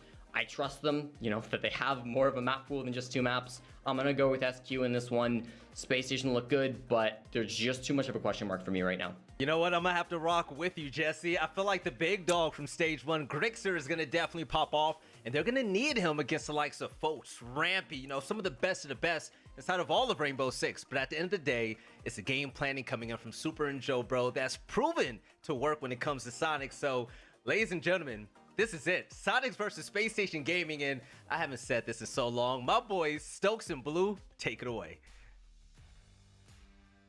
Thank you very much, Veli, and it's a pleasure to be back once again for another stage here at the NAL. And what a match to get things started for the 2 of us as well. Seeing the Sonics, who came in with a barnstorming performance inside of stage 1, go up against SSG, who obviously have had their own storyline as of late, not with too much success, unfortunately, but in recent times bringing Hot and Cold into the roster. That is certainly a lot of news to talk about. Isn't that right, Stokes? Oh, absolutely. And I think that you put this package together very nicely, John. So I'm going to thank you for that. But I mean, this SSG roster, I'm so very excited to see Hot and Cold finally get some action with these guys. He looked dynamite on Mirage, and now coming into an SSG that was missing their heartbeat, could possibly have someone that could fill those shoes. I think it's going to be interesting to see the way that this map ended up playing out as well. Consulate, I think, is going to be an amazing test for both of these teams. For the Sonics, obviously, not having played on it, I don't believe, in the previous stage, but for the most part, banning it out themselves when they had the choice in the matter. So they're going to be bringing it into the pool, or excuse me, having opponents banning it out, meaning that there is something there to be feared. It's going to be interesting to see what that is without any recent play for them on this map. Now, at the same time, you've got something similar coming in for Space Station, but it was they who have been choosing to ban the map out more consistently themselves, leaving that one as more of a question mark. Obviously, with Hot and Cold coming onto the roster, we can expect some new things certainly to be brought out, but to what degree we will see that and to what degree it'll be prepared here today, that's what we don't know as of yet, and that's what makes this match so interesting as we get ready to head into another best of 1 here in just a few moments. Yeah, it is a very large question mark as to what's going to happen to Consulate. As you were saying, with SSG especially, they've banned this 16 times in recent history, and that's quite a large number when it comes to map bans. Traditionally, when we see somebody not really enjoy a map, maybe around 10, but 16 is definitely something to point out. That's like Empire numbers on Old Villa. But anyways, SSG now with this, resurged roster, looking to try and switch things up against the Sonics. I like this coming in, but I think the analyst desk is quite wary about what SSG's potential is as of right now with Hot and Cold coming in. They were talking about a lot of roster moves going on. You know, we had some, some quotes from Lycan as well about what was going to be happening with this roster. So I think that there's still a slight edge here for the Sonics, but truthfully, anything could happen with SSG is we really just don't know what their consulate looks like or what this roster, has to tell us. I would agree entirely with that analysis. And moving on to talk a little bit more about the individual players inside of this match, we'll start things off with our community poll question. Both of these players were in the running for the MVP during the last stage. Will they be able to keep up with the competition with Stage 2 starting out today? Grixer and Hot and Cold, be sure to let us know which of those two players you think is going to perform better in this matchup on one of our community platforms, whether it be in the Twitch chat, over on our Twitter at R6esportsNA. Feel free to let us know, and Veli will be discussing the results with the rest of the analysis desk after this game is concluded. That's quite the good one as well. I mean, Grixer making a lot of noise inside of Stage 1, has the possibility to, have those followers on Twitter come in, actually try and take a fight to SSG. But that's the thing. It's SSG on social media up against Hot and Cold. So, in that regard, I think SSG's got Sonics. But when it comes down to who wins the game, I think that's a different story. Yeah, I mean, not even discounting the fact that Grixer, of course, had those amazing plays. He's not the only one that's been contributing to the individual performance side of things on the Sonic side as well. Kansan, Rexon as well, all having a fantastic stage during Stage 1 of this year. So you can expect some great performances to be coming out from really the rest of this roster as well. And the same can be said for SSG. For the few people out there who may not be aware of this team, like the analysis desk was talking about, this is a team of 4 world champions, aside from Hot and Cold, who's recently joined up on the squad, and there is a lot of individual skill that comes along with that title. That's not for nothing, of course.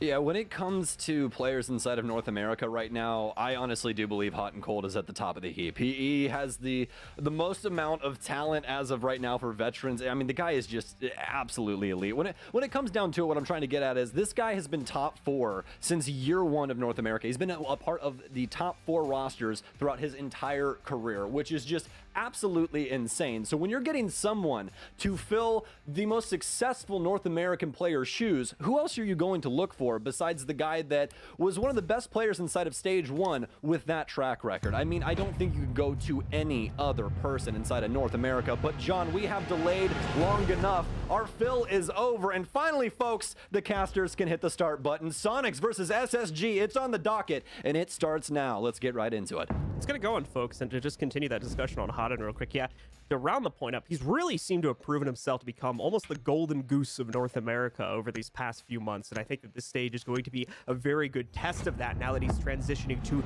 yet another new squad within a very short period of time, and this one obviously kind of topping the cake since at least the time on Dark Zero. So let's take a look and see what the bans are going to be looking at. Nomad Knockout first, followed by an interesting one as SSG are going to choose to take out Thermite as their second ban. So yeah, quite an interesting hard breach ban coming in. Obviously, Thermite has a slight disparage in between him and the rest of the hard breachers. He is now the only hard breach with smoke grenades, so it could be something that SSG is looking into. The Mute ban going to come in as well. Mute used to be such a potent operator on console. It still is, especially on those raised surfaces where you can actually mute drones and everything else, but he's just kind of a nuisance when it comes down to a lot of things, especially when it comes to being paired with Mozzie. Fans are going to roll through pretty quickly. We get another interesting one there with the Mute Jammer is getting removed from the pool. Mira, though, aligning pretty well with what we have seen in the past, even with those recent changes coming into her overall kit on gameplay mechanics. We'll explain more about that, though, when she pops up, hopefully, in a later match, assuming she hasn't already done so.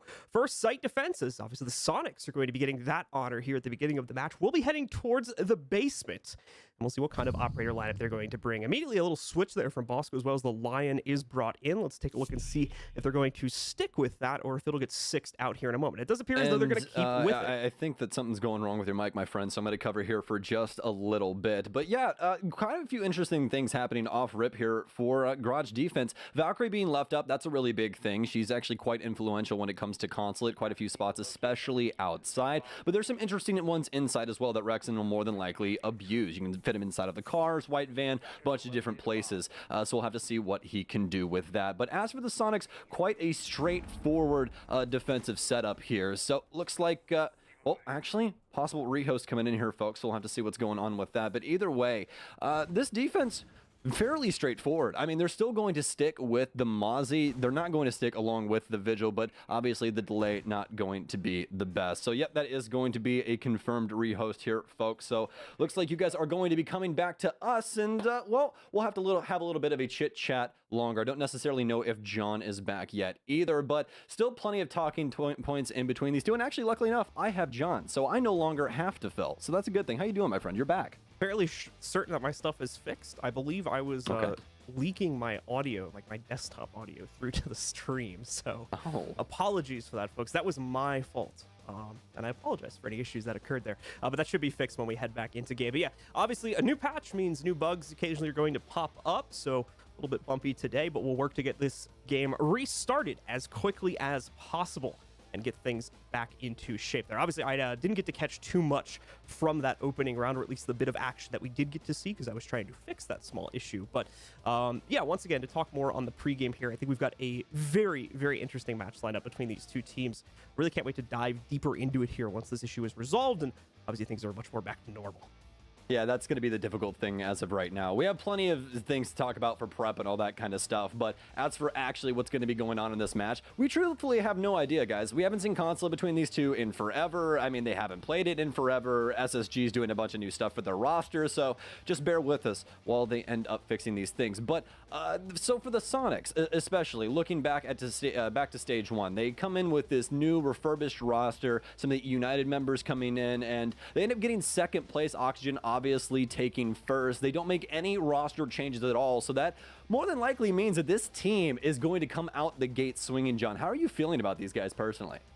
Which team is this? Are we talking about Sonics or SSGs? Yeah, I mean, from the Sonics, I expect really nothing to be pulled back. Like, they had a couple of bumpy games towards the end of stage one, but they really weren't anything to write home about. They were still very close. And to be fair, if you look back earlier, that a lot of their victories were also close as well. But it comes down to the way they play their rounds on an individual basis, and they were really kind of unmatched when compared to a lot of the other teams back in stage one. And I don't really expect that to change. I do think that teams will be more experienced when it comes to dealing with them, so we may see less success across the board due to that factor if they're not able to change things up going into this new stage here. However, I still feel like we're going to get a very, very strong performance out of them overall, unless there's a major titanic shift in their overall performance here in the first couple of games.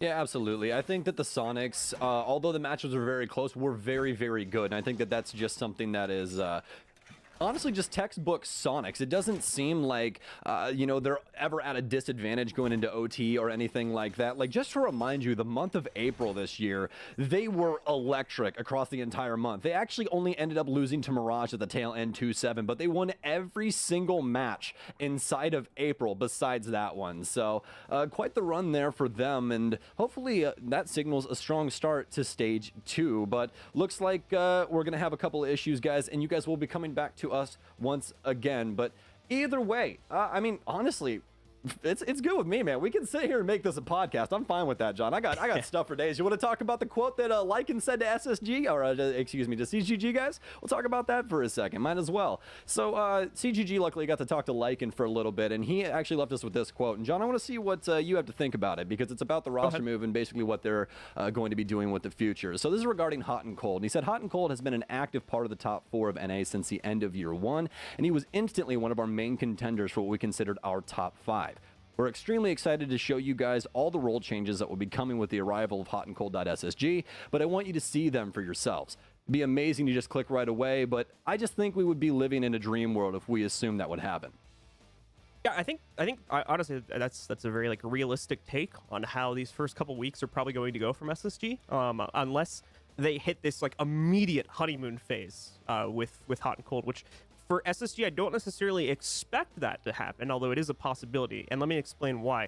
SSG is a much more complicated team when it comes to their inner workings than some of the others. Very structured, very much like going down a checklist of how things work on an inter-round basis. So considering that a lot of that is now going to have to be restructured, possibly like at its core with Hot and Cold coming in, I'll be honest, there's a very good possibility that these first couple games could be a little rough for SSG if that doesn't immediately click. But I do think ultimately over time we should see a very, very, very strong core package coming out of all 5 of these players combined when they've had, in their opinion, obviously, an adequate enough time to really bring that all together across their full map pool. You know, that's a big part of this as well. Is I think it's going to extend only to certain maps at first, and we'll start to see things click more and more in a deeper pool as they've had more time with him. It's definitely going to be a thing where I'm personally not expecting immediate results, but I am expecting them over time. Yeah, absolutely. I think that's a very, very good take. And on top of that, I think that the biggest thing here that could possibly like put the bridge across from esports and just try and show an example of what is happening to SSG right now. This is like when you lose your mainstay quarterback for your team. The coach has to start working with someone brand new. They have to formulate new packages. They have to do a bunch of different things with this QB because he's not the former QB. Maybe this guy's faster. Maybe he throws longer. Maybe he doesn't do the same thing that the guy did before. There's a lot of different things that go into making a team work and be successful. Now, luckily enough, SSG not only has the roster to do it, but they have the coaching staff to do it. And what a better person to do it rather than Lycan, who brought North America their first hammer in recent history with Canadian. So, it just bodes well for SSG and their future. But I'm excited to see if, possibly SSG can get that third hammer for NA. Yeah, I'm hopeful as well. I don't know so much about that third hammer. Hey, you never know, man. We said that the last time with Canadian, remember? Everyone was like, oh, Canadian to SSG, come on, guys, nothing will happen. And then look at that, North America won stuff. You can't stop us now, esports world. We won an FPS title. A little optimistic, but we'll see how that all pans out. Very optimistic. When we get to the middle of next year. Either way, I'm big fingers crossed on this sentence here. Rub your rabbit's foot or something. We are good to go. Don't want to jinx it. Don't say words. Caster's curses do exist, and we probably shouldn't even have mentioned that. So the good news is Sonic's going to be holding all the way downstairs in basement, although most of their troops all the way on the top floor, just setting up an extended roam here, and by extended I mean quite extended. This is a lot of utility usage upstairs, excuse me. Still have a reinforcement round used somewhere. Actually ended up using that last one there apparently on projector, but this is actually going to be quite a formidable opponent for SSG, especially with just the amount of different ways they can possibly maneuver this. So many different angles and things for Sonics to abuse on this defense. Yeah, going to be quite the matrix for SSG to try and work their way through. We'll see if it's going to be possible, though. Hot and Cold probably going to first get close to a member of the Sonics as he goes up towards the balcony windows. Probably going to be some time, to be fair, before any combat is reached. Just as I say that, though, Hot nearly peeks the player inside of Connector. Not going to be so easy to spot that out, although someone does seem to be taking the challenge, at least to confirm that Hodden is in that position. There is the response that comes into the barricade he was just on top of, but obviously he's long gone for that, so no damage going to be confirmed. Yeti still pushes forward, though, wants to take the challenge, and probably will stay slightly aggressive for some time. The E1D kills that for a couple of seconds, but we can see him going right back into that form a moment later now that he hears the windows downstairs over there by Visa getting breached out, and will put his Overwatch on side of that. Instead, in fact, we're going to be reached. Bosco quickly unconfirming that, though, backs away as soon as he gets a spot onto Yeti's position there. Yeti won't be able to return any damage, and it'll obviously be the same for Bosco. Instead, it's going to be Kansan that takes the first bit of blood here as he's hiding out on the inside of Copier, more than likely going up against Fultz outside here in Long Haul. Oh, going to hit his opponent right in the face with a stun charge as well. Once again, no damage coming from that exchange, but Fultz cannot push forward either as he's also going to get hit by that stun.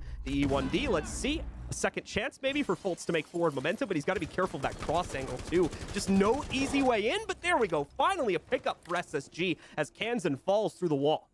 Oh, the difficulties of Consulate, easily accessible from the windows, and SSG will make full use of that as they'll take down Kansan, but the delay here in the roam working out for the Sonics. As we saw earlier, Yeti was able to get quite a few of the Sonics members back downstairs as he held the cross for Tellers. Either way, though, SSG still will make it away with two initial picks, one including onto Yeti, so no longer able to use those Evil Eyes, which could be quite impactful going into this last minute, but Super actually still bearing down inside of sight. Haven't seen anything from him this round, playing extremely safe. Still has 3 smokes inside of his pocket.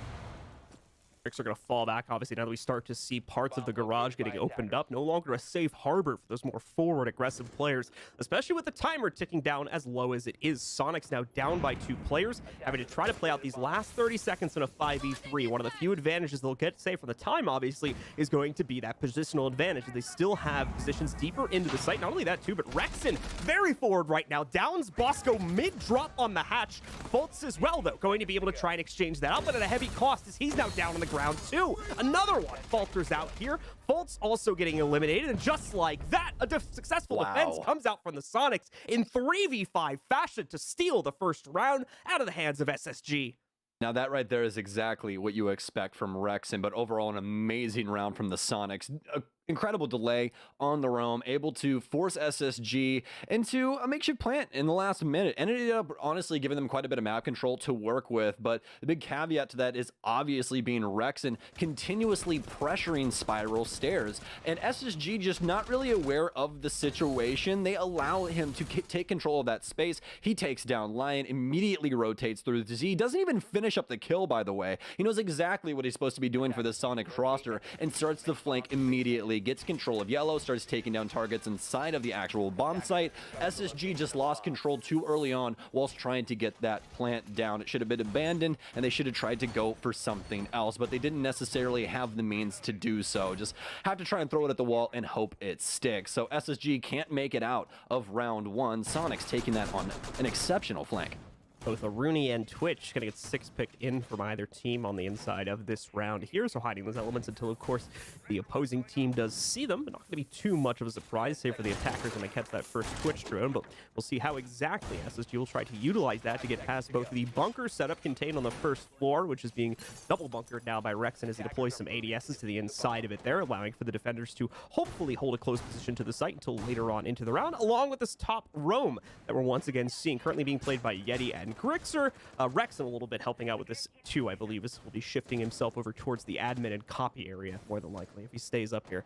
This is just such a solid overall lineup for the Sonics. They have the information they need. They have the denial as well, with Yeti doing that obviously twofold, with not only denying the space for the hatches for someone to drop down, but also having to give up utility in order to remove those lasers. And, you know, just info denial across the board as well in the likes of Grixer. I mean, this is just really, you know, a jack of all trades lineup here for Consulate. And the biggest thing about it is no 3 armors. You know, you're not going to have anybody slow running around, or, you know, no one with a crazy amount of health, as that has recently been changed in recent history. So no longer having a different armor rating, but actually having more health. But well, at least from what we know and what they've told us, is that it's actually extremely close to the same amount of HP when you had the armor. Obviously, the more armor you had, just the less damage you took. So either way, looks like Grixer actually going to end up running outside. Does he actually get a freebie? There's no way. Can't hop back up. It's going to give Grixer enough time to get back inside. And Kansan also getting a frag on the other side of the building. Well, that's going to conclude Grixer's fantastical journey from the second floor down to the first. As it's a little off pitch, but it nearly works out. In fact, in the long run, it will work out here because of that additional kill they end up getting, whether it was attached to that scenario or not, though.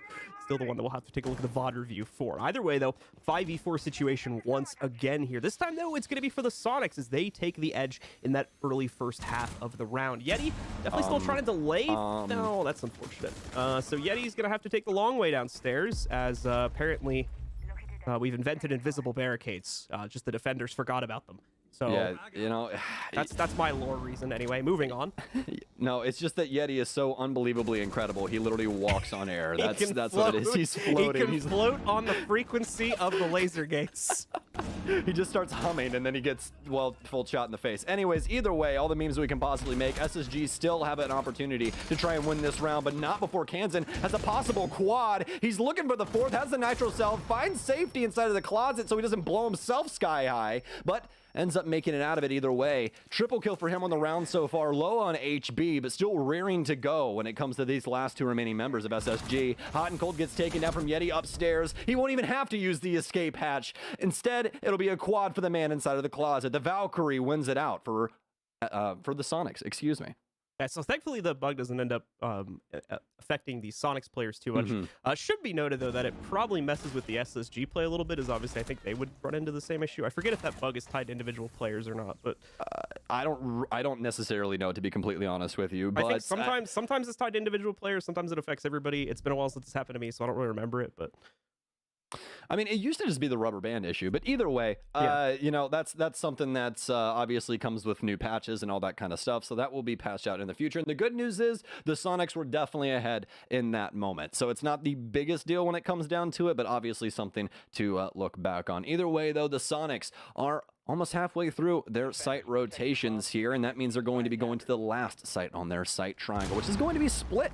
And not only is it split, but it's split with quite a bit of delay attached to it, especially in Kansan Super and Yeti's case. That Ella and that Malusi is going to be so very annoying to deal with. Yeah, once again, you're going to see a lot of the defensive reinforcements from the Sonics go, for the extended game at least, primarily over here towards admin, because realistically, this is where the defenders are going to be able to waste the most time, is on the inside of this room, especially if they're hard committing to it and having the roamers stick in here to play to a defense, especially if the attackers try to execute from the western side over by the CEO office, where a lot of the SSG drones are coming in from right now. It's a great way for the Sonics to waste time if they should choose to, and even if SSG go directly in through the windows on rappel from the admin side itself, you can still waste quite a bit of the clock away from SSG. So that's why you're going to see quite a bit of an emphasis put onto it here by the Sonics roster.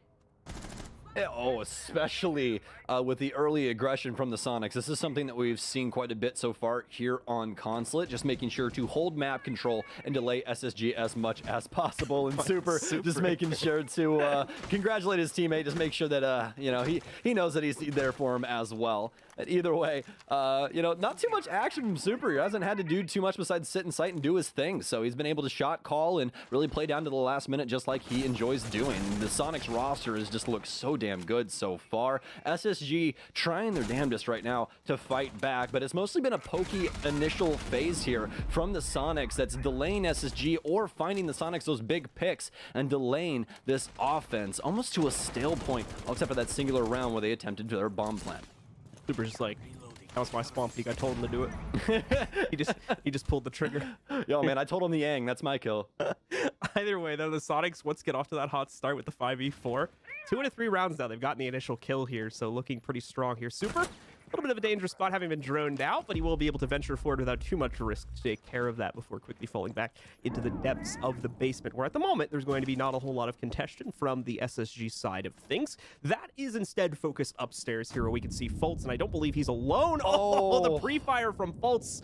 Yeti walks right into it, executing him on the inside of this round and evening us back out. It's not going to be too long, though, before the Sonics get back that advantage, as Grixer is able to find one against Hot and Cold. And that's not the only player from SSG that's been heavily damaged, thinking down at just a sliver of HP, but Fultz is making up the difference regardless. He evens it out again with a second kill against the admin hold. Fultz not giving up here inside of round 3. This is a fantastic opportunity for them to try and get their first round on offense. They have what's necessary in order to get the job done, but now seemingly aware of Grixer upstairs. This will be the next part to their plan. They have to try and get rid of him, but instead, they're actually going to go for the basement attack instead. They still have an EE1D. They'll utilize that to start pressuring Spiral. Lion drops down the hatch inside of lobby. Bosco gets the initial kill, but it seems like the jig is up now. Super with 2! Actually 1 instead. Same gun from Grixer. Doesn't really matter, though. It's all down to Fultz in this 1 versus 2. Has the disjointed fight. Also has Case down here inside of the locker's hallway. Still has an opportunity to make an attempted plant, but Super with the double instead. It's the Roni all across the board for the Sonics to get round 3. Once again, perfect round being played out there by the Sonics. Excellent delay coming in on the upstairs hold, and as well, great adjustment from Super and the rest of the squad playing in the basement there to make sure they don't overcommit to any fights and lose far more than they can reckon to lose inside of that basement engagement there, leading to a chaotic post-plant scenario that the remaining upstairs player would have to deal with in that situation. So a solid 3-0 lead built up for the Sonics. We do expect a defender-sided lead on this map for Consulate, but not necessarily to this dominating of a degree. SSG will have to try and find some solidity on this attacking side. Otherwise, we could be looking at a very, very quick match in the Sonics' favor here if things don't change up. They're about to go on their second run-through of sites now that they've begun to unlock themselves since we're entering round 4. Yeah, quite a difficult road ahead for SSG, but there are some glimmers of hope for this roster that are already showing and bubbling to the surface, especially instead of that last round. As you guys heard it inside of the video from SSG talking about what was missing with Canadian and what they were looking for was those late round calls. And that right there already shows you that there's synergy amongst this team. They're already thinking about what their best opportunity is to win a round inside of those late round engagements. That was the perfect call right there. They had the last E1D on Bosco. It's a 3 versus 3. They know there's more than likely only 2 people downstairs, so that's what they need to take control of. Take the 3 versus 2. You can plant downstairs as well, and if everything goes right, then you only have to cover your flank for the guy coming down the staircases or dropping a hatch. It's fairly straightforward for SSG, just doesn't go off very well as well. Super had other plans. Obviously, these very early picks, just through like the window peaks as well, are definitely causing some problems for SSG. So as much as they can be, needs to be dealt with here, as that's giving the Sonics that early advantage. So far, 2 out of 3 of the rounds that's been played out. Now, obviously, not going to be expecting it to occur here on a basement hold. It's pretty hard to get to a position where you might be able to utilize that and still be relatively safe, but who knows? Sonics have already got 2 working for themselves. It's not to say it's out of the cards. We might get a 3rd one here in a moment if somebody can get into position. But either way, SSG definitely needed to control things just a tad better inside of that early round, like we saw on this very site attack. So we could immediately start to see that come back into the fold on this round, in addition to, of course, that late round scramble on the last round, attacking inside of that 3vx situation. Didn't seem to have the greatest amount of intel about what the basement hold was looking like, just trying to go for an audible play there. Obviously, if they can improve that, either through better droning or just better utilization of the time to enable that droning, that's going to definitely start to clean up their play also.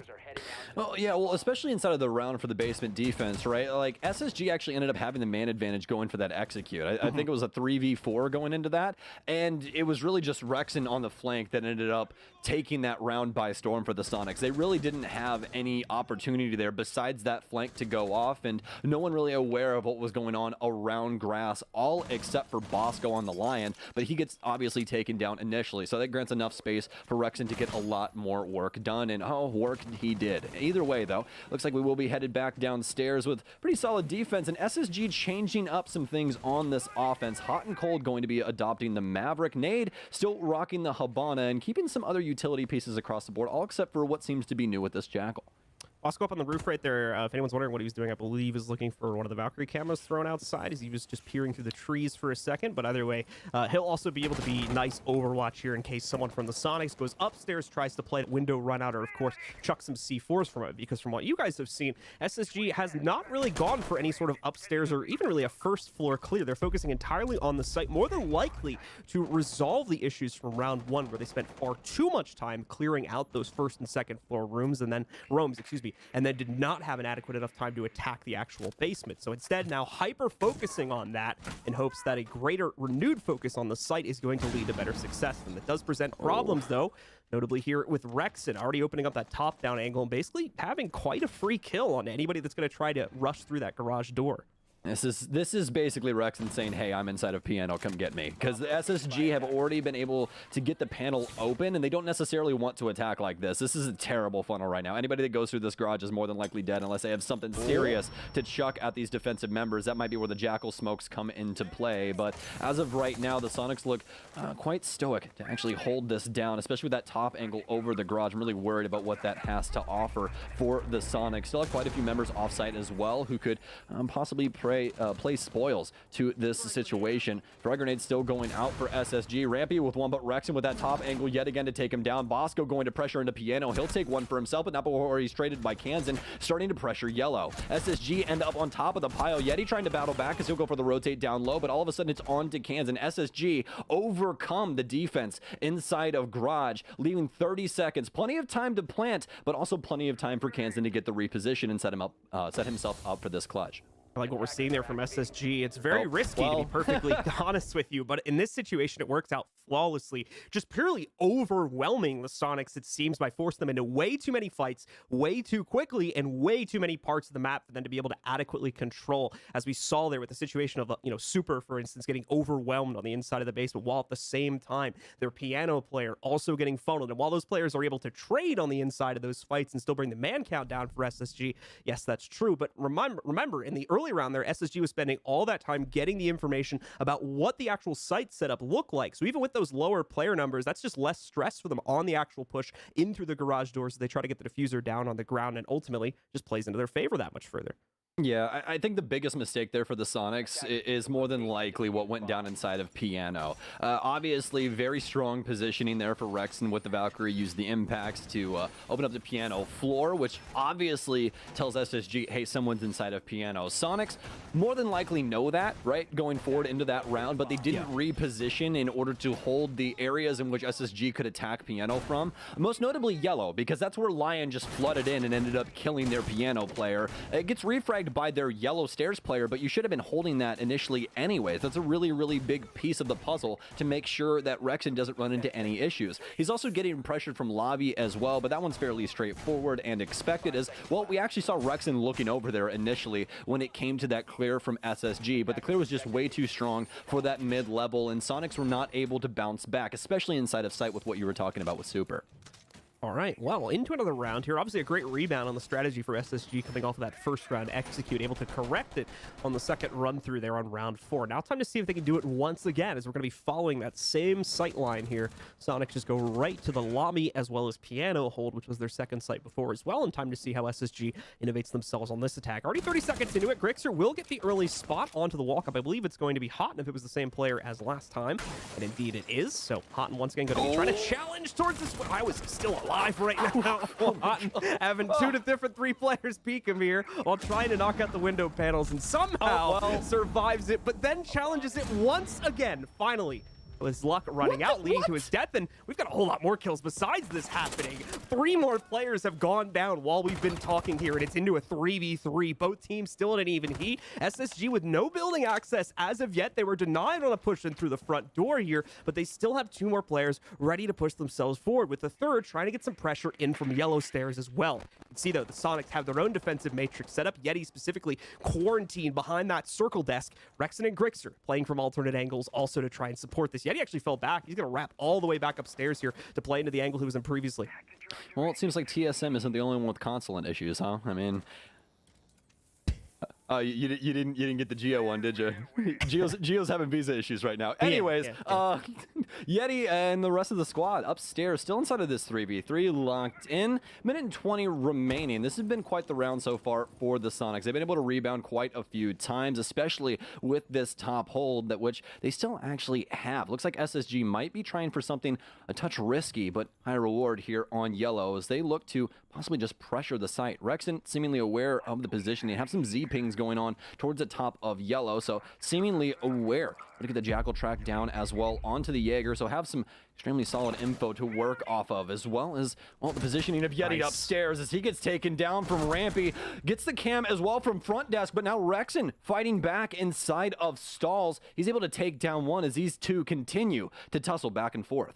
Problem with Rexen, though, he's still low HP here, sub 25. He can't really move an inch here, but at the same time, attackers quickly running out of time. Rexen gets an aggressive opportunity because Rampy's watching Z, can't secure the bathroom as well. Now, yeah, easy trade for Rampy because Rexen's so low, but he's got to win out this final 1v1 too. And now Rampy suffering the same issue that Rexen just was. He's low on HP. He's going to be at a health disadvantage on this gunfight. Grixer as well with this solid 7.5 seconds to move in whatever position he would like. He's got it, but no! The health advantage has been evened out and now turned against Grixer's favor. He can't find the shot against Rampy right now. He's got the chassis to play off of on the other end of this. Rampy seems to be in full control of the situation, and now it's up to Grixer to make the clutch. Can he find that headshot? Not so easy, as he's just looking for any crosshair opportunity to take down Rampy. He's not finding it, though. He's gonna have to push forward. 20 seconds left, 13 to get on the case, and no, won't even make it there. Rampy shuts it down with a superior angle, and SSG win the round. I didn't even know that they had competitive whack-a-mole, but yet here we are. This is the most ridiculous thing I've ever seen in my life. Grixer ends up making a mad dash towards the frontal lobby there. He gets eventually back to the bomb chassis, but that right there seemed to be what sealed the deal for him inside of that engagement, because he couldn't stick those angles how he wanted to. That's why he kept swinging and getting those pre-fires in there. Just trying to make sure that if he is peeking, he's sending shots, gives him the best opportunity to obviously take down Rampy. But that initial health loss really hindered him in what he could possibly do later on into that engagement. But either way, the mechanical skill in between those two, just changing so many different angles and trying to just pepper each other up until eventually one dies. Very well done. But either way, SSG end up taking that round, and that's going to give them their second as they're trying to bring this back up against the Sonics. And as for them in their camp, well, they're headed back downstairs, and it looks to be very similar strokes from what we've seen before. We are going to see that the split site will be the only one that Sonics are able to flawlessly defend, and that's only because they play it one single time. Other than that, though, we are going to see the other sites they played into have a non-flawless record, this one included, as they'll be trying it for a third time inside of this match. And we'll have to see if SSG can once again take the cake here.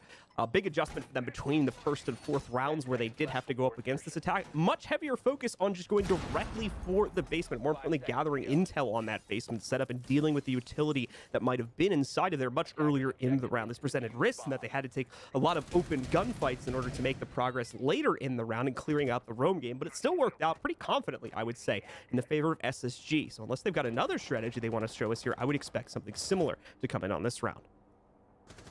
Well, we'll have to see what they have in store for us, John, as well. It's been pretty explosive back and forth between these two. We start off with the Sonics tear of 3 rounds. SSG finally bouncing back, although it's in a lot closer rounds. Either way, though, looks to be that SSG wants to start things off with, well, a pretty traditional clear here for Consulate. They'll be starting things over on the admin side, but that could possibly get thwarted as Yeti is playing top admin. As for the Sonics, and as for what John had been saying previously, this is exactly what they had done inside of the previous round. They really like holding on to this top floor and trying to delay as much time as possible. This forces SSG into the full clear, and the more time that they're able to delay, less time SSG obviously has to actually get their execute off. And it looks like the Sonics so far doing a very good job of hindering this drone game and information for SSG.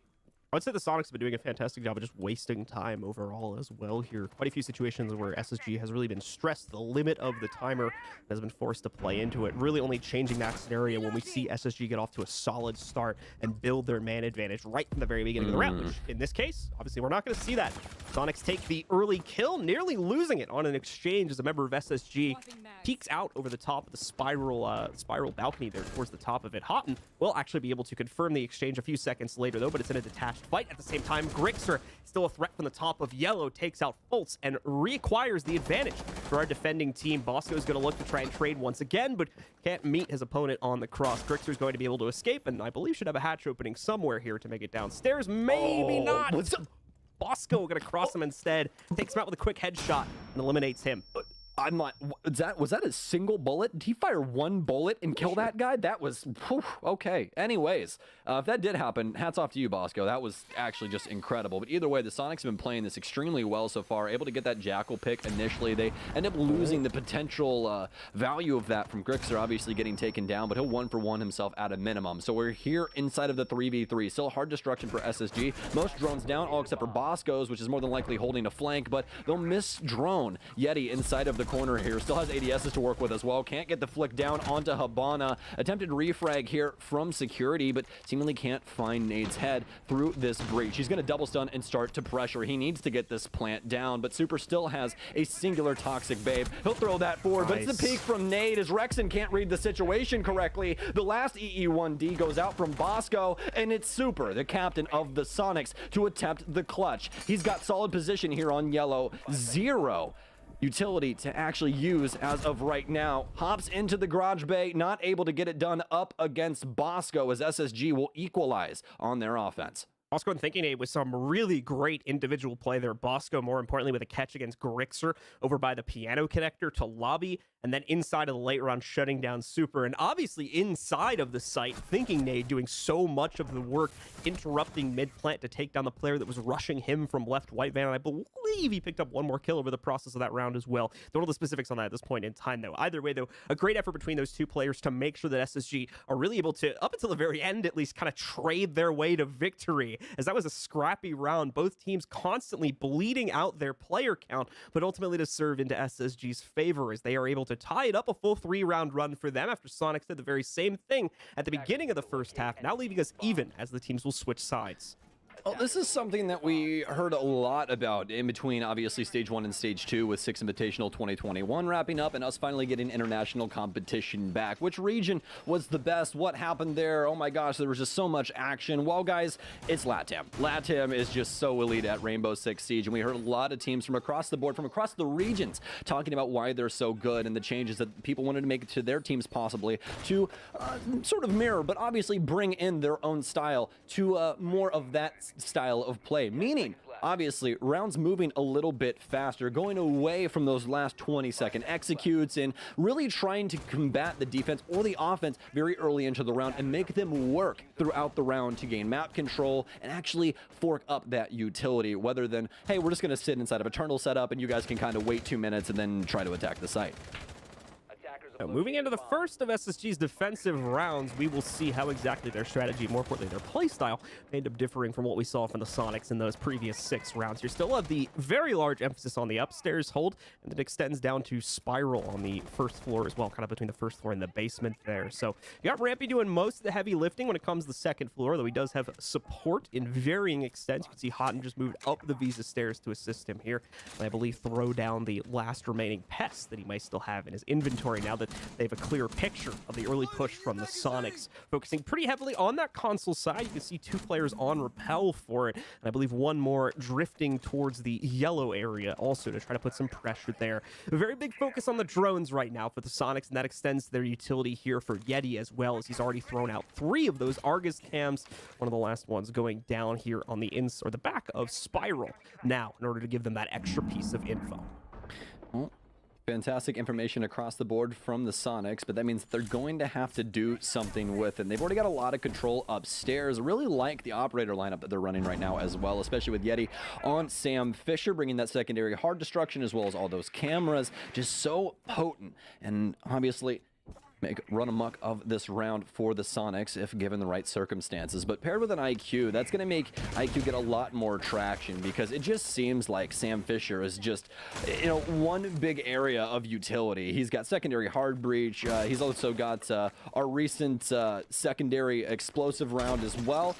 You know, there's just so many things you can do with him, and it just makes it to where IQ works a lot more on a map like this. And we've seen IQ get a lot of, you know, traction on this map previously, especially up against an operator like Valkyrie.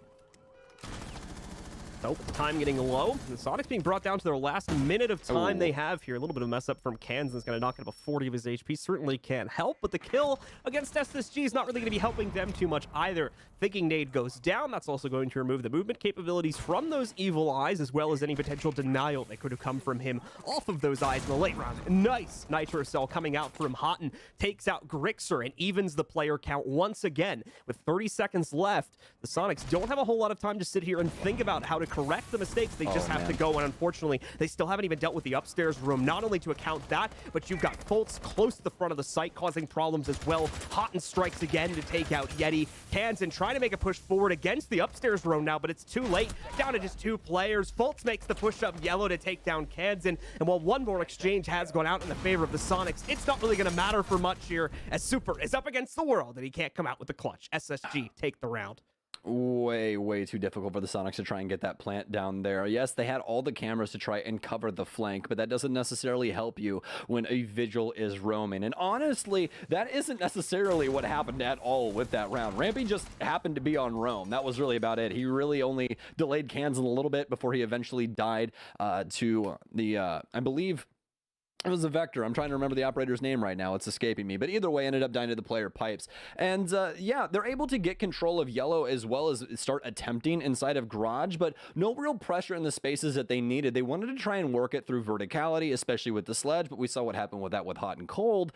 And then after that, the Sonics just really aren't able to turn it into anything. They end up losing a lot of bodies to SSG members in sight. SSG especially working a lot of the different positions in sight over and over again, especially that Pipes area. We saw them retake that, especially with Fultz, and continue to hold on to that and really give the Sonics a lot of trouble. So we'll see if that continues on throughout these defensive rounds, but so far so good for the Space Station roster. Yeah, taking the lead, obviously, off of that round puts them only 3 away from shutting things down and getting off to a solid start in Stage 2 of the NAL here. For the Sonics, obviously not wanting to have that fate befall upon them, going out 0-1. We'll see what they do to try to bring themselves back in it. We are still going to have Sam Fisher in play for Yeti, and a very similar lineup aside from that as well. Interesting, the track stinger is going to come into play here as well for Super. I don't see this operator picked super often, no pun intended. But it should be interesting to see her coming into the fold once again. Just like I said, she's a bit of a rare pick nowadays. I really hope you guys cannot hear the thunder in the background. I put a noise gate back on my mic, but okay, fantastic, awesome. Awesome. Because, yeah, there's little cannons being fired outside of my house right now. So, either way, though, for the Sonics, they are going to be changing some things up, as you said, bringing in the gridlock. And honestly, I really like this pick. This isn't something that we get to see too often, like you said. But not only does she have smokes to assist with the plant, but she also has attract stingers, which are one of the most potent utilities when it surrounds staircases. That's really it. We see a lot of use of her on Consulate, and we see her on Cafe. That's why you really don't see her anywhere else, because, well, Nomad exists, and Nomad's really good at flank watch as well. So SSG with a solid defensive hold, they're actually going to be upstairs, which is a site that we didn't get played too often when it came down to it. I mean, honestly, having a pretty solid defensive win rate actually at SI actually ended up beating out Lobby Piano on the grand stage in comparison to what we saw last season inside of North America, where everyone practically hated this site. Yeah, starting to see a little bit more play fall back into it. Could be part of the reason why we see SSG drifting towards it. Obviously, the influences are coming in a bit differently considering the player swap since then, but the Sonics do get off to a good start here as they're able to take down Houghton pretty early on into the round. Going to remove the Mozzie from play, so definitely a more aggressive operator, not going to dispatch too much on the utility front as those pests will still be capturing drones that run past them, just won't be able to actively control them anymore, which is more of a side effect more than the main point of the utility that comes with that operator regardless. Yeti with a good lineup on the pre-fire, just can't find the head of his opponent. That's going to be Fultz going down low as a result of that pre-fire damage. Aside from that, though, nothing else captured at this point by the Sonics. More specifically in the name of map control here, still trying to look for something to grab onto so they can really start pressuring out some of these hard lock defenders from SSG and hopefully inching that much closer to the site take. This may be an explosive one at the end of the day as they haven't gone for any sort of admin control and are focusing very heavily on this repel. And in fact, we'll be right about that. Super crosses in with the smoke support. Here comes the first plant attempt from him, but it is going to be resisted even slightly by Rampy there, who takes out Rexon on the window as well. Can't help out with this anymore. It's going to get so chaotic, but the Fuser goes down onto the ground. We get locked into a 2v2. Super the planter still alive in the site, but he's taking some heat right now as he goes down to 75. Seems to have survived it though. Bosco not able to get the winning angle against him, and the same can be said for Fultz, but Bosco needs to do a lot of the heavy lifting right now. He's got the highest HP. He's got the best angle to assault from, and Super, I believe possibly as a result of the smoke, might have gone down there, more than likely coming in as a tag as well. Oh no, what the heck? Super gets a kill on the Fultz post-mortem as well from the track stingers because Fultz is so low. But ultimately, SSG still win the retake there and take the round. Okay, so this has been a pretty chaotic consulate so far. Yeah.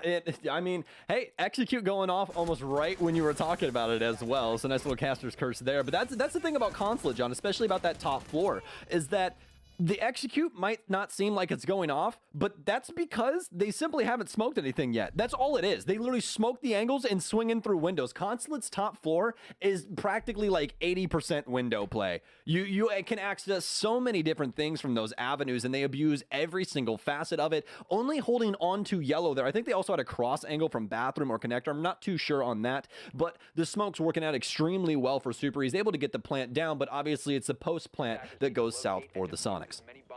Either way, though, things looking bright for SSG as they take the first 2 out of 3 of their site rotations, now going to the split for the potential third and maybe final one. We'll see if they really want to test their luck and go for the true split site here as the 4th and final site, assuming they win this one, but obviously they'll be unlocking the other ones for play afterwards as well. And assuming that they win this one, they'll also be put into a match point situation, so more than likely going to want to try and close things out as quickly as possible under that scenario. But we'll have to wait and see if that can be true, as the Sonics obviously still had a good run, specifically at the beginning of this map, but to be fair to them, have lost 5 rounds straight since then. So when exactly are we going to see this Sonics roster bounce back into the match? That's a really, really good question. Obviously, these last 2 offensives haven't been too hot, but that could change up at any moment. They're obviously still trying to work around that gridlock. As we said before, it got quite a bit of traction, no pun intended, that last round. But either way, looks like they want to stick with it and see if it could possibly help them with this lobby offense. And it surely can, especially with the smokes. The track stinger is extremely annoying when it comes down to it to try and clear out.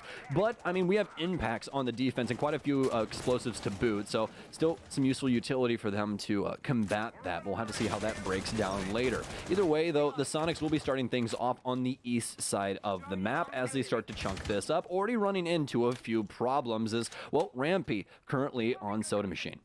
Rampy going to be continuing to be annoying from this position as well, unless he's going to be completely overwhelmed, which, to be fair, looks like it could be a good possibility. The Sonics already repelling and swinging, more importantly, to the inside of admin itself. Houghton trying to move up to assist, but it seems like it's a little bit too late on trying to actively push out the Sonics members from the inside of admin. Kansan, along with Grix, are in full control. What's more important is the IQ is assisting the push as well, so you're not going to see the Vigil have too much success trying to avoid the drone game here, because the second he turns that on and the players on drone drones realize it, well, call goes to the IQ, looks in that general direction, and they immediately know where Rampy's at. Here's the good news, though. They can still play out the delay from the second floor to first floor, and eventually basement possibly transition there in the form of this utility that we're going to see used to knock out Super and destroy a very important piece of Sonic's execute utility.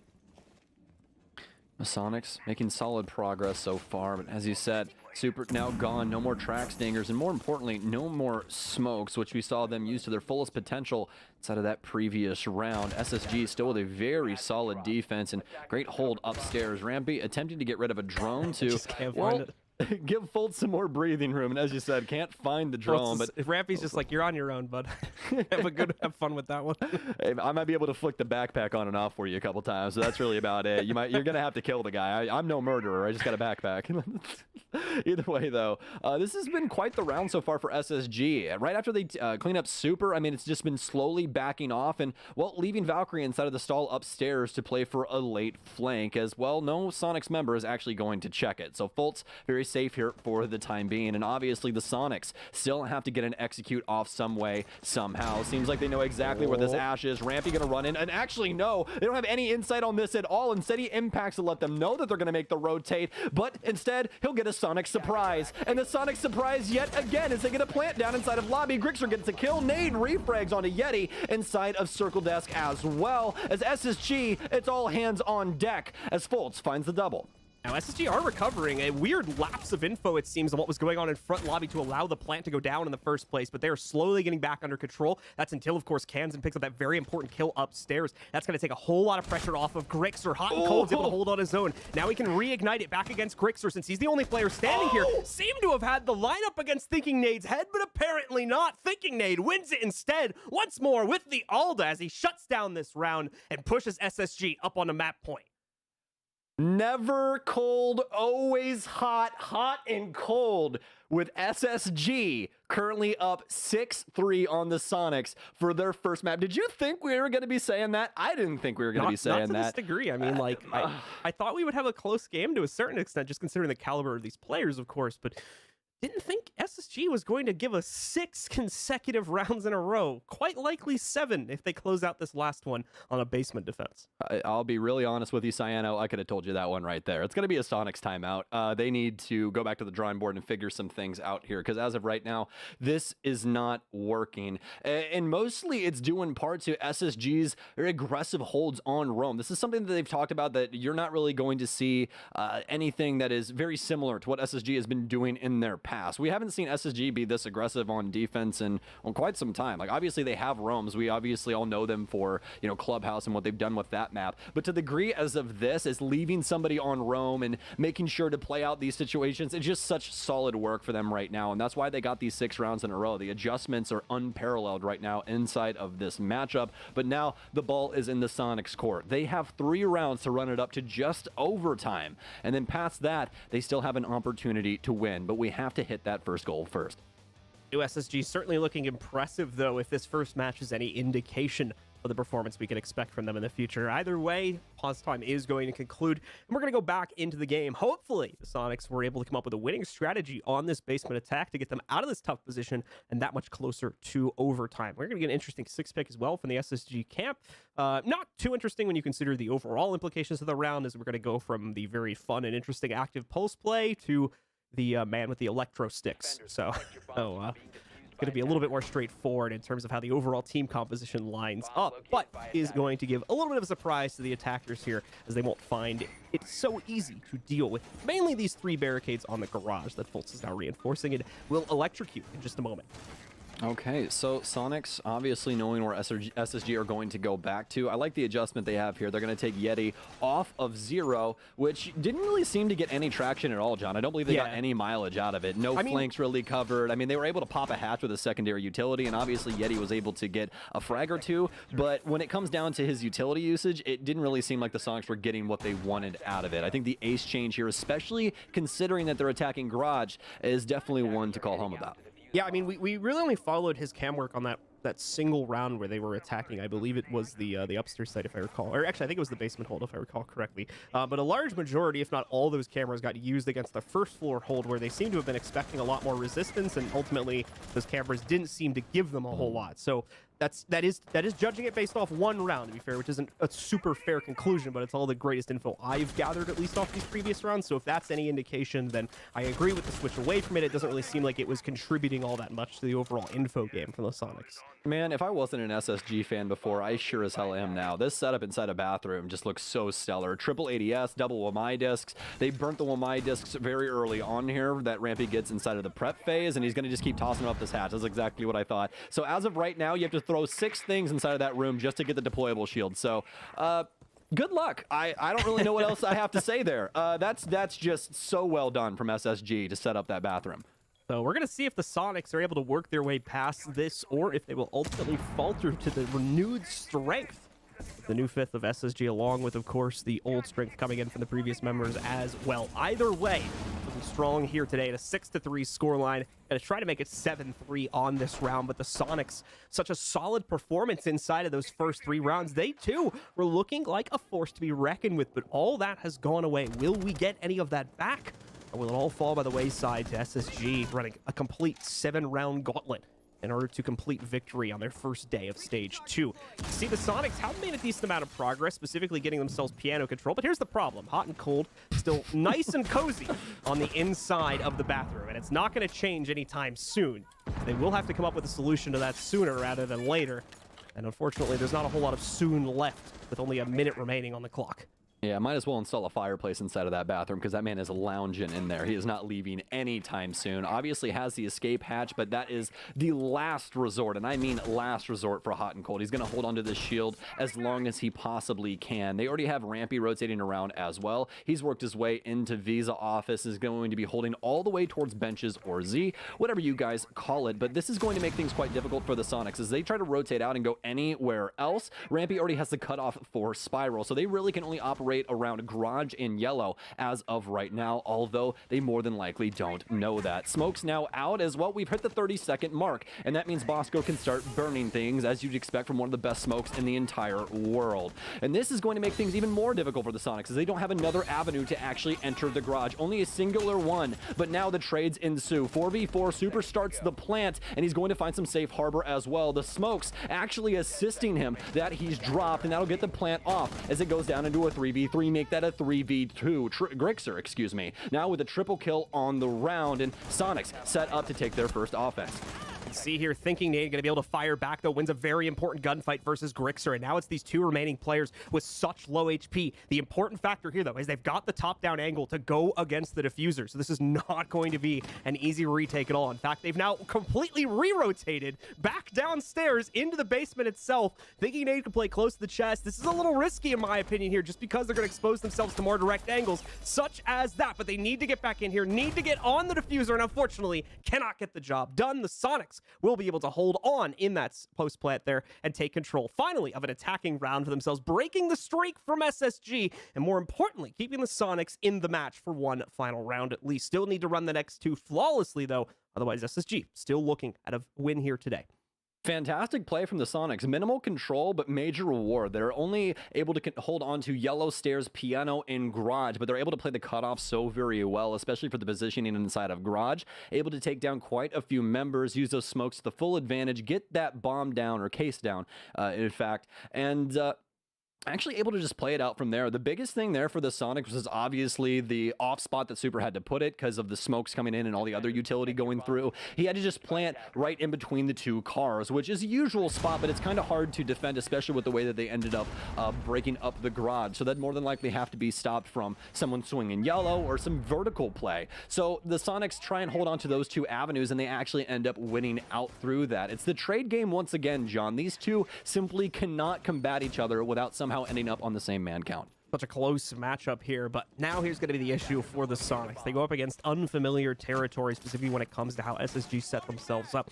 We have not seen SSG play onto this site as of yet, as we'll go to the final point on this map they can rotate to, which is going to be the split site, for those who are not too aware of this map's layout. But either way, will be one of the more difficult ones to handle, specifically for the Sonics, as there's many ways as a defender you can try to handle this one. And we are going to see quite an interesting take on it here from SSG. Just waiting to see what the final positions of these players are going to be looking like, as we've got quite a bit of a commitment to the upstairs, so more than likely going to be seeing some active resistance against this yellow take from the Sonics that they're now trying to take position for. Oh, Castle, it has been so long, my friend. How are you doing? I mean, it feels like we're just dusting him off right now. Haven't seen this guy in forever, but he's finally back out and about in SSG's consulate defense here that can possibly win them the last round to take out Sonics inside of regulation. Nitro Cell's now being burnt for SSG. Some damage off from Hot and Cold, but he can't win the fight up against Rex. And the immediate refrag, though, as to be expected in between these two squads. But we'll have to see a little later on as to how these castles are actually set up for Nade, as well, seemingly none of them here on this top floor as Sonics begin their clear. Might be set up to stop a more direct push into the basement, or more to restrict play around these spiral hallways would be my guess, but we'll obviously get a better glimpse of that later on in the round when we have to see the Sonics take those out of play. Now, once again, the Pulse coming back in. Talked a little bit about him earlier. He'd been 6 picked out, but there's quite a bit of active potential for the Pulse to come in for those who are unaware inside of Consulate. Most notably because he can, for the most part, see across this entire map, vertically speaking, at any given time. So he's able to gather a lot of free info, like you just saw right there. I believe that was a ping from him going on to one of the members of the Sonics being detected outside. So it just gives that extra little sense of relief for the defenders to know where exactly any sort of big groupings from the Sonics may be coming from at any given moment. Even extending that, of course, to individual players, as we just saw there with a spot from Bosco. A little bit of aggressive pressure from Super onto the basement here, but as you guys are going to see, won't lead to a whole lot here. More posturing than anything. Fultz, though, might get a bit more than he's bargained for here as he goes across. Just the worst timing, unfortunately, as Super gets a free one against him when he re-peaks Spiral. He's got to be happy about that, as the Sonics have the man advantage and no refrag available right now for SSG. Although they do have some great map control as of right now, especially for Rampy, as he's still upstairs inside of admin. And not only that, but he actually has the hatch popped to look down into Visa. He can play a lot of different spots here, especially this window that Yeti's currently manning. Obviously, the clear from the Sonics coming in from the west. They still had some people downstairs that we last saw, but looks like the plant wants to go down inside of Tellers. This is fairly straightforward for them, but they have to worry about the Nitro cells coming in from down low, as well as, well, a hidden figure up top that we've been talking about for a little bit. We'll see if Rampy gets away with his escapades, or if Sonics have something to say about it as well. Looks like the plant might be starting very soon. Super making his first attempt now. Bosco's going to be able to hear that. Nitro's out. Will the cancel come in? No, it will not. Super doesn't detect it quickly enough. Rampy gets another kill also. So all of a sudden, the Sonics are down to just 2 players. Going to connect each other here in the connector, leading from Spiral, and make one final attempt to get this down onto the ground. But Bosco's still a threat from up on top. Yeti will fend off the first duel, but cannot handle the second. And we will finally see the conclusion of this matchup as SSG take control of their first game of the season. Such a difficult round there for the Sonics, not able to truly get the map control needed in order to put a bomb down. But either way, great showing from them to start off the season. But SSG, I've got to say, I am quite impressed with this roster, especially with the recent pickup of Hot and Cold. Yeah, things are looking great, and that's to say a small amount as well, considering the time that this player has been on the roster. Hopefully, a bright future and a bright resurgence is going to be in the cards here for SSG after that good performance. I can really only hope the same thing, though, when it comes to the Sonics. We saw such great promise coming out of them on the inside of the previous stage, so it would be a shame if we end up seeing that be kind of the expectation on a match-to-match basis for them for Stage 2. I don't think that that is going to be the case. I'm just hoping that this is a little bit of a bump in the road as they're now getting back into that, kind of competitive sense with the stage beginning, but hopefully we'll see better performances from them in future matchups. Yeah, you really have to give this one up to Super and Joe Bro, and really the whole Sonics roster just, trying to figure out how the heck to come up against SSG. I mean, not only is it a new roster, right, but it's a completely different look. They changed up a lot of things. The playstyle for SSG there was quite different from what we used to see, and it's just hard to try and game plan around those parameters. And honestly, given the circumstances, I think the Sonics did extremely well. I'm excited to see what they have in store for us for the rest of Stage 2. I think the other thing with the Sonics that was quite difficult inside of this map was the fact that the Sonics had a lot of rounds that seemed to be won by them already, just off of the early and mid round that was being played out. They'd get these 5v3, specifically in round 1 there, and seemingly have a great amount of time to play off of that, but oftentimes it didn't translate too well to actually taking down that late round defense from SSG inside of the site, and led to quite a few unfortunate scenarios where they seemed to be the winner in the early round, but turned out not to be the case by the time we got down to the clutch in those final seconds. Either way, though, SSG come out on top of this match. We still have one more game to get to, but before we get to that, we're going to take a short break, and we'll come back with Velen and the analysts to break down this one you just saw.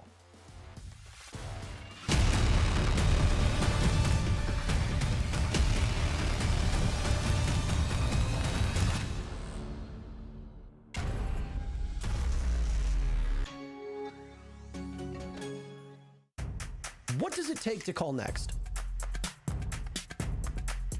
Follow us for a deep dive into the Rainbow Six community, breaking down barriers, taking you behind the scenes, and showing what it means to level up.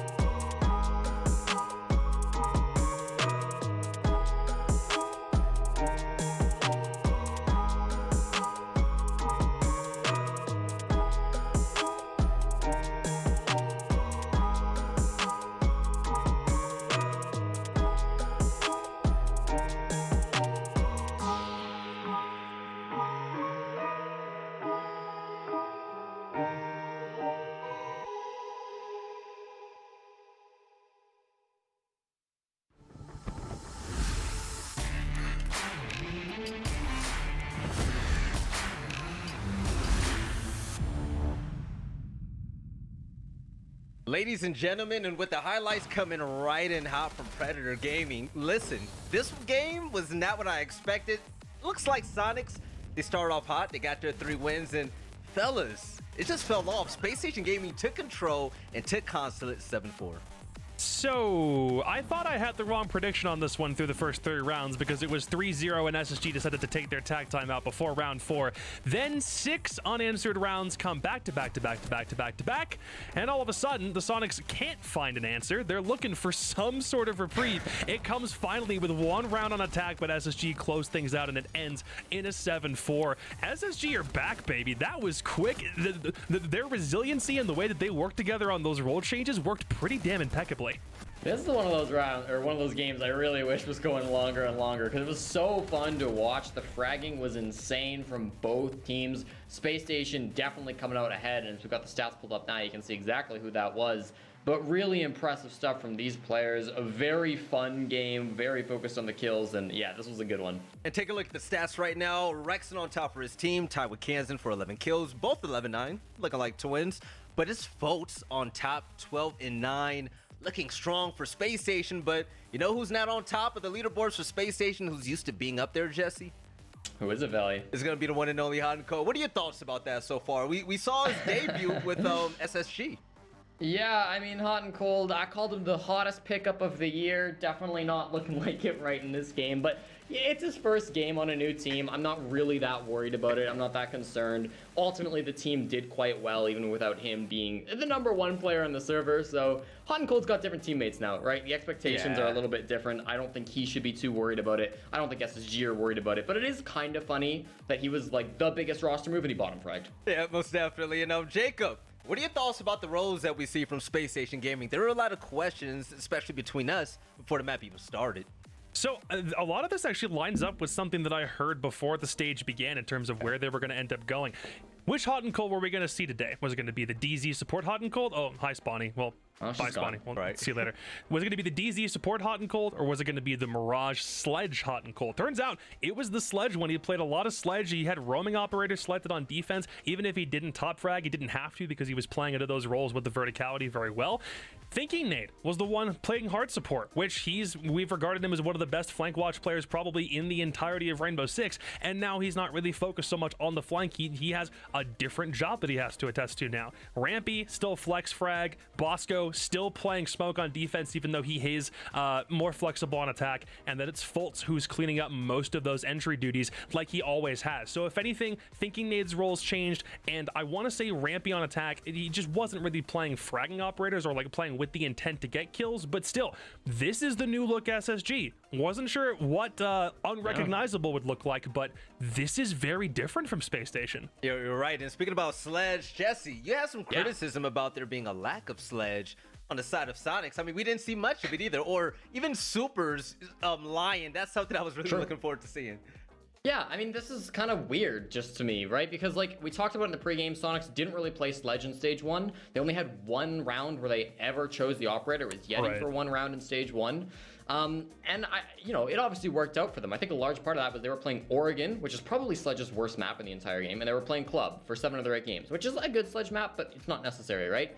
Now you're at Consulate. Consulate is a map that Sledge really does like to tear it up. You know, you can get away with a buck, for example, but soft destruction is so important on this map. There's so many like soft floors, particularly for that garage bomb site. And they tried it once. Grixer did the first attacking round on Sledge, got C4'd without getting a kill. He like ripped up like one little hole in the floorboards and then got C4'd. And then they never tried it again. They were running IQ instead. They're running some other operators, which obviously don't provide the same, frag grenades and such that Sledge often does. So I'm confused why Sonics don't like this operator. I'm confused why they just don't seem to bring it out. Certainly in this game, it felt like a big weakness for Sonics. They just didn't have that pressure in the fights that Sledge up above or wherever he might be would have been able to provide. And so, yeah, that's just something I'm questioning. And then, yeah, Super not online as well on the gridlock instead. I wanted to see it. I mean, those are operators that fill similar roles, and we know Super is like one of the best Lions, I'd say, in North America, and Gridlock kind of sucks. So, I don't know. I like Gridlock, man. Confusing. Okay, you can. That doesn't make her good. All right, Jesse. Dang. Enough with the slander, man. Jacob, so what we saw last stage was heartbreaking from Space Station Gaming, right? We know what they're capable of. We saw Rampy, Fos, and these players play out of their minds to try to get wins, especially towards the tail end of the season. Now they have hot and cold. Now they're up 1-0. What are your thoughts about the future of this team? Because I think they're still on it, man. They're on top. It's a really good start, and for it to come against the number 2 team from last stage is just kind of icing on the cake, I think. But it's how you win the game, right? If it was an 8-7 overtime classic, that's good, but that's not really a statement of strength from a team. You want to know what a really good statement was from this game? How about 6 rounds unanswered before the Sonics finally got one on attack? It went from 3-0 to 6-3 within the course of about 45 minutes. And that's just SSG peppering over and over again, ensuring that they don't allow the Sonics that much room to breathe. They're countering a lot of their sporadic movement, and they're getting those roams completely off their game, which is something that SSG historically has always needed to do, and they just couldn't do it back when they were figuring out initially how to compensate for Canadian not being with the team anymore. Now they've got more structure. I just love what I'm seeing. I'm going to hope that this progresses week in and week out, because I don't want to stop seeing this version of SSG, and it's only been one play day. But we're going to see it some more with the upcoming play days. Don't forget, we have Super Week this week. But fellas, it's time for the poll. The community question that we had was, both of these players were in the running for MVP last stage. You know who I'm talking about. Who's going to keep that form today? It's going to be Grixer or Hanko. Jesse, who you got? I mean, Grixer was MVP, and I think definitely in the server he played more of like an MVP would. So I got to go Grixer in this one. All right, Jacob. I love me some Grixer. We talked about him all last stage, but Hot and Cold was coming off of a great streak on Mirage, and I think a lot of people before the game started probably went with the guy who was filling up their Twitter feeds. Let's see if it was Hotton. Yeah, Grixer's been well, but I think it's Hot and Cold as well. So production, drum roll, who won this? And plus, the Space Station Gaming, man. We know the popularity behind this sword. There it is. 61%, kind of what we expected, but hey, Grixer's name is holding weight, though. So, ladies and gentlemen, coming up next, we have a really good game. It's going to be Beast Coast versus Oxygen. You got the new IGL with Bio going against the #1 team from Stage 1 last last time we were playing here in the NAL. I'm so excited. You guys are excited. So we'll see you guys on the other side of this break for one of the biggest matchups of the day.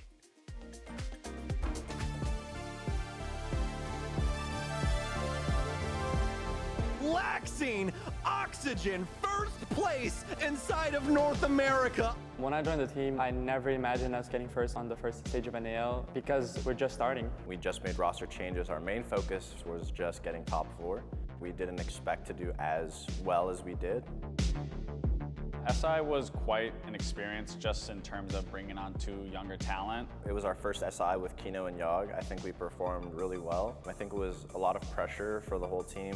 We weren't expecting really anything as much as we accomplished getting top 5.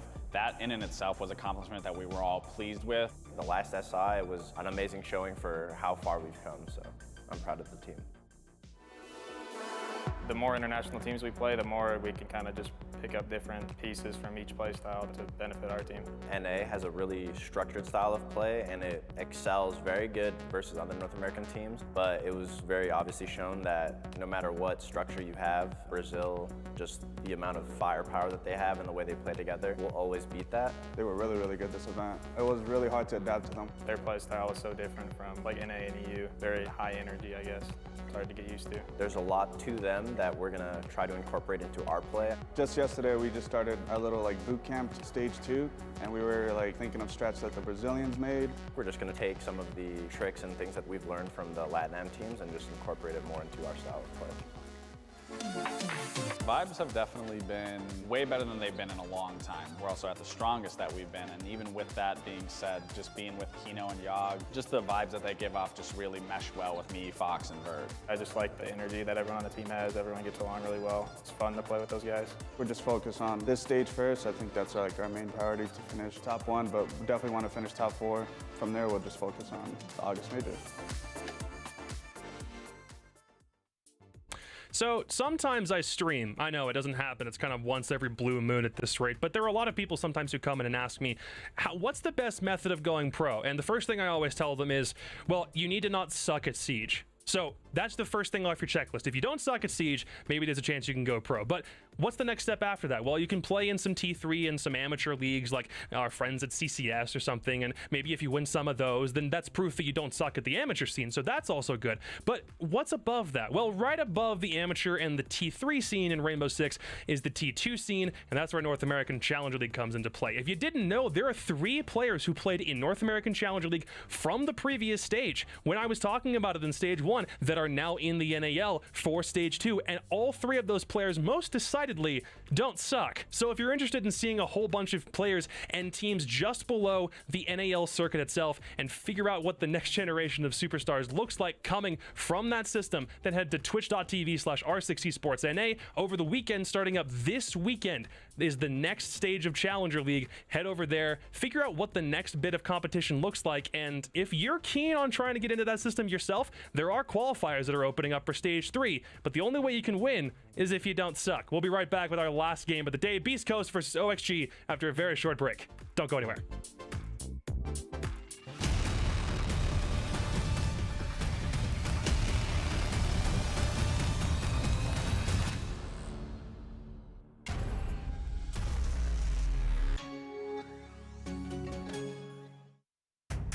What does it take to call next?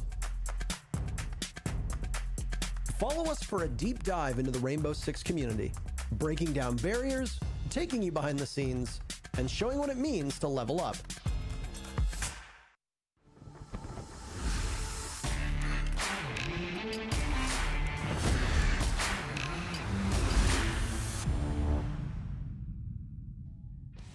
All right, it's been a good long day so far, but I'm not complaining because we have our last series of the day. It's going to be a good one, Oxygen versus Beast Coast. Before we jump into that, let's take a look at what's been happening so far with the standings. 3 series have come down, and we've had some really big winners, and what the standings look like now is nothing like what we've seen in stage 1, but remember, it's still Playday number 1. But on top, we're going to have TSM and Space Station Gaming and Jacob.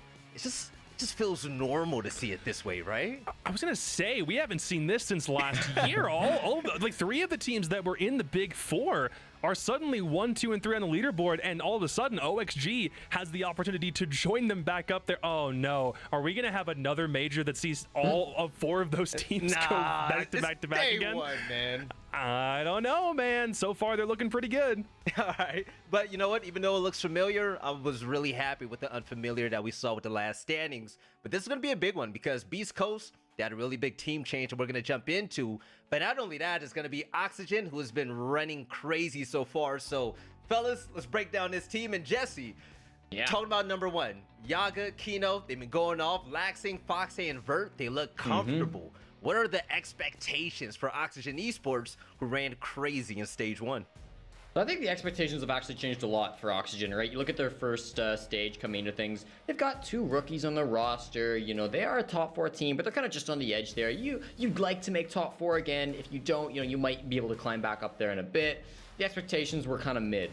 Now though, I mean, Oxygen finished first in Stage 1. They went to SI, they finished top 6 in the world.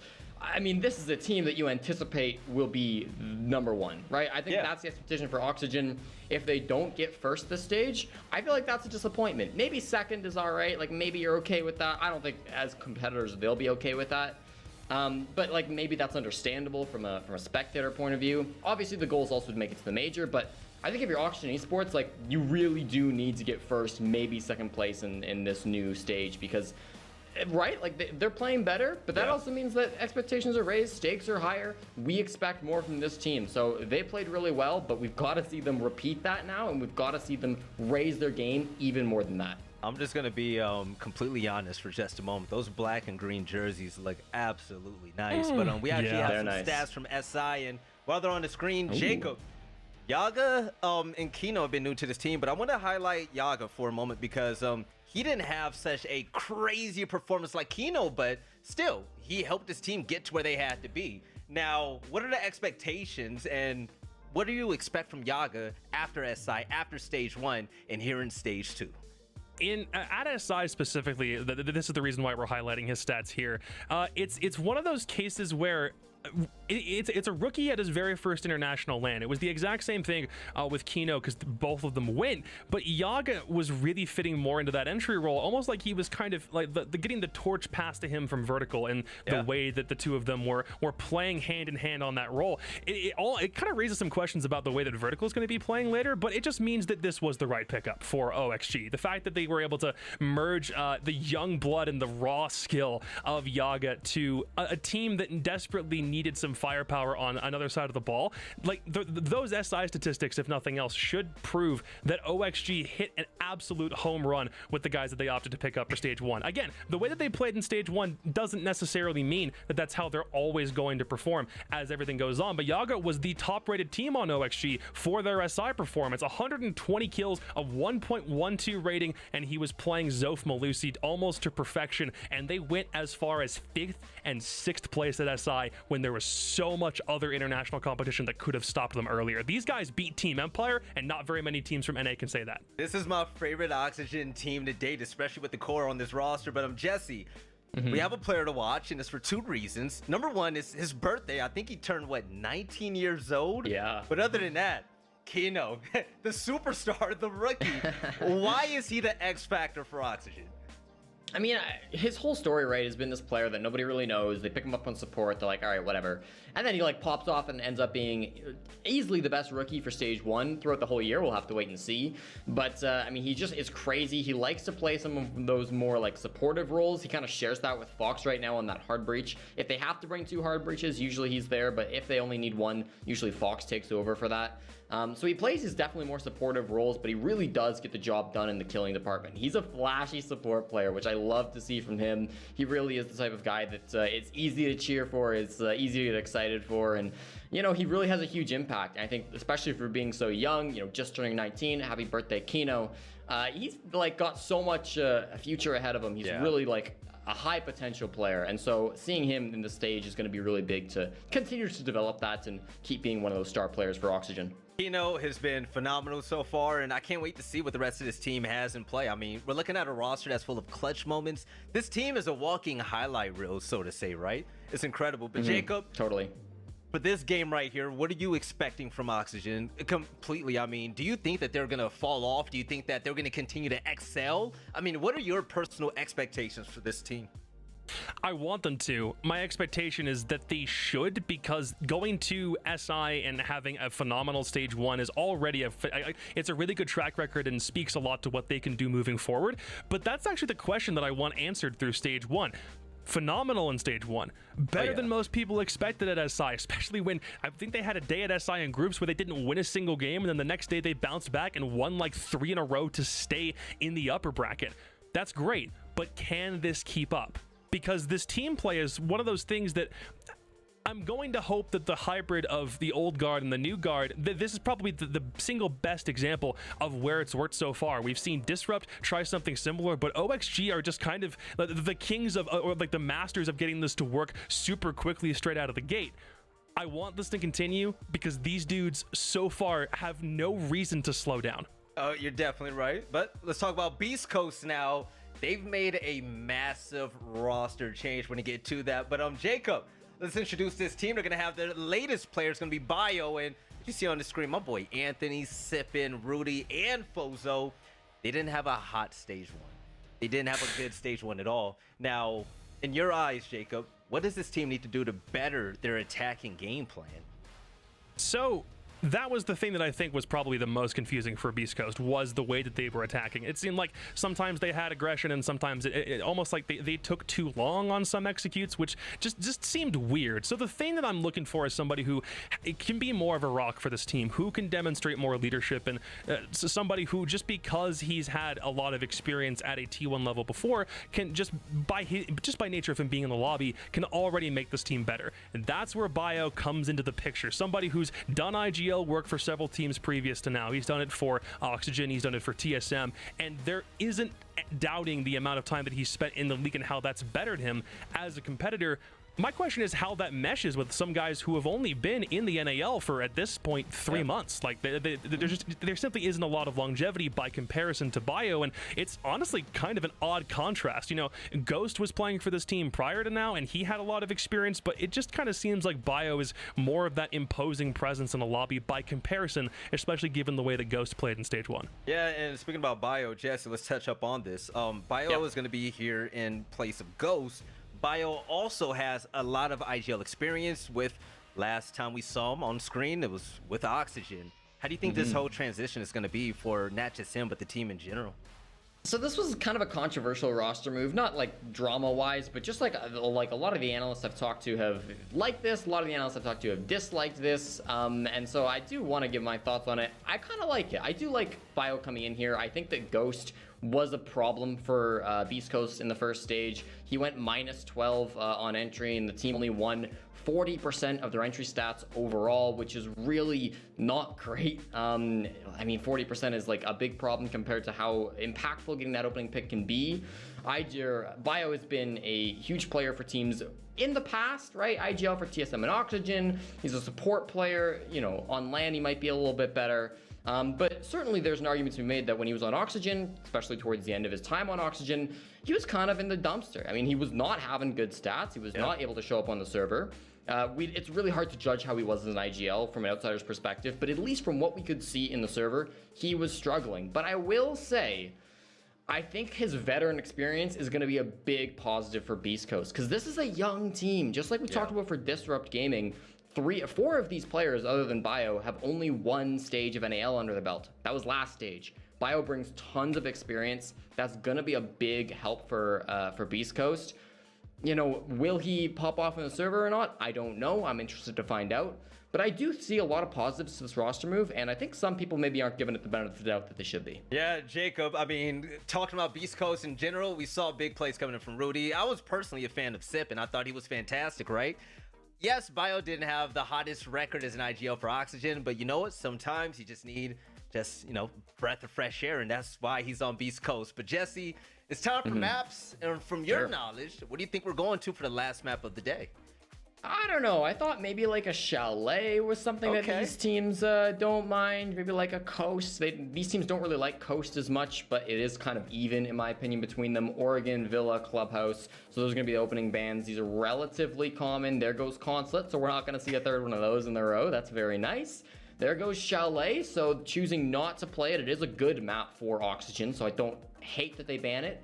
Then we get Cafe being banned out by Oxygen. Cafe is a map that they avoided a lot recently, and we go to Coastline, so I actually got something right today in terms of predictions. That's always nice. And so this is one of those maps that I think favors Oxygen a little bit. Back in the day, this was the Oxygen permaban. I think we need to get out of that mindset, though. I'm definitely still in the thought process of, oh, Oxygen hate Coastline. That's not really the case anymore. You know, they did play it a little bit at over the last 3 months. They did beat Dark Zero and the Giants on Coastline recently, so that's, you know, impressive. And for Beast Coast, they banned this map a lot, but they did only play it once. They got an 8-7 win over Disrupt in the stage 1. So, like, not a lot of intel on both these teams, but I think it'll be fun to find out. And continue to watch Oxygen grow on this map, I think, is also a really interesting storyline. Jess, you know, you had a lot to say. You seemed unsure about which team was going to come out on top, so I'm going to throw this to you first, my man. Okay. Oxygen on Coastline, I mean, the thought of it sounds crazy, right? They're going to run wild. But Beast Coast, the unexpected, we don't know what they're going to do. Do you think that the underdog might win, or do you think Oxygen supremacy is just going to be it? I think some people are sleeping on Beast Coast, but against Oxygen, I can't. I mean, it's OXG. This is a team that just dominated the league last stage. They did really well at SI. They're against Beast Coast. I mean, there's not a whole lot else to say. I'm going to pick Auction for this one. And maybe the map will throw them off a little bit, but honestly, I don't really think so. Jacob, 67%. You're in the lead right now. You're doing good, man. You're doing all right, but it's still day one. You need that laptop. So for the laptop, who are you predicting to win this game?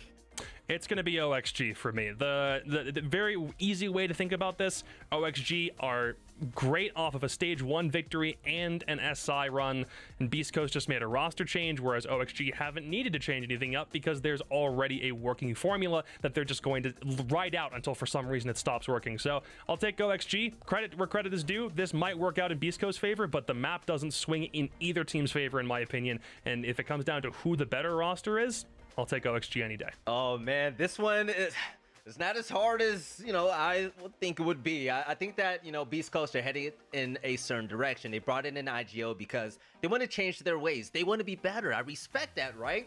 I just don't think Bio and crew are going to be able to do that in time to beat a red hot Oxygen. They were #1 in stage 1 for a reason. The rookies are popping off, and still, you have Vertical like running around the map. Fox and Laxing being clutch gods.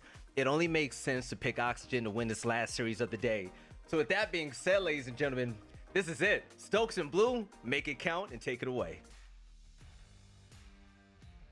All right, thank you very much, Veli, and welcome once again, ladies and gentlemen. As we get ready to dive headfirst into our final matchup of the day. OXG looking to continue their very prominent run that started at the end of stage 1 with a top spot towards the end of it, going up against Beast Coast to bring a new but also familiar IGL into the fold here, try and improve their own game plan. Will it work? Well, we'll have to wait and see. Obviously, couldn't ask for a better matchup for Bio's sake, as he's going to have quite a bit of internal intelligence about how the inner workings of at least 3 of the members of Oxygen will play out. Stokes, what do you think of this matchup, though, as we get closer towards it?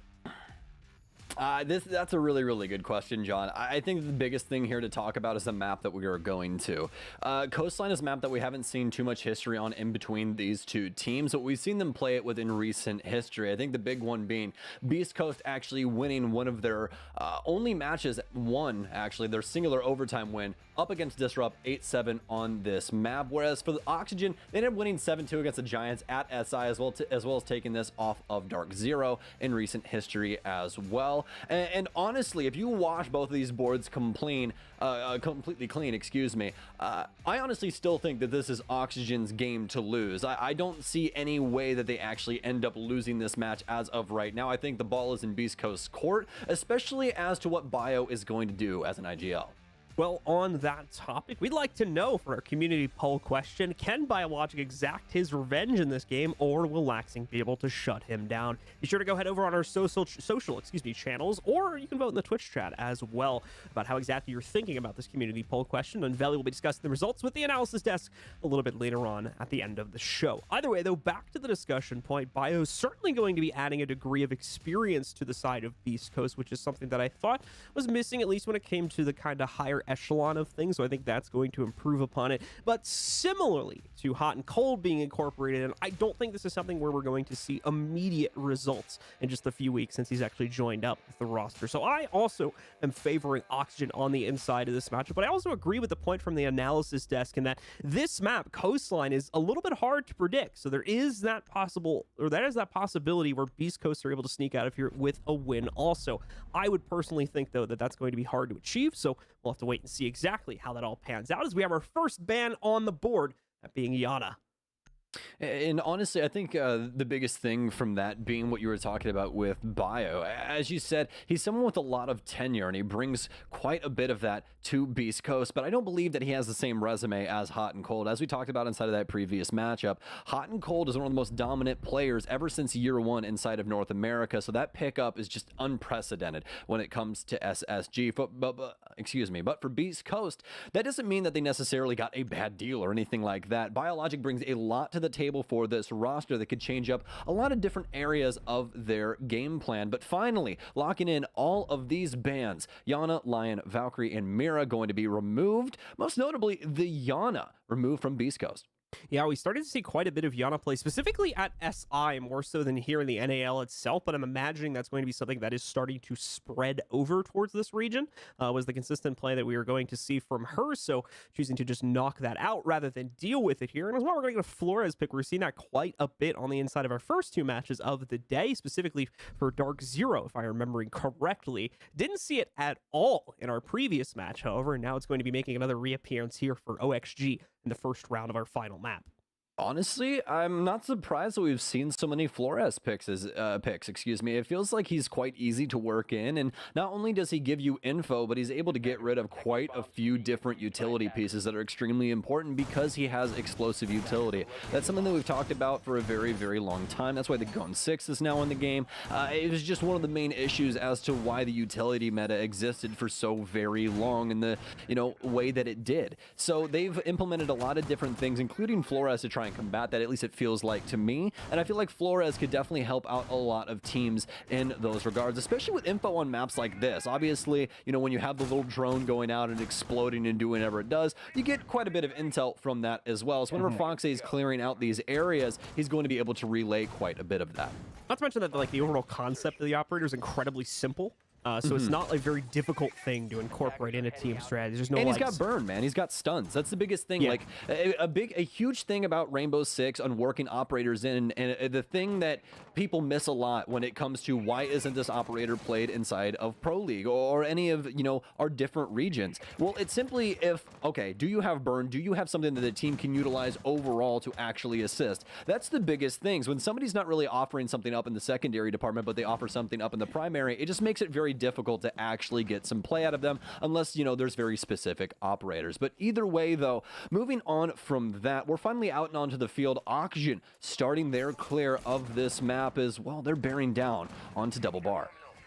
Is going to be, I believe, a kitchen hold ultimately coming in here for Beast Coast as they try to fend things off, but a large majority of that defense being committed to the double bar, as Sam had just mentioned, not to mention upstairs as well. A lot of mobility coming in for right now for the Beast Coast, and that's panning out as they pick up the first kill. A quick response from Vertical, but Rudy also in the neighborhood here, going to try to pick up his own exchange and put Beast Coast back in control. Won't be too successful upon that, but what an angle going out against Kino. Kino takes that blast of bullets, but is still able to win a completely detached fight on the inside of Sunrise Bar as he takes down now a second player, also eliminating Sippin. A good start for the birthday boy here. Yeah, no longer Kino on Hard Breach. It's Kino with an F2, and he's looking. What was that? Oh my God, Fozo! Your head is in the grandstands, my man. That was so incredible. What a shot. A singular bullet past the bomb chassis takes him down. Oxygen gonna clean it up while I'm still picking my jaw back up off the floor. Round one goes the way of the green. So it's looking like we're in for the Kino show today, if that runs any indication, because that was some absolutely insane stuff from him. I mean, even just the first duel he wins is crazy, right? There's that, to be fair, fairly impressive crossfire angle coming in from Beast Coast from the inside of Office itself that nearly kills him before any of that action begins. But despite that and the damage going on to him, probably from the player he was actually dueling as well, still gets the first kill and then gets 2 more on top of that. What an impressive round. Yeah, and honestly, that's the best way to round that up. It really was the Kino show inside of that one. Yes, the double bar take works out well for Oxygen, but it's really off the back of Kino's efforts. We had some other Oxygen members picking up some frags. Obviously, we saw that from Vertical inside of Office, assisting with the clear of Beast Coast, but they simply bear down onto side and remove every single BC member from the map, and what a clear it was. Either way, looks like Beast Coast want to shift gears going into round 2. They'll head upstairs towards Penthouse, and you can't exactly blame them. That kitchen defense just not working in any sense of the term. Now, going to be interesting seeing Beast Coast over here towards Clubhouse for a couple of reasons. The main one being that Mira is currently banned, and up until recently, she was, in a lot of senses, required for a lot of teams in order to properly play the defensive setup onto this site. That has changed as of late. Teams have figured out a new way to play, specifically around the 90 position, which Beast Coast is currently reinforcing, on top of playing into VIP, I believe, also, that Beast Coast is going to be utilizing here on the inside of this round.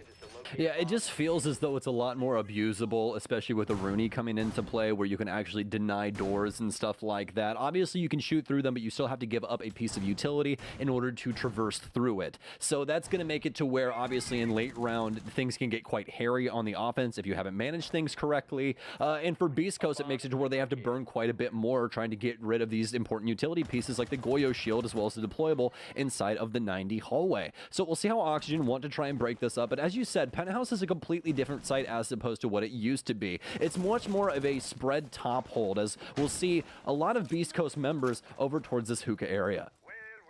Starting out with Fozo, of course, he's probably going to get quite a bit of pressure sent his way from that outer balcony just next to VIP. Won't only be this player that'll have to worry about some of that early pressure. You've got some inklings of the members of OXG around Rudy over here by hookah, and at least one other position too. Here's the problem for Rudy, though. He's just lost his back wall. Now he's got to try to defend it while stunned out. Can't get the job done as Kino picks it up, but regardless, it's going to be Beast Coast that up until now at least has the advantage on the inside of the trade.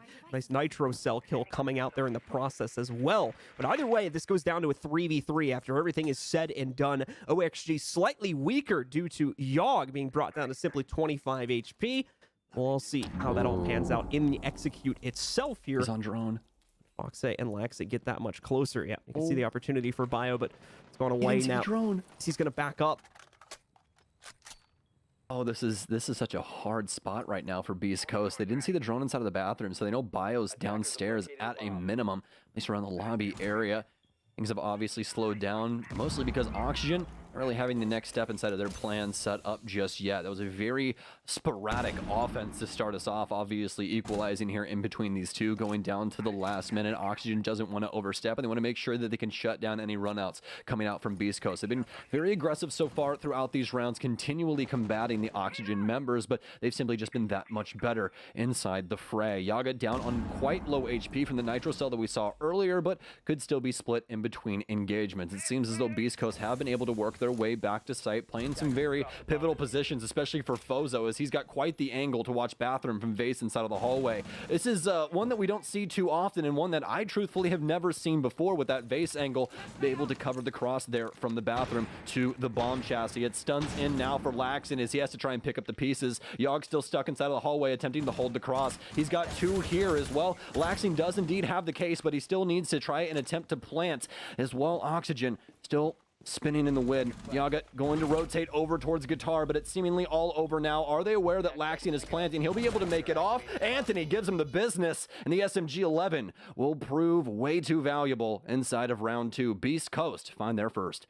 Okay, she's seeming to have something to work with there at the end of the round, trying to play out that 2vx scenario, even seeing Laxton get into position in order to put the plant down onto the ground, but just nothing to work with inside of the post plant. And from what you could see, even from the Hall of Fame, no winning angle to be given over to one of their players to allow support even onto that plant. So a swift shutdown in the 3vx for Beast Coast there in order to control the trade round and bring us back to a 1-1 scoreline. It looks like we're going to be transitioning down to the double bars now that Beast Coast have finally found a site where they can meet with some success. That was extremely well played there from Beast Coast. As we talked about inside of the, the prep phase, that site is quite difficult to defend, especially in the traditional means, right? You have to have a Mira, you're trying to play. Penthouse is more of a no man's land, and that's just not what it is anymore. It's that extended hold that we saw upstairs, attempted to delay time, but really truthfully cut things off around the VIP guitar area. You want to hold on to 90, and, well, if you're Beast Coast, you also want to have a pretty awkward angle for the offense to work with, cutting right through Penthouse, making that cross to the safe spot that we usually see the plant go down nearly impossible if someone is manning that angle. So Beast Coast just with a very nice one-off round. I don't necessarily know if it'll work the next time around, but I surely hope we get to see it again. Yeah, it's obviously a very odd sight hold in looking at how it's generally played out, so actually maybe just not being too familiar with that and kind of getting outbeaten due to the complexity of the strategy. With that said, however, we're going to go to the opposite of that now. This is pretty much how most teams tend to defend, from a general sense anyway, their double bar sites, leaving the blue bar itself relatively exposed while putting quite a bit of an emphasis on defense, and then the sunrise bar, the extension into kitchen, and probably your top roam a little bit there too. Yeah, you can always play this floor above if you necessarily want to. For Beast Coast, it's looking more like an extended hold, especially with what we saw going on with the kitchen area. It looks like they want to be able to have a cross, especially for beer here, and hold on to lobby as, well, that's extremely important when it comes down to blue. As you guys heard John talking about, and no, not the caster, the actual blue bar. Breaking that down and breaking the wall. Yeah, it gets very confusing, you know. Oh, he's able to get away from it. I'm going to shut up about my analysis for just a second, as Bio might be in some trouble, but things seemingly slowing down for the time being. Either way, though, lobby very important when it comes to holding down the blue bar. You really, really want that cross, and that's why that wall is destructed back and forth in between beer, just to allow any crossfires to help out Beast Coast in that area, which, well, seemingly might need some assistance early on here for Bio. Yeah, Bio actually with a slightly incorrect read there, thought the opponent went cross the breach, so ends up exposing himself even more to his opponent. Thankfully lucky this time that his opponent is not actually looking down that sight line, keeping him alive in that specific scenario, even after the nitro cell goes off. Sippin as well with the angle against Kino. They were looking to shut him down quickly after that first round performance, and that is indeed going to be a winning spray in order to take him down. Won't fully eliminate him yet, and obviously, again, this is pro play, so they're not getting that confirmation that he went down. The good news is, though, is they seem to have info irregardless, trying to bait out Kino's down body slightly there, but it won't pan out. Kino will get revived, only that sliver of HP being taken away from laxing in the process, and OXG will now be back to having the man count advantage here as we head into the final minute of the round. Now, this is very scary because as from what we've seen, this has actually been quite a quiet round for Oxygen, except for the fact that they've actually killed Anthony. So there's no smoke here. Oxygen are allowed to take really as much time as they want when it comes down to the info game, really get a hold onto what's going on inside of sight and try for this execute, but they seemingly don't check a box, which is the top hold as Rudy gains control of Penthouse and is able to finally equalize, taking down the main man himself, the birthday boy, Kino. But Yaga, quick to the refrag. Sippin going to take a lot of heat here as he tries to cross out into the main lobby and fend off some of the other pressure that had been built up against his team.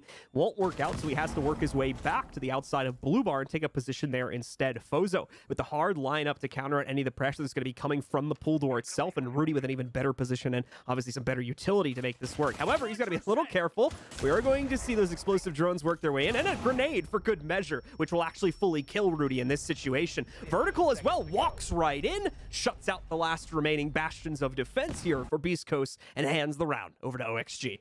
That was so beautifully done. I'm pretty sure I wasn't able to get too much insight onto how Foxy was essentially using the drones, but what it looked like is he was taking out all of the ADSs inside of sight and just making to where every single piece of utility they threw landed. And it was just so very well done for Oxygen there with that clear. They know that they no longer had to worry about the smoke, so they're able to play that down to the time in which they're able to get all of the insight available to them inside of the actual sites.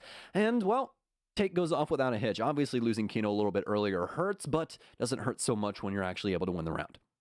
All right, so let's take a look here, see how Beast Coast will try to rebound once again, continuing to truly rotate throughout the entire breadth of what this map has to offer in terms of its site rotation, as we're going to go to the final one now for Beast Coast. They'll use all four as they go for their upstairs defense on, well, inside of round 4, couldn't be more appropriate. We'll see how this works out for them. This is the one that you folks at home are probably going to be the most familiar with if you're a Siege player, and we'll see it get defended in a pretty similar way as well.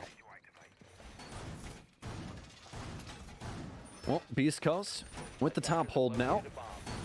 maybe going back to basics here with the hookah setup and, well as with the utility department. All of these operators traditional when it comes down to hookah. Obviously, we don't see too much vigil nowadays, but obviously that's just more of an aggressive mindset here for BC. We'll see if they're able to get another spawn kill or something like that to start us off and put Oxygen on their back foot, or if OXG will get the lead off pick yet again. Remember, instead of that last round, able to take down the smoke, and that really set up what was going to happen throughout round 3, especially coming down to the execute. Well, let's see how the opening action will unfold. Specifically for OXG, there's going to be a lot of emphasis on that VIP take here for them as 3 players rappel up to it, take that early control for themselves. Of course, from what you can see on the top-down view, not going to be a whole lot of immediate resistance here from Beast Coast. They'll be getting free control of VIP, Hall of Fame, looking like bedroom and possibly theater as well, all going over to them. Obviously, those are pretty far detached from the site, so nothing really lost on the Beast Coast camp there, but still, it's the extra pressure that's going to be building up against them. Sippin can already hear it. He's going to try to go for the Nitro. This could be 2, but no. Only 1. Oh, it is actually going to grab 2. Yogg, to be fair, will more than likely be revived, but either way, great lineup from Sippin to knock down both Vert and Yogg in the early round. I mean, Yaga, come on, just pick yourself up, man. It's fine. You know, Not anymore. real rough. Times where you wish Zofia was moved back like 3 or 4 patches, you know what I mean? But either way, they'll be able to pick him back up as, well, Foxay will come in for the rescue. Either way, though, Beast Coast get the initial pick they were looking for, and even more, destroyed quite a few drones in the process as well. Bio's actually going to get knocked down inside of lobby from one of Laxion's air jabs, but nobody there to capitalize. I almost want to say he tripped out on purpose. He like really slowly walked towards it for a second there. But either way, nothing really lost out of that scenario. They're bleeding out that extra air jab, and of course redirecting the attention of one of the OXG members, however temporarily it was. So more than likely going to see, I think it was Fox that went over there to take a peek at that. So he'll probably rotate back into position pretty soon, and the rest of the team will begin committing to the rest of their push. Laxing actually keeping a close eye on this rotate now because of that air jab. But I think the threat has passed. It's not looking like Bio, especially when you consider, well, no, they're ahead right now, so they could try to get a bit more aggressive here now that I'm thinking about it and looking at it more appropriately. But either way here, OXG looking for a way to get back into control as they take that Aqua control and try to push themselves forward. Well, we'll have to see what the new IGL will do. Obviously, does have man advantage, could possibly send a flank here, but we'll have to see exactly what he wants to go through with. Rudy and Bio both still playing down low. Obviously, Bio more than likely the favored rotator, if you want to call it that, as well. He does have that backpack to block himself from drones. Get very difficult for them to actually get any insight on him, but it seems like Oxygen already ready to jump into the site and attempt a plant. Currently, case on Yaga, but Oxygen getting depleted left and right now as they're continuing to try and find some space. Well, Yaga's gonna walk right into some toxic smoke. That'll take him down. Fozo gets yet another, not with the smoke, but with the SMG-11 instead on the mute as well. Beast Coast finally battle back.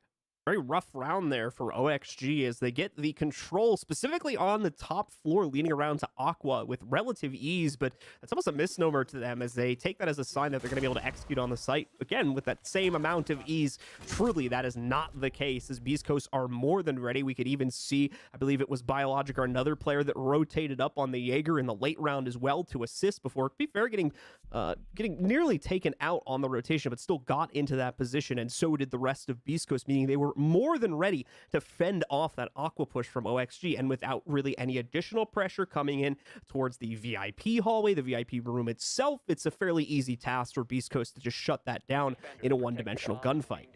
Yeah, it was very straightforward overall if you really get down to it, because I don't know if they had impacts or bulletproof on the Vigilance out of that previous round, but if Bio did indeed have impacts, then he simply just gets to play blue bar there and impact the floor whenever they go for the default plant. So Beast Coast was never out of the driver's seat ever inside of that round. Oxygen simply tried to throw and execute at the wall and hope it sticks in the likes of that billiards attack, but that was really it. It was just an attempt. There was really nothing there for them to actually get a win condition off of, so very unfortunate for them. But now we're at a very interesting scoreline as we've seen in recent history. Well, actually the history of Coastline overall, this map is a teeter-totter. We've seen it lean to the defense, lean to the offense. It just really matters about region, and at the end of the day, the two teams that are playing against each other, this map is really crazy when it comes down to it. So if you I was looking at this a couple weeks ago. If you are counting SI as the most recent indicator, this is actually the most balanced map in the game.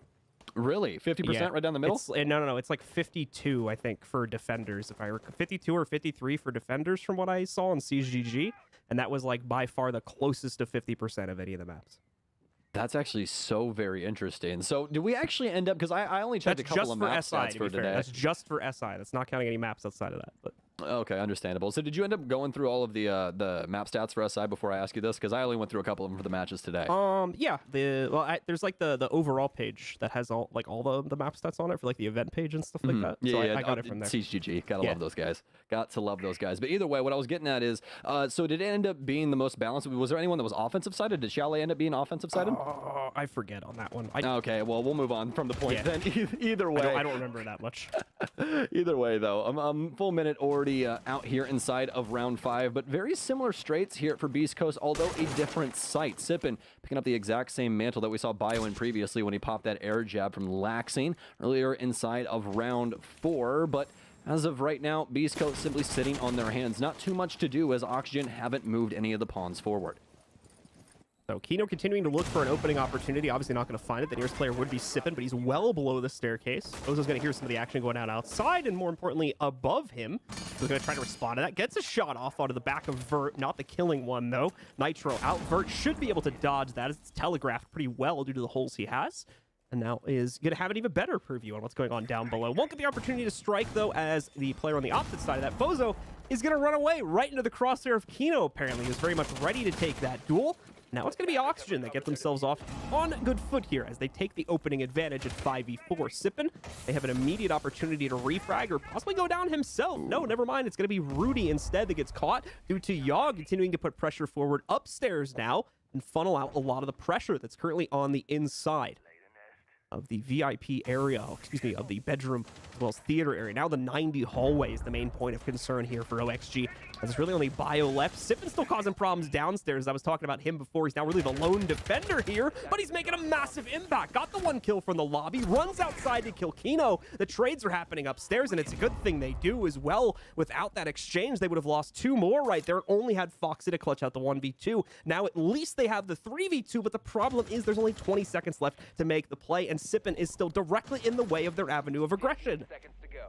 Does have to cross here for the main door. Obviously nothing to break up this wall, all except for bullets. Misses the headshot. It goes wide. They're trying to stop the plant as of right now. Swings, but not wary of vertical up top. Anthony with a nice shot. He can't stop the plant either. The shotgun out. Ooh. Somebody needs to stop him, and it's Yaga to do it. Oxygen stops the bathroom retake as he'll save the life of his Flores planting right in front of him. Honestly, a really interesting gunfight in the way that all plays out there towards the end. The final member of Beast Coast not even really making the wrong decision. Knows it's at a null timer scenario. All he has to do is kill the planter. So he tries to go for what he would assume would be the easier angle to work from the inside of the bathroom with the shotgun, but that ends up not being the case. Gives the other member from OXG supporting the plant the time to readjust their aim and shut things down when he repeaks. So beautiful work there from OXG to still get that down onto the ground and clutch things out despite working against the timer. They take the lead at 3-2 as we head into the final round of the half.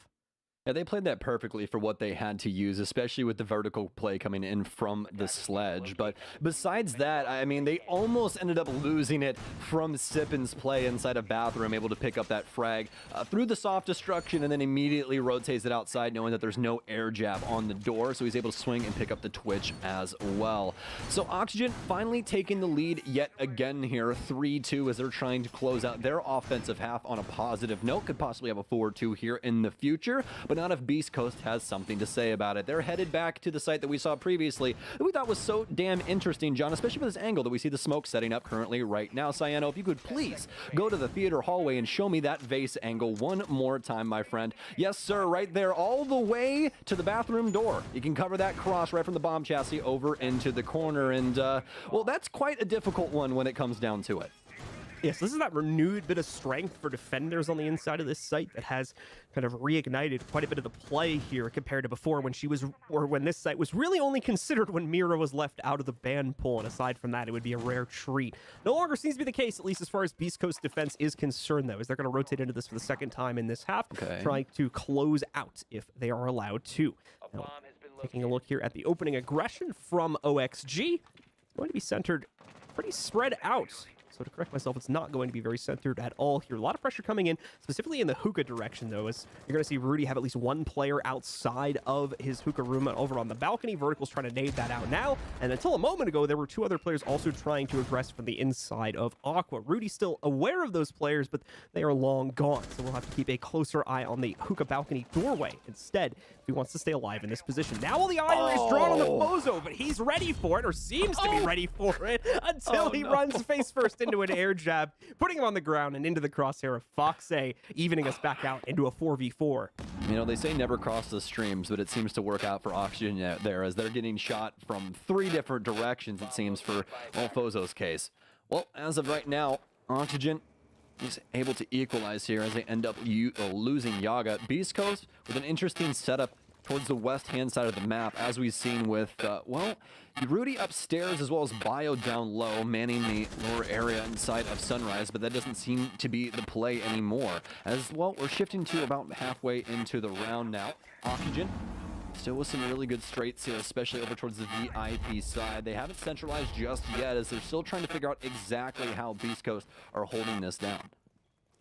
As we enter that last minute of action here, it's all up to OXG to dictate the state of play from this point forward. It seems Beast Coast has fallen back fairly close to their site, and aside from the more hard-locked roamers that actually have something to play behind, you're not going to see a whole lot of that off-site presence anymore. Entering the final 50 seconds, though, it seems like might actually be a little bit incorrect. We got both the Goyo along with at least one other player out and about. That's be a little unfortunate for Beast Coast there, as Anthony's not able to throw his grenades past the wall, but actually might work into their favor. He might actually be able to abuse that slightly here if he wants to later on in the round, but we'll see how all that pans out. Smoke trying to block access now for the first attempt at OXG to actually get to the inside, but it hasn't really worked out. We are going to see Foxe get to the corner, try to put this plant attempt down on the ground. Anthony resisting it a little bit, though, as he takes out Laxing and brings his attacking force down to only 2. In a 2v3, though, post-plant also. This is very workable. The vertical can't find the angle he needs. Foxe does, though. He takes down yet another player. Let's add one more to his count as well, as he's got Sippin in a down state, now dead. Bio, the only one left, takes out his old teammate, but can he knock out Vertical as well? He's got about 10 seconds here to make it happen, but no, Vertical, ready for the fight this time, ends it instead, and OXG will take the round.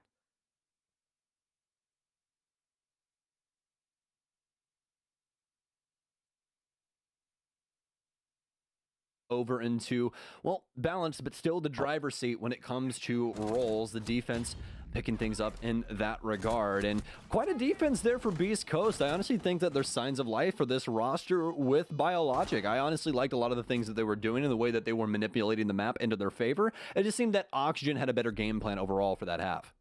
Yeah, so OXG will take a well-deserved, in my opinion, at least lead for themselves. And now we get to see what their own defense looks like here. Already some interesting things being brought up. We are going to see the Oryx. I believe that was also picked once by Beast Coast, but never really stuck to it from what I can remember in those early rounds of the first half. Echo also going to be brought into the fold here for OXG.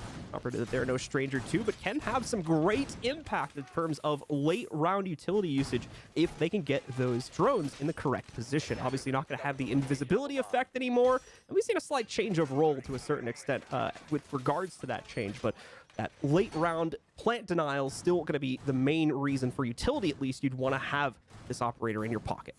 Yeah, he's actually very, very good when it comes to this site as well, because there's a ton of different places you can hide his drones, and that's the biggest thing as of right now for Echo is there an opportunity for you to hide that yokai to where it's going to exist for the rest of the round, and you have an opportunity to actually shut down that plant. And with Sunrise especially, there's quite a few different areas where you can manipulate the drone into like the top racks or something like that and hide it away from the offense. We'll have to see if Oxygen can possibly get away with the bag in that regard, but Oxygen definitely set up for success inside of this double bar defense. Finally, though, Beast Coast are out the gates for the first time here on offense. And they're going to be bringing Sippin with the Jackal as well as the Nomad, which we saw Oxygen bringing before. Oh, well. Vert going to get denied, though, right at the start of this round here. Don't Rudy stare him in the eyes like that, Rudy. Trained and ready to go on that peak from Vertical, and we'll get the instant denial. Vertical, as you can see, just probably going to spend the rest of this round keeping an eye on those yokais in order to help out Yogg to the best of his own capability here. But either way, a solid start for Beast Coast as they're able to take out that roaming Jaeger within the first 5 to 10 seconds of the round.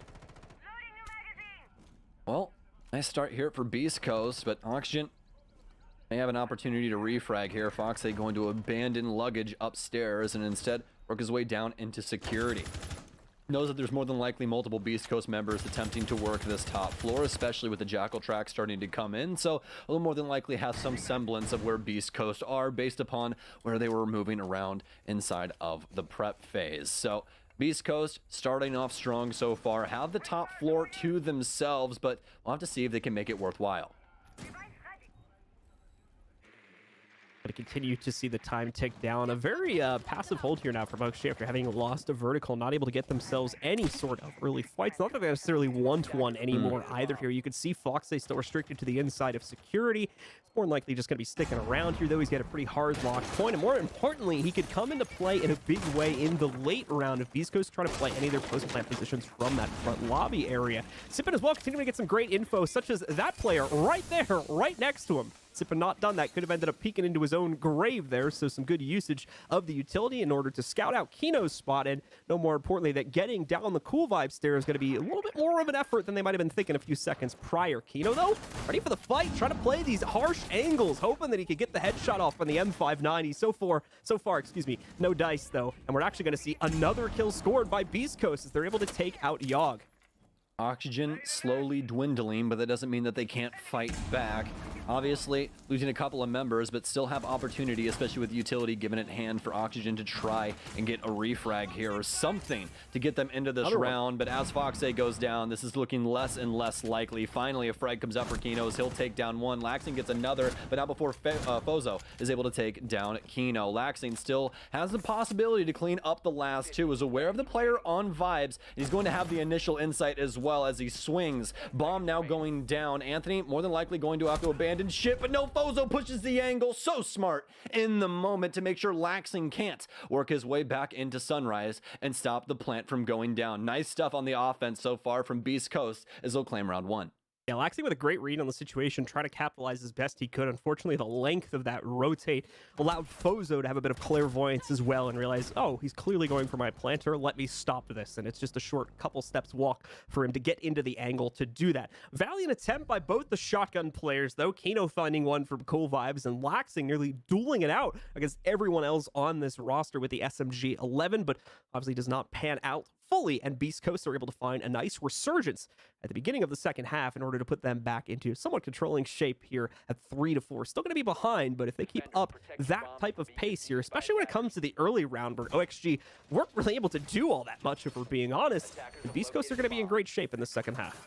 Yeah, Oxygen not able to get any traction out of this Oryx just yet. As we saw, Beast Coast are extremely aware that they're bringing this on defense as well. We saw Biologic air jabbing up the hatches to make sure that Foxay couldn't possibly rotate. Obviously, this is going to be onto Yaga now to try and make something happen with this operator. Obviously, quite a few hatches on this map. And, well, Biologic, although having air jabs, doesn't have an unlimited amount, so there's more than likely going to be a gap somewhere. Whether it shows on a staircase or a hatch, we'll have to see, but still a good pickup from Oxygen to give them some late round roam potential. I think we can see how exactly Beast Coast are going to approach things once again. At the beginning of the last one, they had a surgical execute of one of the members of Oxygen after catching them early on, just to the left of the office doorway. Doubt we're going to see that same mistake made again by OXG, but take a look at this. Beast Coast might just waltz right in. There's the plant attempt already. It is immediately going to be resisted by Kino. Bio with the trade, though, and this is going down. They're not going to be able to stop it. The plant's already on the ground. Anthony is gone, and we are in a 4v3 post-plant. I believe less than 30 seconds into the round was when they attempted to put that down. Fozo with a great post-plant. There was able to get one for himself. Laxing a fast read to trade that out. Now it's down to Anthony and Rudy to change up the fate for this squad here. We're going to see them attempt to get directly on top of the defuse as well, and they're going to get it for the most part. No, it's interrupted for just a moment, but ultimately doesn't matter as Laxing tears everyone to shreds. It's a triple kill on the round for him, and OXG quickly get the counter defuse against that very creative push that we see from Beast Coast.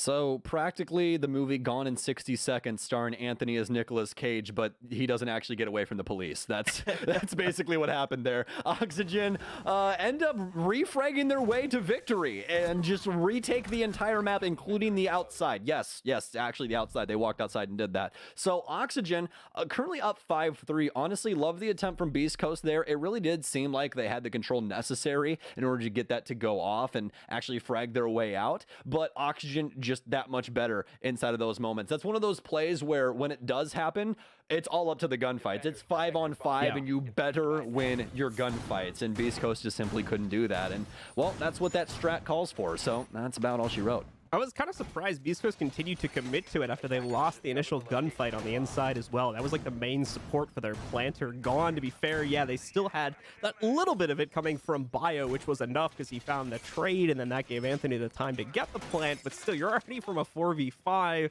Now you've got to worry about these guys jumping out windows, and you're at a disadvantage. It was a tough one for Beast Coast to win right from the outset, but still, got to respect the attempt at a minimum to try something like that, especially in a game that's traditionally played incredibly slowly like Siege.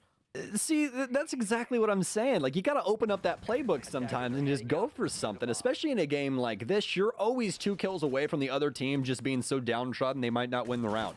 Like, there's a very limited utility pool when it comes to Rainbow Six Siege, and when certain people die, you simply just can't get jobs done, and that's what makes the game so very difficult, because you need people for different things. So, when you're starting to lose members early on for the crosses and stuff like that, it just gets overly complex, and there's a million different ways that the round can possibly go, but, that's all just insight into the round and players possibly making plays off of everything that they have at their disposal, whether it be info or audio or what have you. That's just, things that happen strictly inside of this game for us. It's very difficult when it comes down to it. Either way, though, looks like Beast Coast do want to try and handle a top clear here, as Sippin will be the first one in the door, but not the first one dead. That only goes up to Biologic, the new IGL here for BC, as he'll be taken down. That means no air jabs to try and combat the roam from OXG.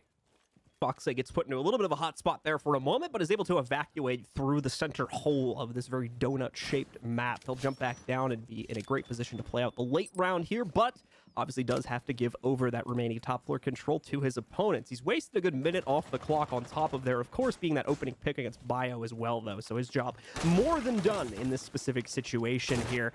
Obviously still going to have to deal with the consequences of giving Beast Coast that extra time, but they'll worry about that later on in the round, because now they can afford to lose the extra player. Now they can afford to make that extra mistake they couldn't before, and that's a whole lot going into your mental here as far as Siege is concerned. Laxing with the oh, what a flick from Laxing onto Fozo there. Thought for sure it was a dead man, but not going to be the case as he saves his own life by knocking out his opponent. I almost spit water all over my keyboard. That would have been the worst thing to ever happen to me while commentating, but the best thing when it comes down to those flicks. What a play there from Laxing. ADS eats up a smoke from Sippin, though, upstairs as well. The assault not stopping here for BC, although they have lost 2 members. Oxygen well within their right to take this round, but that doesn't mean that BC could have something to say about it. Laxing playing close to the door, but he'll finally get taken down from the couch window. Looking quite well into Beast Coast's hands so far, but that's something that Oxygen can obviously separate themselves with. Only losing 1 member so far, and obviously still have toxic smokes on Kino to lock up that plant. Lots of damage onto Anthony, and no pick just yet here for Beast Coast as well. We're seeing blue inside the kill feed, meaning Oxygen are going to take the round, and what a play here from the Jaeger as we see it in the kill feed, or excuse me, the kill cam. I want to point out those final moments from Laxing as well. Really great read of the situation. Laxing knew he was a dead man regardless of what he did there when he was locked into that angle in the 1v2 after, of course, he got his opening pick. So instead of just sitting there accepting his fate, waiting for someone to peek him and hoping he gets himself that one headshot, gets uber aggressive, pushes the pool doorway in hopes of that being an unexpected play and allowing him to maybe sneak off another trade before going down. That's the kind of proactive play you get specifically from Laxing, but from other members on the OXG roster as well that can be really tough to contend against as their opponent from time to time. And we see that right there. To be honest, I feel like we're going to be seeing a lot more of that happen more often with just how proficient LATAM was at SI this year. I think that was the main thing that everyone talked about from the 6th Invitational, was just how good LATAM was, and that's something that we see quite often from them, is that they're very proactive in the way that they play and very proactive in the way that their team works, you know, with the way that they take and everything else. You don't really have an extended take where you have people in the four corners of the earth trying to clear things out and flush it to one area. They're really trying to get in the face of their opponent and make things extremely difficult for them when it comes down to the fundamentals of Rainbow Six. Like we were talking about before, you lose operators early, it's very difficult to try and do certain jobs, especially when they have a pivotal role.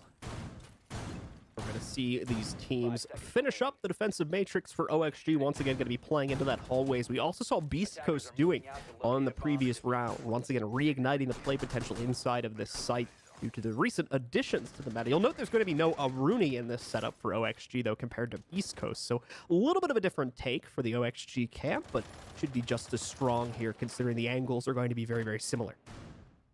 Yes, indeed. It looks like they're really worried about these staircases. They're going to have Laxing holding on to Vibes with some angles in towards Hookah, at least at the foot level across, so they can possibly help him with some insight as to what's going on inside of there. But as for the rest of the squad, they're mostly centralized around the back area on this north side. So it's basically a straight line. Kino inside of Guitar, Foxe inside of VIP, and then obviously Laxing, like we talked about before, on Vibes. They have a cross angle for Vertical all the way over inside of Billiards that you can possibly work from luggage, but we'll have to see. Did you see? I knew that nade wasn't going to kill him. Didn't even skip a beat, guys. Didn't even skip a beat. Anyways, Oxygen actually well within their right to have a really nice start here to this round. It's really up to Beast Coast as to how they can work these EMPs in with these concussions. The only real issue right now is we have seen a couple of their players, Kino obviously the first getting pushed out of position, so that does leave a couple players potentially exposed. Foxe literally get a whack-a-mole game there for a moment, but unfortunately the drone still got the info, and that's all that Bio needed in this specific round here. He gets the lock onto Foxe's position, takes him down. That's finally going to be Beast Coast getting off to a good start here on the attack for the first time in quite a while. Now it's time to see how they look to build upon that here from the 5v4. We'll still have quite a few things to worry about, especially the counter angles for VIP that we saw set up for Vertical. Those could obviously be abused by Laxing as well, but we're going to be seeing some very similar things to what we saw last time, especially this angle through the single panel on the left-hand side door here for Theater, to make sure that no one can possibly cross into the actual penthouse area and get a plant down, at least without taking a few shots. Vertical's still very concerned and on the roam, but he's not going to be up near Billiards any longer. Oh, no. He's moved downstairs instead to try and find some BC members, but as of right now, they're simply spinning around the map. They still have some nice crosses being held. Foes is going to get lit up from Yogg inside of the theater hallway, but besides that, it's simply progressing forward slowly to get this execute off around the VIP area. That little bit of damage is perfect as well. Foza's got to give a lot more respect over to Yogg now. Can't just blindly peek into that anymore if he assumes he's going to be ready for him. Laxing in the meantime here, getting some free vision on the players, but can't connect the shots. That TCSG betraying him. He has to fall back now, take a much more passive position, but at the same time, we are going to see the rest of Beast Coast move ever forward and closer to their potential plant. Laxing, they now know he's on the flank. They're going to be able to counter him out. Rudy with the double. One in sight, one on the flank. He's got another on the flank as well here, as he's going to try to finish off the round, but Sippin doing it all instead there, as we are going to be able to see this squad hold on for at least one more pickup. It's Beast Coast that secure the round. So very well done from Beast Coast. I mean, the pacing especially, always in control after they're able to get the initial pick onto Foxe, force him into a poor position with the EMPs and nades, finally able to take him down from the penthouse window. But after that, it was a calm before the storm. Beast Coast eventually worked their way into VIP. There wasn't much biting for that at all from Oxygen. They didn't really have anything to try and combat that area. As we'd seen, Vertical had already dropped off from Billiards, and Laxing was fighting for his life around the kitchen area, so they didn't really have anybody to try and attempt to shut that out earlier on. So Beast Coast able to get the map control and eventually the plant down, really hindering what Oxygen could do, especially when it came to those two flanks. Either way though, Oxygen will still get 2 cracks at trying to secure this last round before before Beast Coast are able to push up onto overtime. The flex picks here for OXG are quite interesting. We've seen the operator, specifically on the defensive side, change up quite a bit from where things started out. The Oryx, most notably, I think, changing hands. It was on Foxe, if I recall correctly, back in round number 1, but now Yogg's picked it up. Foxy's gone over towards a Legion, in fact. So we've got a really interesting lineup of operators that OXG are going to bring onto the table to try to restrict map presence, globally across this map, I would say, with the operators they're bringing to the table, and then obviously try to hone it back towards the site once that timer gets a little bit lower.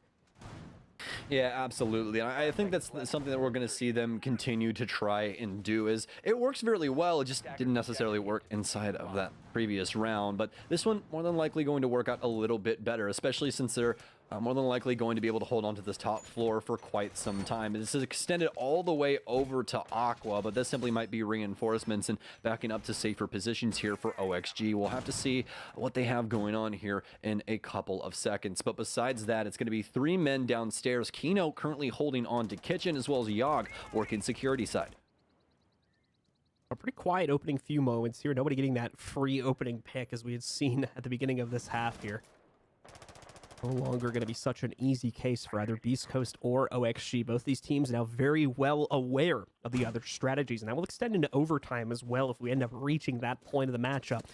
But remember, OXG still in control and still with these final 2 opportunities on this round and the next to close out before Beast Coast themselves are able to close that gap and send us to OT. Oracle continuing to look for any sort of presence towards Aqua, but you can see it's pretty light there right now. You've got one player down below, but they're more focused, Sippin. This is, of course, on Office's push, and obviously trying to be cognizant of anyone that might be dropping down, because Bio instead has the pressure onto Aqua. Nice team play there, actually, because if that player had been funneled down through the hatch, the one that was watching Office would have got the kill instead. Fozo somehow survives a Nitro here, despite looking like he was slamming the hammer right on top of it. Sippin's got the second pick, and okay, Yogg just spots a headshot while looking and deletes the remaining health off of Sippin there. Or, yeah, gonna be able to take him down. Yogg as well with the escape of the century, making it down with just a sliver of HP left through that hatch, and now ready to take on the challenge if somebody wants to peek from the inside of Billiards. I can't believe he made it out of that.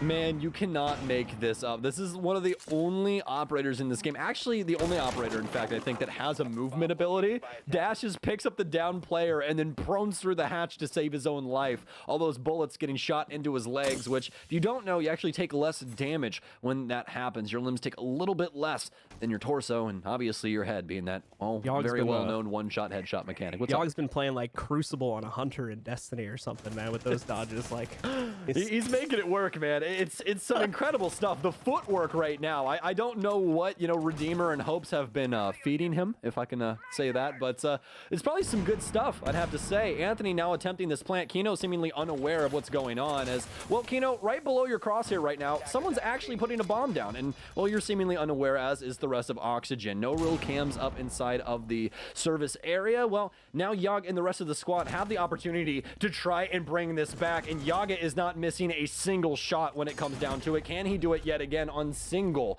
digit HP? He cannot. And Beast Coast, well, seemingly Best Coast today, as they're continuing to fight back.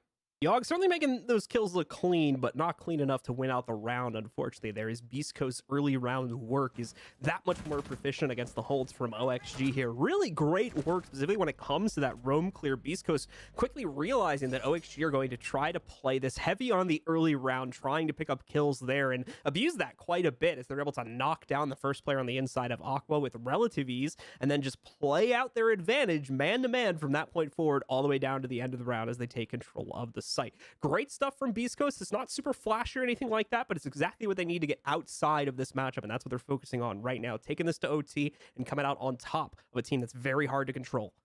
Yeah, exactly. Flashy doesn't mean a win. You know what I mean? That's the biggest thing. We see flashy plays all the time across all of esports, but that doesn't necessarily mean that they're going to be winning. I mean, there's quite a few solid examples, but either way, for Oxygen as of right now, I think that the timeout could have been called a little bit sooner, but obviously inside of that last round, it seemed like they really did have a solid attempt to try and shut things out, at least early on, but not before Beast Coast started bringing it to them, especially when it comes to Biologic, getting that lead off pick. Didn't honestly have the best defensive half, but ever since it got to the offense, he seems to be an entirely different player. Obviously, the IGLing already seems to be solid. They've been able to get this map this far already up against OXG, but now is where the rubber hits the road. Can they possibly claim this last round to force Oxygen into overtime, or can Oxygen finally seal the deal here in regulation?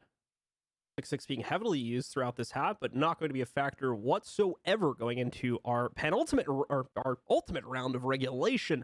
Going to end up being a little bit less than that, though, if Beast Coast comes out on top of it. And we trigger OT yet again to try and close out Game 4, the first day of action here at the NAL. We are going to see that standard hookah billiards defense, though. A lot of teams falling back to this when teams getting rough, and Beast Coast was no exception. They also played, I believe, their final round of the half here as well, and OXG going to do pretty much the same exact thing to try to close things down and end this 7-5.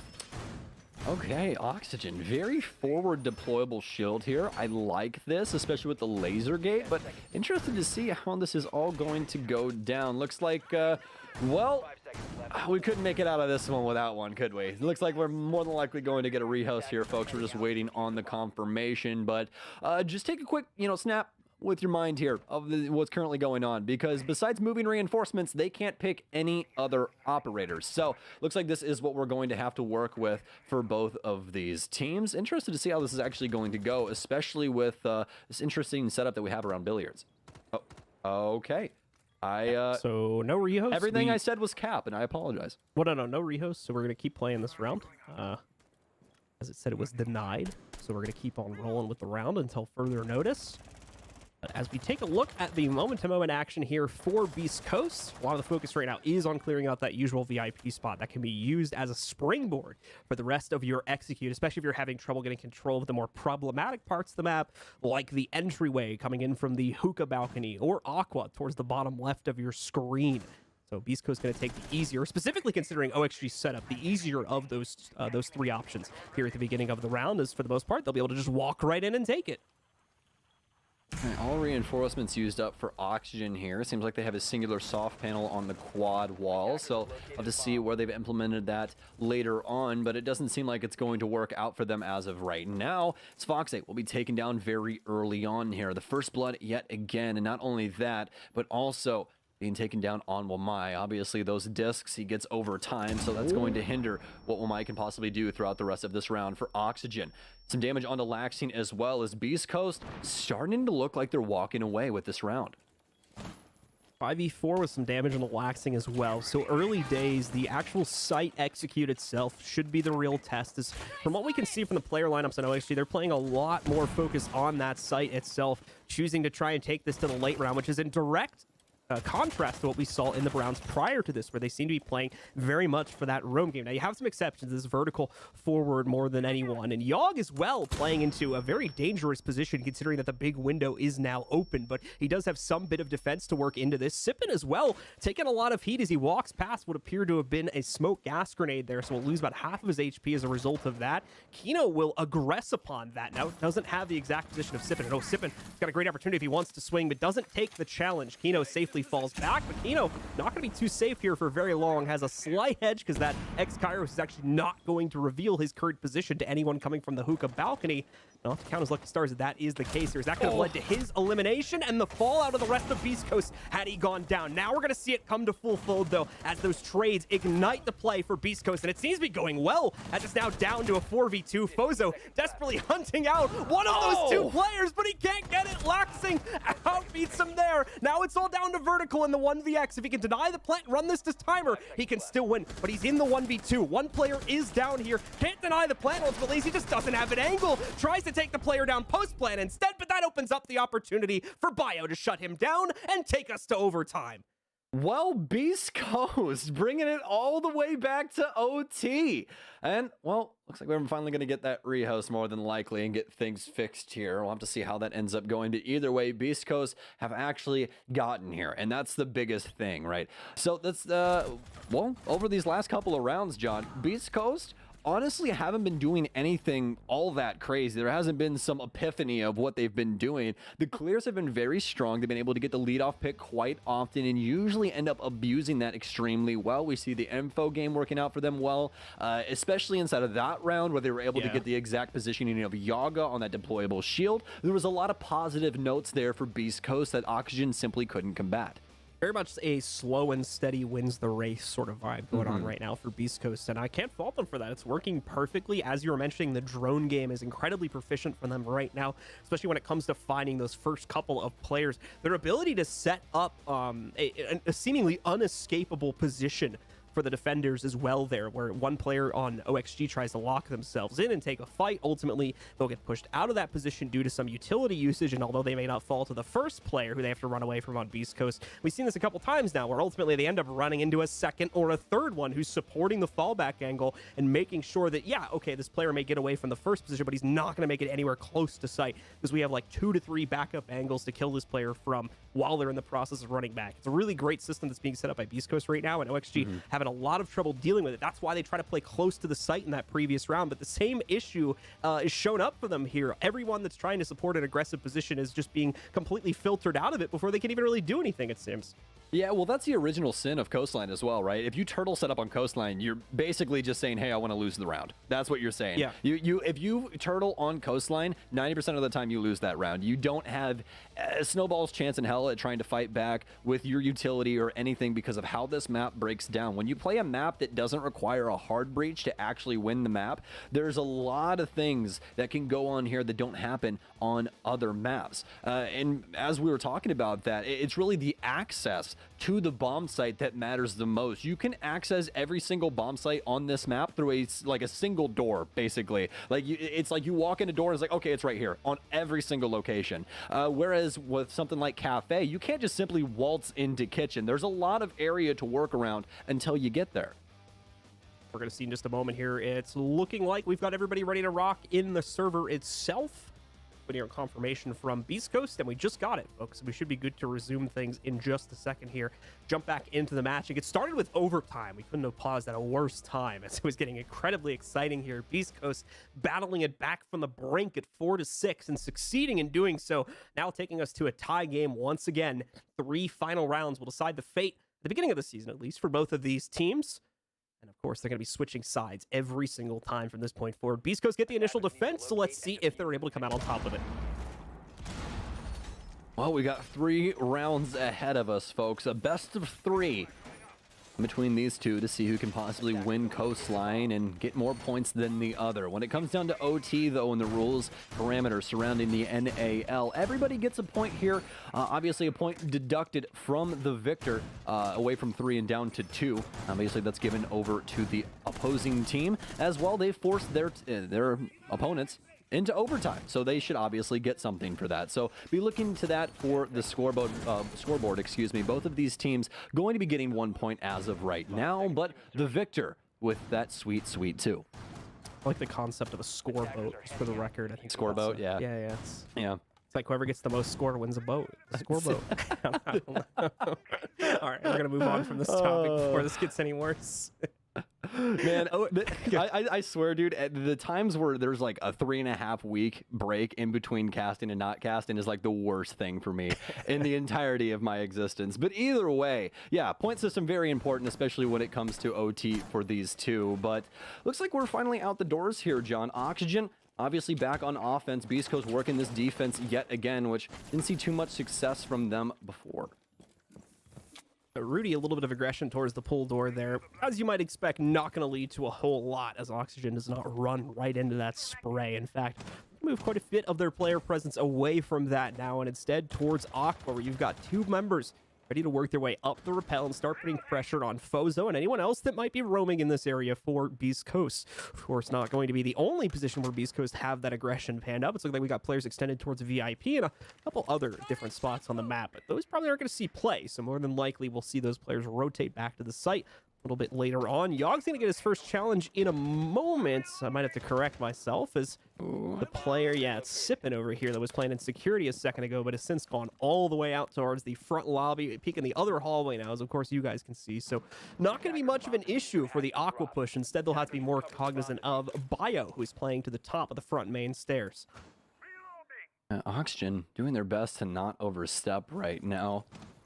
And all of this utility at their disposal, drone out this top area and get a good foothold on Aqua. Don't really have anything over towards White, where there will be a member of Beast Coast, but oh no, I believe a bounce back nade actually ends up taking out Vertical.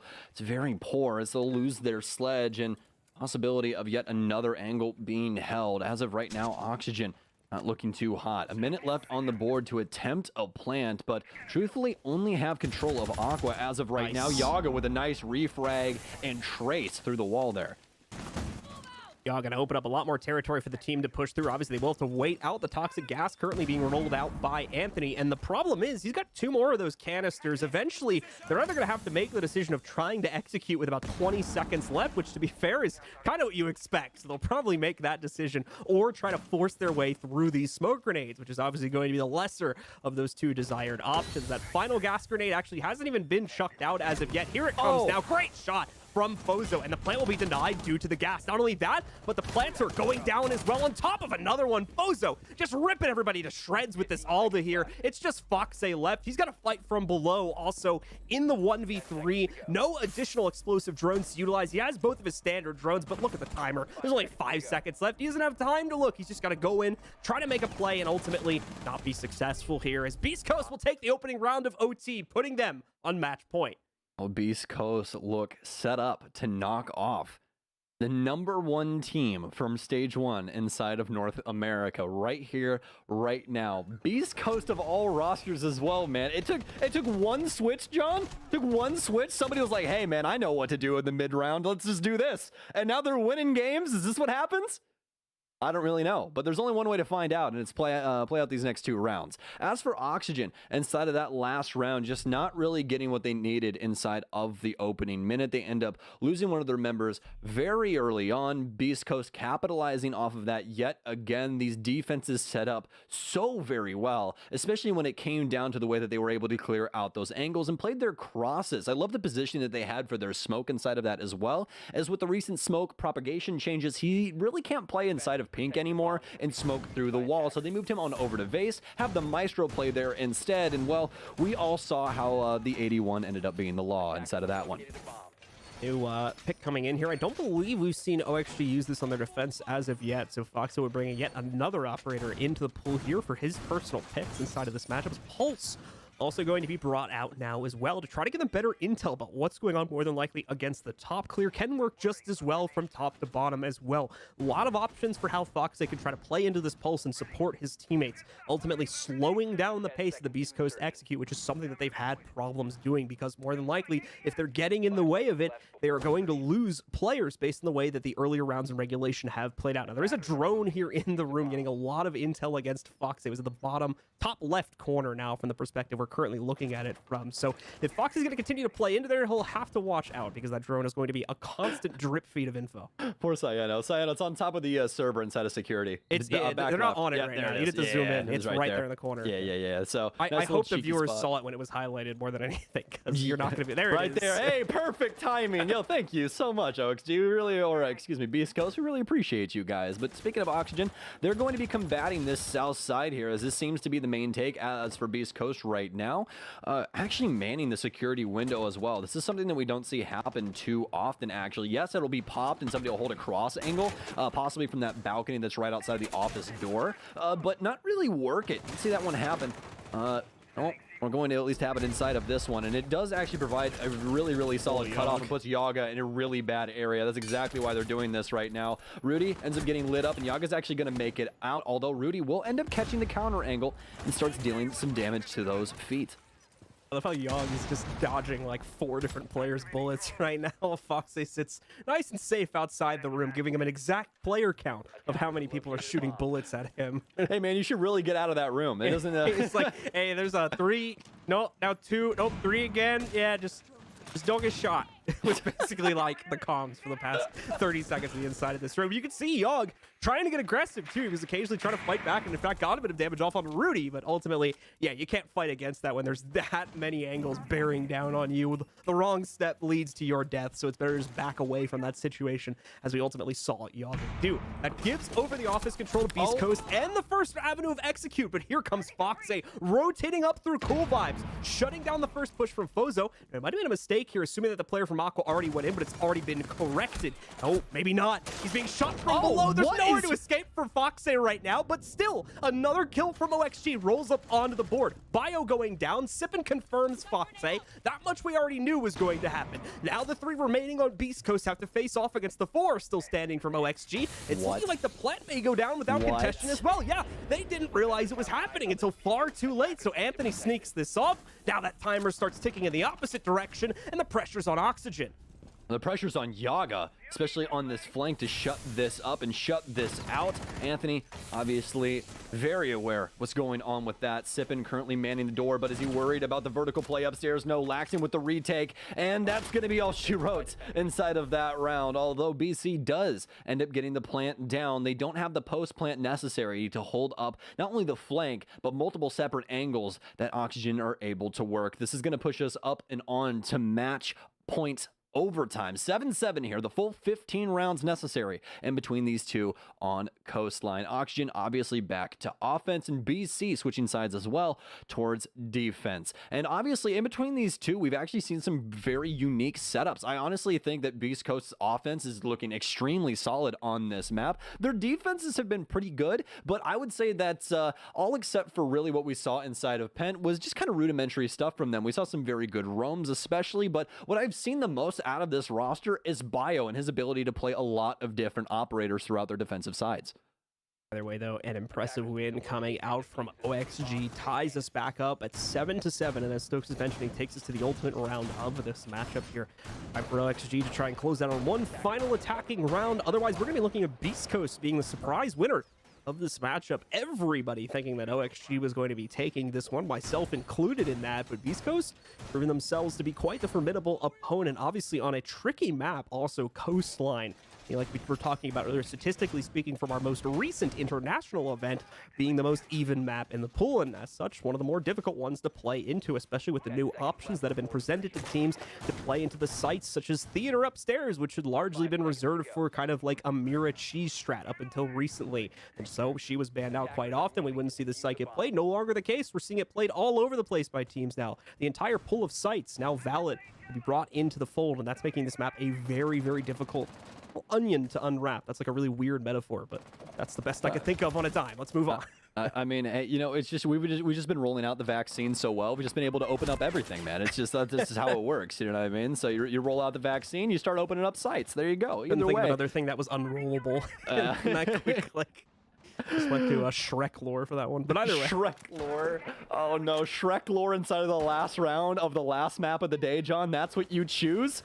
Either way. First play day, though. It's fun. We've got Yogg pinned up on the entry angle, and he's going to move towards it here as there's not a lot of direct contention from Beast Coast until you get over towards security, where the first bits of player resistance are going to start to show themselves. That comes in the form of Rudy, who's got this nice angle right now to punish anybody that tries to push into his territory, and he kind of needs it because he's taking a lot of heat. Only has that little bit of HP left over to survive, so he kind of needs that trick angle in order to get a kill here.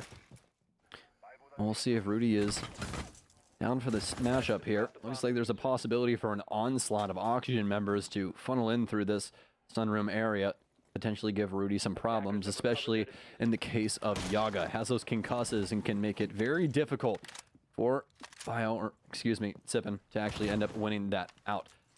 Either way, though, Oxygen still quite slow moving on this offense. They've mostly just been working the map from the outside, obviously, and catching these pieces of the map that Beast Coast don't necessarily have a hand in. That's the big thing here. Beast Coast are still roaming throughout the map. Rudy obviously still holding on to security. As with the rest of Beast Coast, they have a nice top hold going on right now as well. They're simply just waiting to see what Oxygen are going to do with this map control.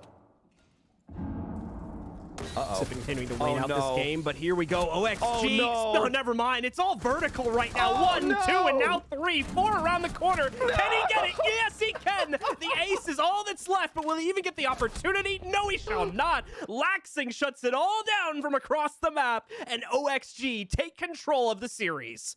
I am so sorry that I did that to you inside of those dying moments, John, but hey, it worked. Are you going to tell me a sledge just gets to walk through sight and kill 3 of your teammates? 4 teammates. Like, okay, after that entire game, I did not think that was what we were going to see, but I'm pretty sure that is simply a birthday present from Vertical to Kino. Hey, Kino, I know you didn't have the greatest day you've ever had when it came to fragging, so I guess that I'll just make sure we get this dub, and we'll move on with our day. So fantastic stuff there from Oxygen, and what a play from Vertical to clear out all of Kitchen and some. Let's remember that crazy play that Kino had back in like round 1 or 2 as well, where he's able to hop right in the window, lose half of his life, and still through his own aggression, not even just finding players through lucky angles or anything like that, take down 2 additional players on top of the one he got on entry. Some really impressive stuff from him. I mean, Laxing kind of speaks for himself inside of this matchup as well. The amount of clutch split-second impact kills this man was getting to either save his own life or save a teammate's life, as we saw when he denied a plant kill at one point in that match, was absolutely incredible. And that's on top of all the other stuff that we usually see him doing in these matchups as well. Really, really strong performance from OXG there. Alternatively, though, it's still a very close matchup going all the way to that final round at 8-7, and that, I think, is in part due to the impressive new leadership we're seeing come in here from Beast Coast. Yeah, there's not a single poor thing that I have to say about Beast Coast inside of this matchup. I'm extremely impressed with their starting point as of right now. Obviously, a new IGL coming in means new management, and everyone knows how that goes. There's a lot of things that change, and as of right now for Beast Coast, this is looking like the greatest starting point they could have honestly asked for. Yeah, Oxygen ends up winning this, but it's 8-7, and you made the #1 team inside of North America last stage bleed. All right, ladies and gentlemen, that's going to do it for myself and Stokes. We'll be back tomorrow for the late games as well, but for the time being, we're going to send it back down to Veli and the boys at the desk to break down this final match. I'm going to be honest. Ladies and gentlemen, I don't know what I just saw. All I know is it was any man's game. Vert walked into the server, went to Coastline, and basically beat everybody like they were, you know, his redheaded stepchild. Oxygen wins the last series of the day, and Jesse and Jacob, I mean, what are your thoughts? Beast Coast is looking good, by the way. That was one of Beast Coast's best games by far, other than the ones that they were able to claim in Stage 1. The fact that they could go toe-to-toe with the Stage 1 winner after that SI performance, take nothing away from the way that Beast Coast played this aside from round 15. OXG, they understand how to frag, where to do it when it's most pivotal. Laxing, can you stop being nasty with the SMG? This was a fantastic showing from everybody in the lobby today. If Beast Coast played this really well, and for Oxygen, I think a message was delivered here that, you know, this stage is not going to be easy. You might be the favorites in a lot of people's eyes, but that doesn't mean that you can walk over any team in this league. Beast Coast showed up. They played fantastic. Oxygen played relatively well as well. I don't think it was flawless, but I think they played a good game of Siege. And this was just such a close one. We got a fantastic match at the end of it. Oh, that was absolutely disgusting. Whenever Oxygen's on the screen, you just get plays like that over and over again. Yeah. But Jacob, Oxygen's play style, you've said it. They're playing well to the meta, and they look smooth in it. What do you love about what they've been doing so far? Well, ever since we had some of that utility dump meta removed over the course of the past 3+ months now, it's kind of turned more into a gunner's meta. And if we are in a situation where it comes down to gunfights, you know, more often than it does about dumping utility, then it's simply a matter of who shoots better. Is it OXG or is it Beast Coast? It was a very close game, but take nothing away, like I mentioned, from the way that Beast Coast were able to adapt their playstyle, change up a couple of operator roles, and go toe-to-toe up until round 15 with OXG. But still, end of the day, that last round is proof that OXG could understand when to take these gunfights better than almost any other team in North America. Jesse, there was a point in time where we laughed because we thought that I cursed Oxygen to lose as well. It'd be 0-4 for the day.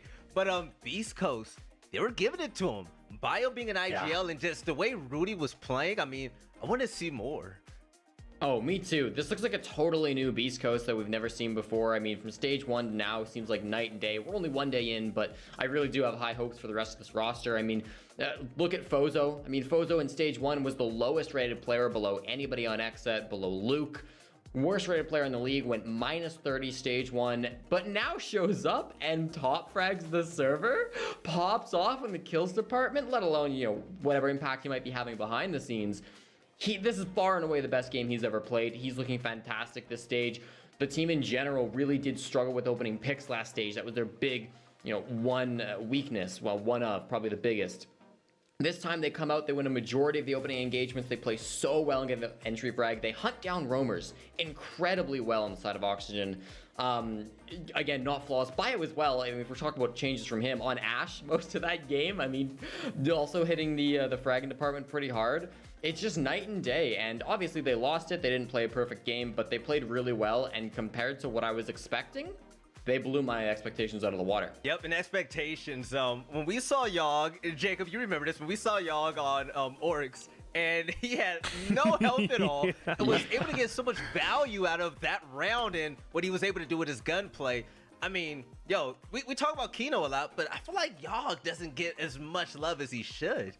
Nah, because we thought he was going to pop off in stage 1, and it took until after he gets to SI and then comes back for us to really see the main reasons for why OXG wanted to grab him. He can take risks, he can flake, he can do it all, and he was doing his job impeccably, just like he was doing it at the Invitational. He doesn't get enough credit, you're absolutely right, so let's start piling more of it on, because if he doesn't do that, especially with Oryx on their defensive roam, then they do not pull this win out of the bag. Yeah, so let's skip and talk about Beast Coast for a second, even though they lost, and let's keep this an open forum. But Jesse, I'm going to start with you first. Sure.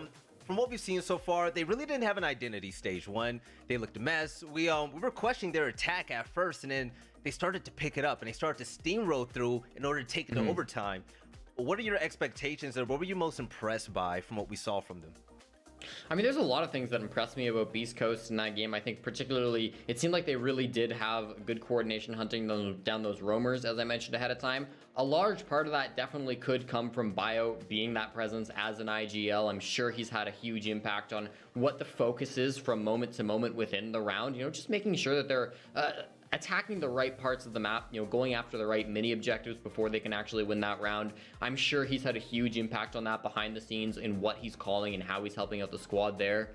I think that they've done a really good job just on coastline in particular. You know, those penthouse defenses, whether it was them defending or them attacking, it really did seem like they knew what they were doing going up against that bomb site and holding that bomb site. So it really did seem like they'd done their homework in that category. And yeah, it really does seem like, again, a night and day difference in the team, and it's really nice to see. Will it continue? I hope maybe. So. I hope so too. I don't know that we can definitively say this is them for the rest of the season. You know, it's one game. We'll be calm about it, but overall, first game of the season looks really good. Hey, we'll give them the love for what we've seen so far, but we actually have an interview with a player from the winning team. It's going to be none other than... it's going to be Yaga. Put him on the screen. Let's go. You know, we don't hear much from him, so I'm really excited for this. Yaga, how you doing? Listen, first off, Yaga, you come in here with a straight face. Was that last round just nerve-wracking because it was anyone's game? Yeah, definitely. Did not want to go to overtime with those guys, but we did, so I'm glad we pulled it out. There we go. So I want to get perspective coming from you, someone that's new to Pro League, and you've been tearing it up with your boy Kino, right? What was it like being new on this tier of gameplay and going to an event like Six Invitational and having a crazy performance to get top 6? Like, what did it mean to you? It felt great. I've been playing the game for a long time. I've been underage for a long time, so it felt good to finally play at Invite, which has been like a long dream of mine since I started playing. Yeah, I really like the success you guys have been having, but fast forward to the game that we had today. You're Rome. You scared us all. You're running around with 20 HP, but you're still able to find kills. In moments like that, what makes you feel comfortable to be able to have the confidence to still run around the map, dash through walls, and pick off players one by one? I mean, is this something that we can expect to see from you some more? Yeah, definitely. Especially on a map like Coastline, you can get wild on that map. You can get slippery. Oh yeah. So what are your expectations for the future of Oxygen? And, you know, what can we expect this season? You guys are #1 on the leaderboard. Do you see anybody even challenging you guys for that spot? Honestly. Yeah, I mean, there's definitely some good teams. Obviously, I was a close one with Beast Coast, but we think we'll get first place again. We just play how we play. Gotcha. And the very last question, then I'm going to leave the floor to you to say what's up to the fans, your family that might be watching. What is it like playing with players like Laxing, Fox8, and Vertical when you see them take over rounds just like Vert did right there? I mean, it's got to hit you differently, right? Because that was big. Yeah, for sure. Those guys are some of the greats. They've been playing forever, and they're the best playmakers in the game, in my opinion. Well, I know I said that was the last question, but I have to ask this. Who do you learn more from out of the 3 from that core? Or the most from, sorry. I mean, I can't really say. It's kind of all 3 of them help us learn. We all learn from each other, and yeah. All right, so I was trying to dig into some info right there, but I'm gonna leave this for you to say, you know, thank you to the fans, say what's up to them, your family, and you know, what can we expect from Oxygen in the future? All right, yeah, shout out to our fans. I appreciate you guys supporting us. That's it. That's all I got. Hey, much love, y'all. Hopefully I'll see you soon again on the interview, and you take it easy. You have a good night, all right? Yep, you too. Thank you. No problem. All right, so the stats are going to be on the screen, and you're going to have Yaga there going 10-10. Great showing, but on top, I mean, the man himself, Jacob Vert. What was that, a 4K the last round? Yup, 4 back-to-back. He storms through kitchen, goes right to bathroom, gets a kill by security. That was it. It was wraps. And Vertical was like competing with Laxing and Yaga, trying to see. No, he was down there with like Kino and Fox8 for a lot of it, and then gets 4 kills and shoots up to the very top. That is a crazy performance. But you know what's even crazier to me? The idea that Fozo has identical stats to him, but 1 less opening death. Everything is the same aside from dying 1 time on entry. That's it. I mean, look at the entry stats. You have 8 to, what is that, 6? I can't count. Yeah, I feel like Stokes right now. Beast Coast actually did really good in the first blood department. Jesse, anything you want to wrap up with when it comes to this match? I mean, 8-7, we ended the day on a really good note. Oh, we did. I mean, we got a fantastic first day overall. It was filled with frags. I think in this game particularly, you know, you saw the best of Beast Coast that we've ever seen. For Oxygen, a really tough game, but, you know, they pulled through and got the W in the end. It's a nice one to start off the season with, Valley. Oh, yeah. So, Jacob, the MVP of the day, what do you think it is? We've had a lot of good performances. Oh, I don't know. Jesse, anything I honestly at all? don't know. I mean, Vert just won that for them with a huge 4K. I'll probably give it to Vert. Okay. I mean, he didn't necessarily have the overall best, but he had probably the most important play. I did just scroll back through stats just to kind of see if I had an idea. If it's not Vert, it's probably Hyper because of his 19 kill performance for Dark Zero when none of us picked Dark Zero to win. So that could be it too. Jacob probably looked through the cheat sheet. Production, let us know if Jacob is cheating or not. Throw it up on the screen. Who's going to be the MVP of day 1 for stage 2 here in the NAL? And you know what, Jacob? You're absolutely right. Hyper did pop off. And because it was so earlier in the day, I forgot all about that. But, wow. Yeah, there it goes. Hyper's just a playmaker, and there were plenty of times in this game that we just that we were like, oh, it's just Hyper things. It's just a case where it's like it's either Hyper doing what he does best, or a time where I underestimated him on that exact play, no less, saying, oh, it's only Hyper in a 3v1. There's no way he wins this. Turns out he did win it, and that wasn't the only time he made impact early on for Dark Zero on their road to a victory over Mirage. The one time I got a prediction wrong, and if I'm honest, I'm okay with this because this stat line makes up for it. 93% cost. Yeah. You know what? I was actually talking to Hyper last week, and I was doing a content piece with him, and I said, you know, you are the best player in the NA, right? And he looked at me with the most confident smile and said, yeah. And he proved it right there. 19-7, 93% cost. And okay, opening kills. My man's got 4. Jesse, Hyper. I mean, him leading away for Dark Zero only means good things for their future. I mean, he's back, right, Valley? Yes. I mean, it has to mean good things for his future. Hyper's a player that throughout the last year, he's the best player in North America. Everybody's singing his praises. throughout stage 1, he's fallen off. Where's Hyper? He's not there. Eclipse is the top fragger on the team for most of that season. And so Hyper to come back now with this new team on Dark Zero, playing phenomenally. If this is what we get for the rest of the stage, then sign me up. I'm all in for Dark Zero the rest of the way here. Inject me all with that right there. I love Hyper gameplay like that. Let's take a look at the standings. And be warned, there's going to be a lot of ties right now. It's only been one day. A lot of 1-0s, lots of 0-1s. But, fellas, has there been any shocker to a result to you guys today so far? Can't really say there's been a shocker. Yeah. I think it was kind of Dark Zero being able to do what a lot of people didn't know if they could do and win their first game with 2 new players coming in and trying to figure out a new system. Everything else was, oh, wait a second. It's the same Big Four from 2020 all of a sudden is now the top 4 in stage 2. Yeah, can we get the standings up again? Wait a second. Where have I seen this movie before? Wait, so is this going to be the President's stats? Well, it kind of doesn't count because DZ and Oxygen are 0-1, right? Yeah, I mean, very close here. I mean, DZ and Oxygen are 1-0 here. They got their OT wins, right? So they're not technically tied, but they're still up there in that top 4. They're playing really well here. I think in terms of like surprises, like I mean, watch XS just jump to the top of the leaderboard. Yeah, and none of this is just gonna be. It's gonna be insane, Jesse. I have a feeling. Yeah, I mean, I think so. I think we're signed up for a fantastic season. Beast Coast surprising a bunch of people. Sonic's maybe losing a little bit harder than I think people expected, even if you expected Space Station to win that game. I thought Sonic should have put up maybe a little bit more rounds. They lost 6 in a row. So definitely, this is all over the place. Other than TSM Disrupt, we didn't really have a decisive game, and that's exactly how I like it in the NAL. Got that right, and let's take a look at tomorrow's schedule as well, because remember, this is a 2-day super week. You guys are going to see a lot of that. Front heavy, you're going to see it smack dab in the beginning of here, stage 2. And for tomorrow matchups, number 1, Dark Zero versus Space Station Gaming, a rivalry that I love, but it's going to look so much more different now. You're not going to have Mint there. BC is going to be in place of him. And it's going to be a little different on both sides, especially with Hot and Cold ultimately starting at Dark Zero last year. And then now he's with SSG. But Jacob, if there's another matchup the viewers would have to keep an eye open for, which one would it be?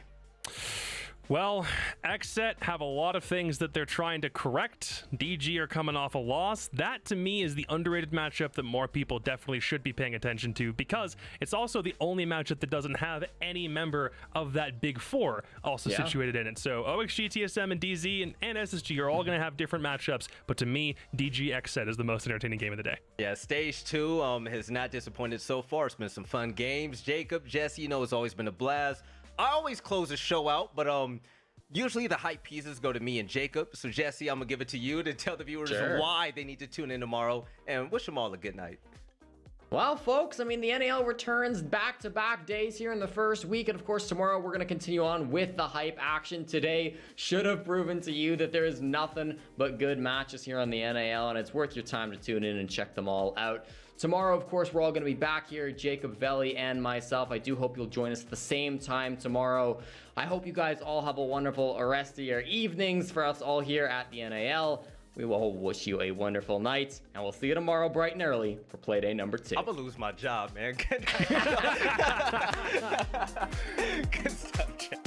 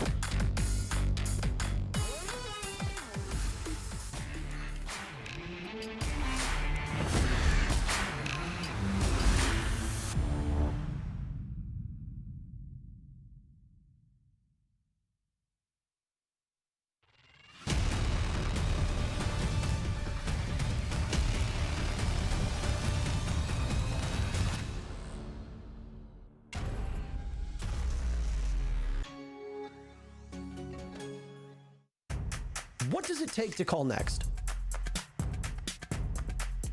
Follow us for a deep dive into the Rainbow Six community, breaking down barriers, taking you behind the scenes, and showing what it means to level up.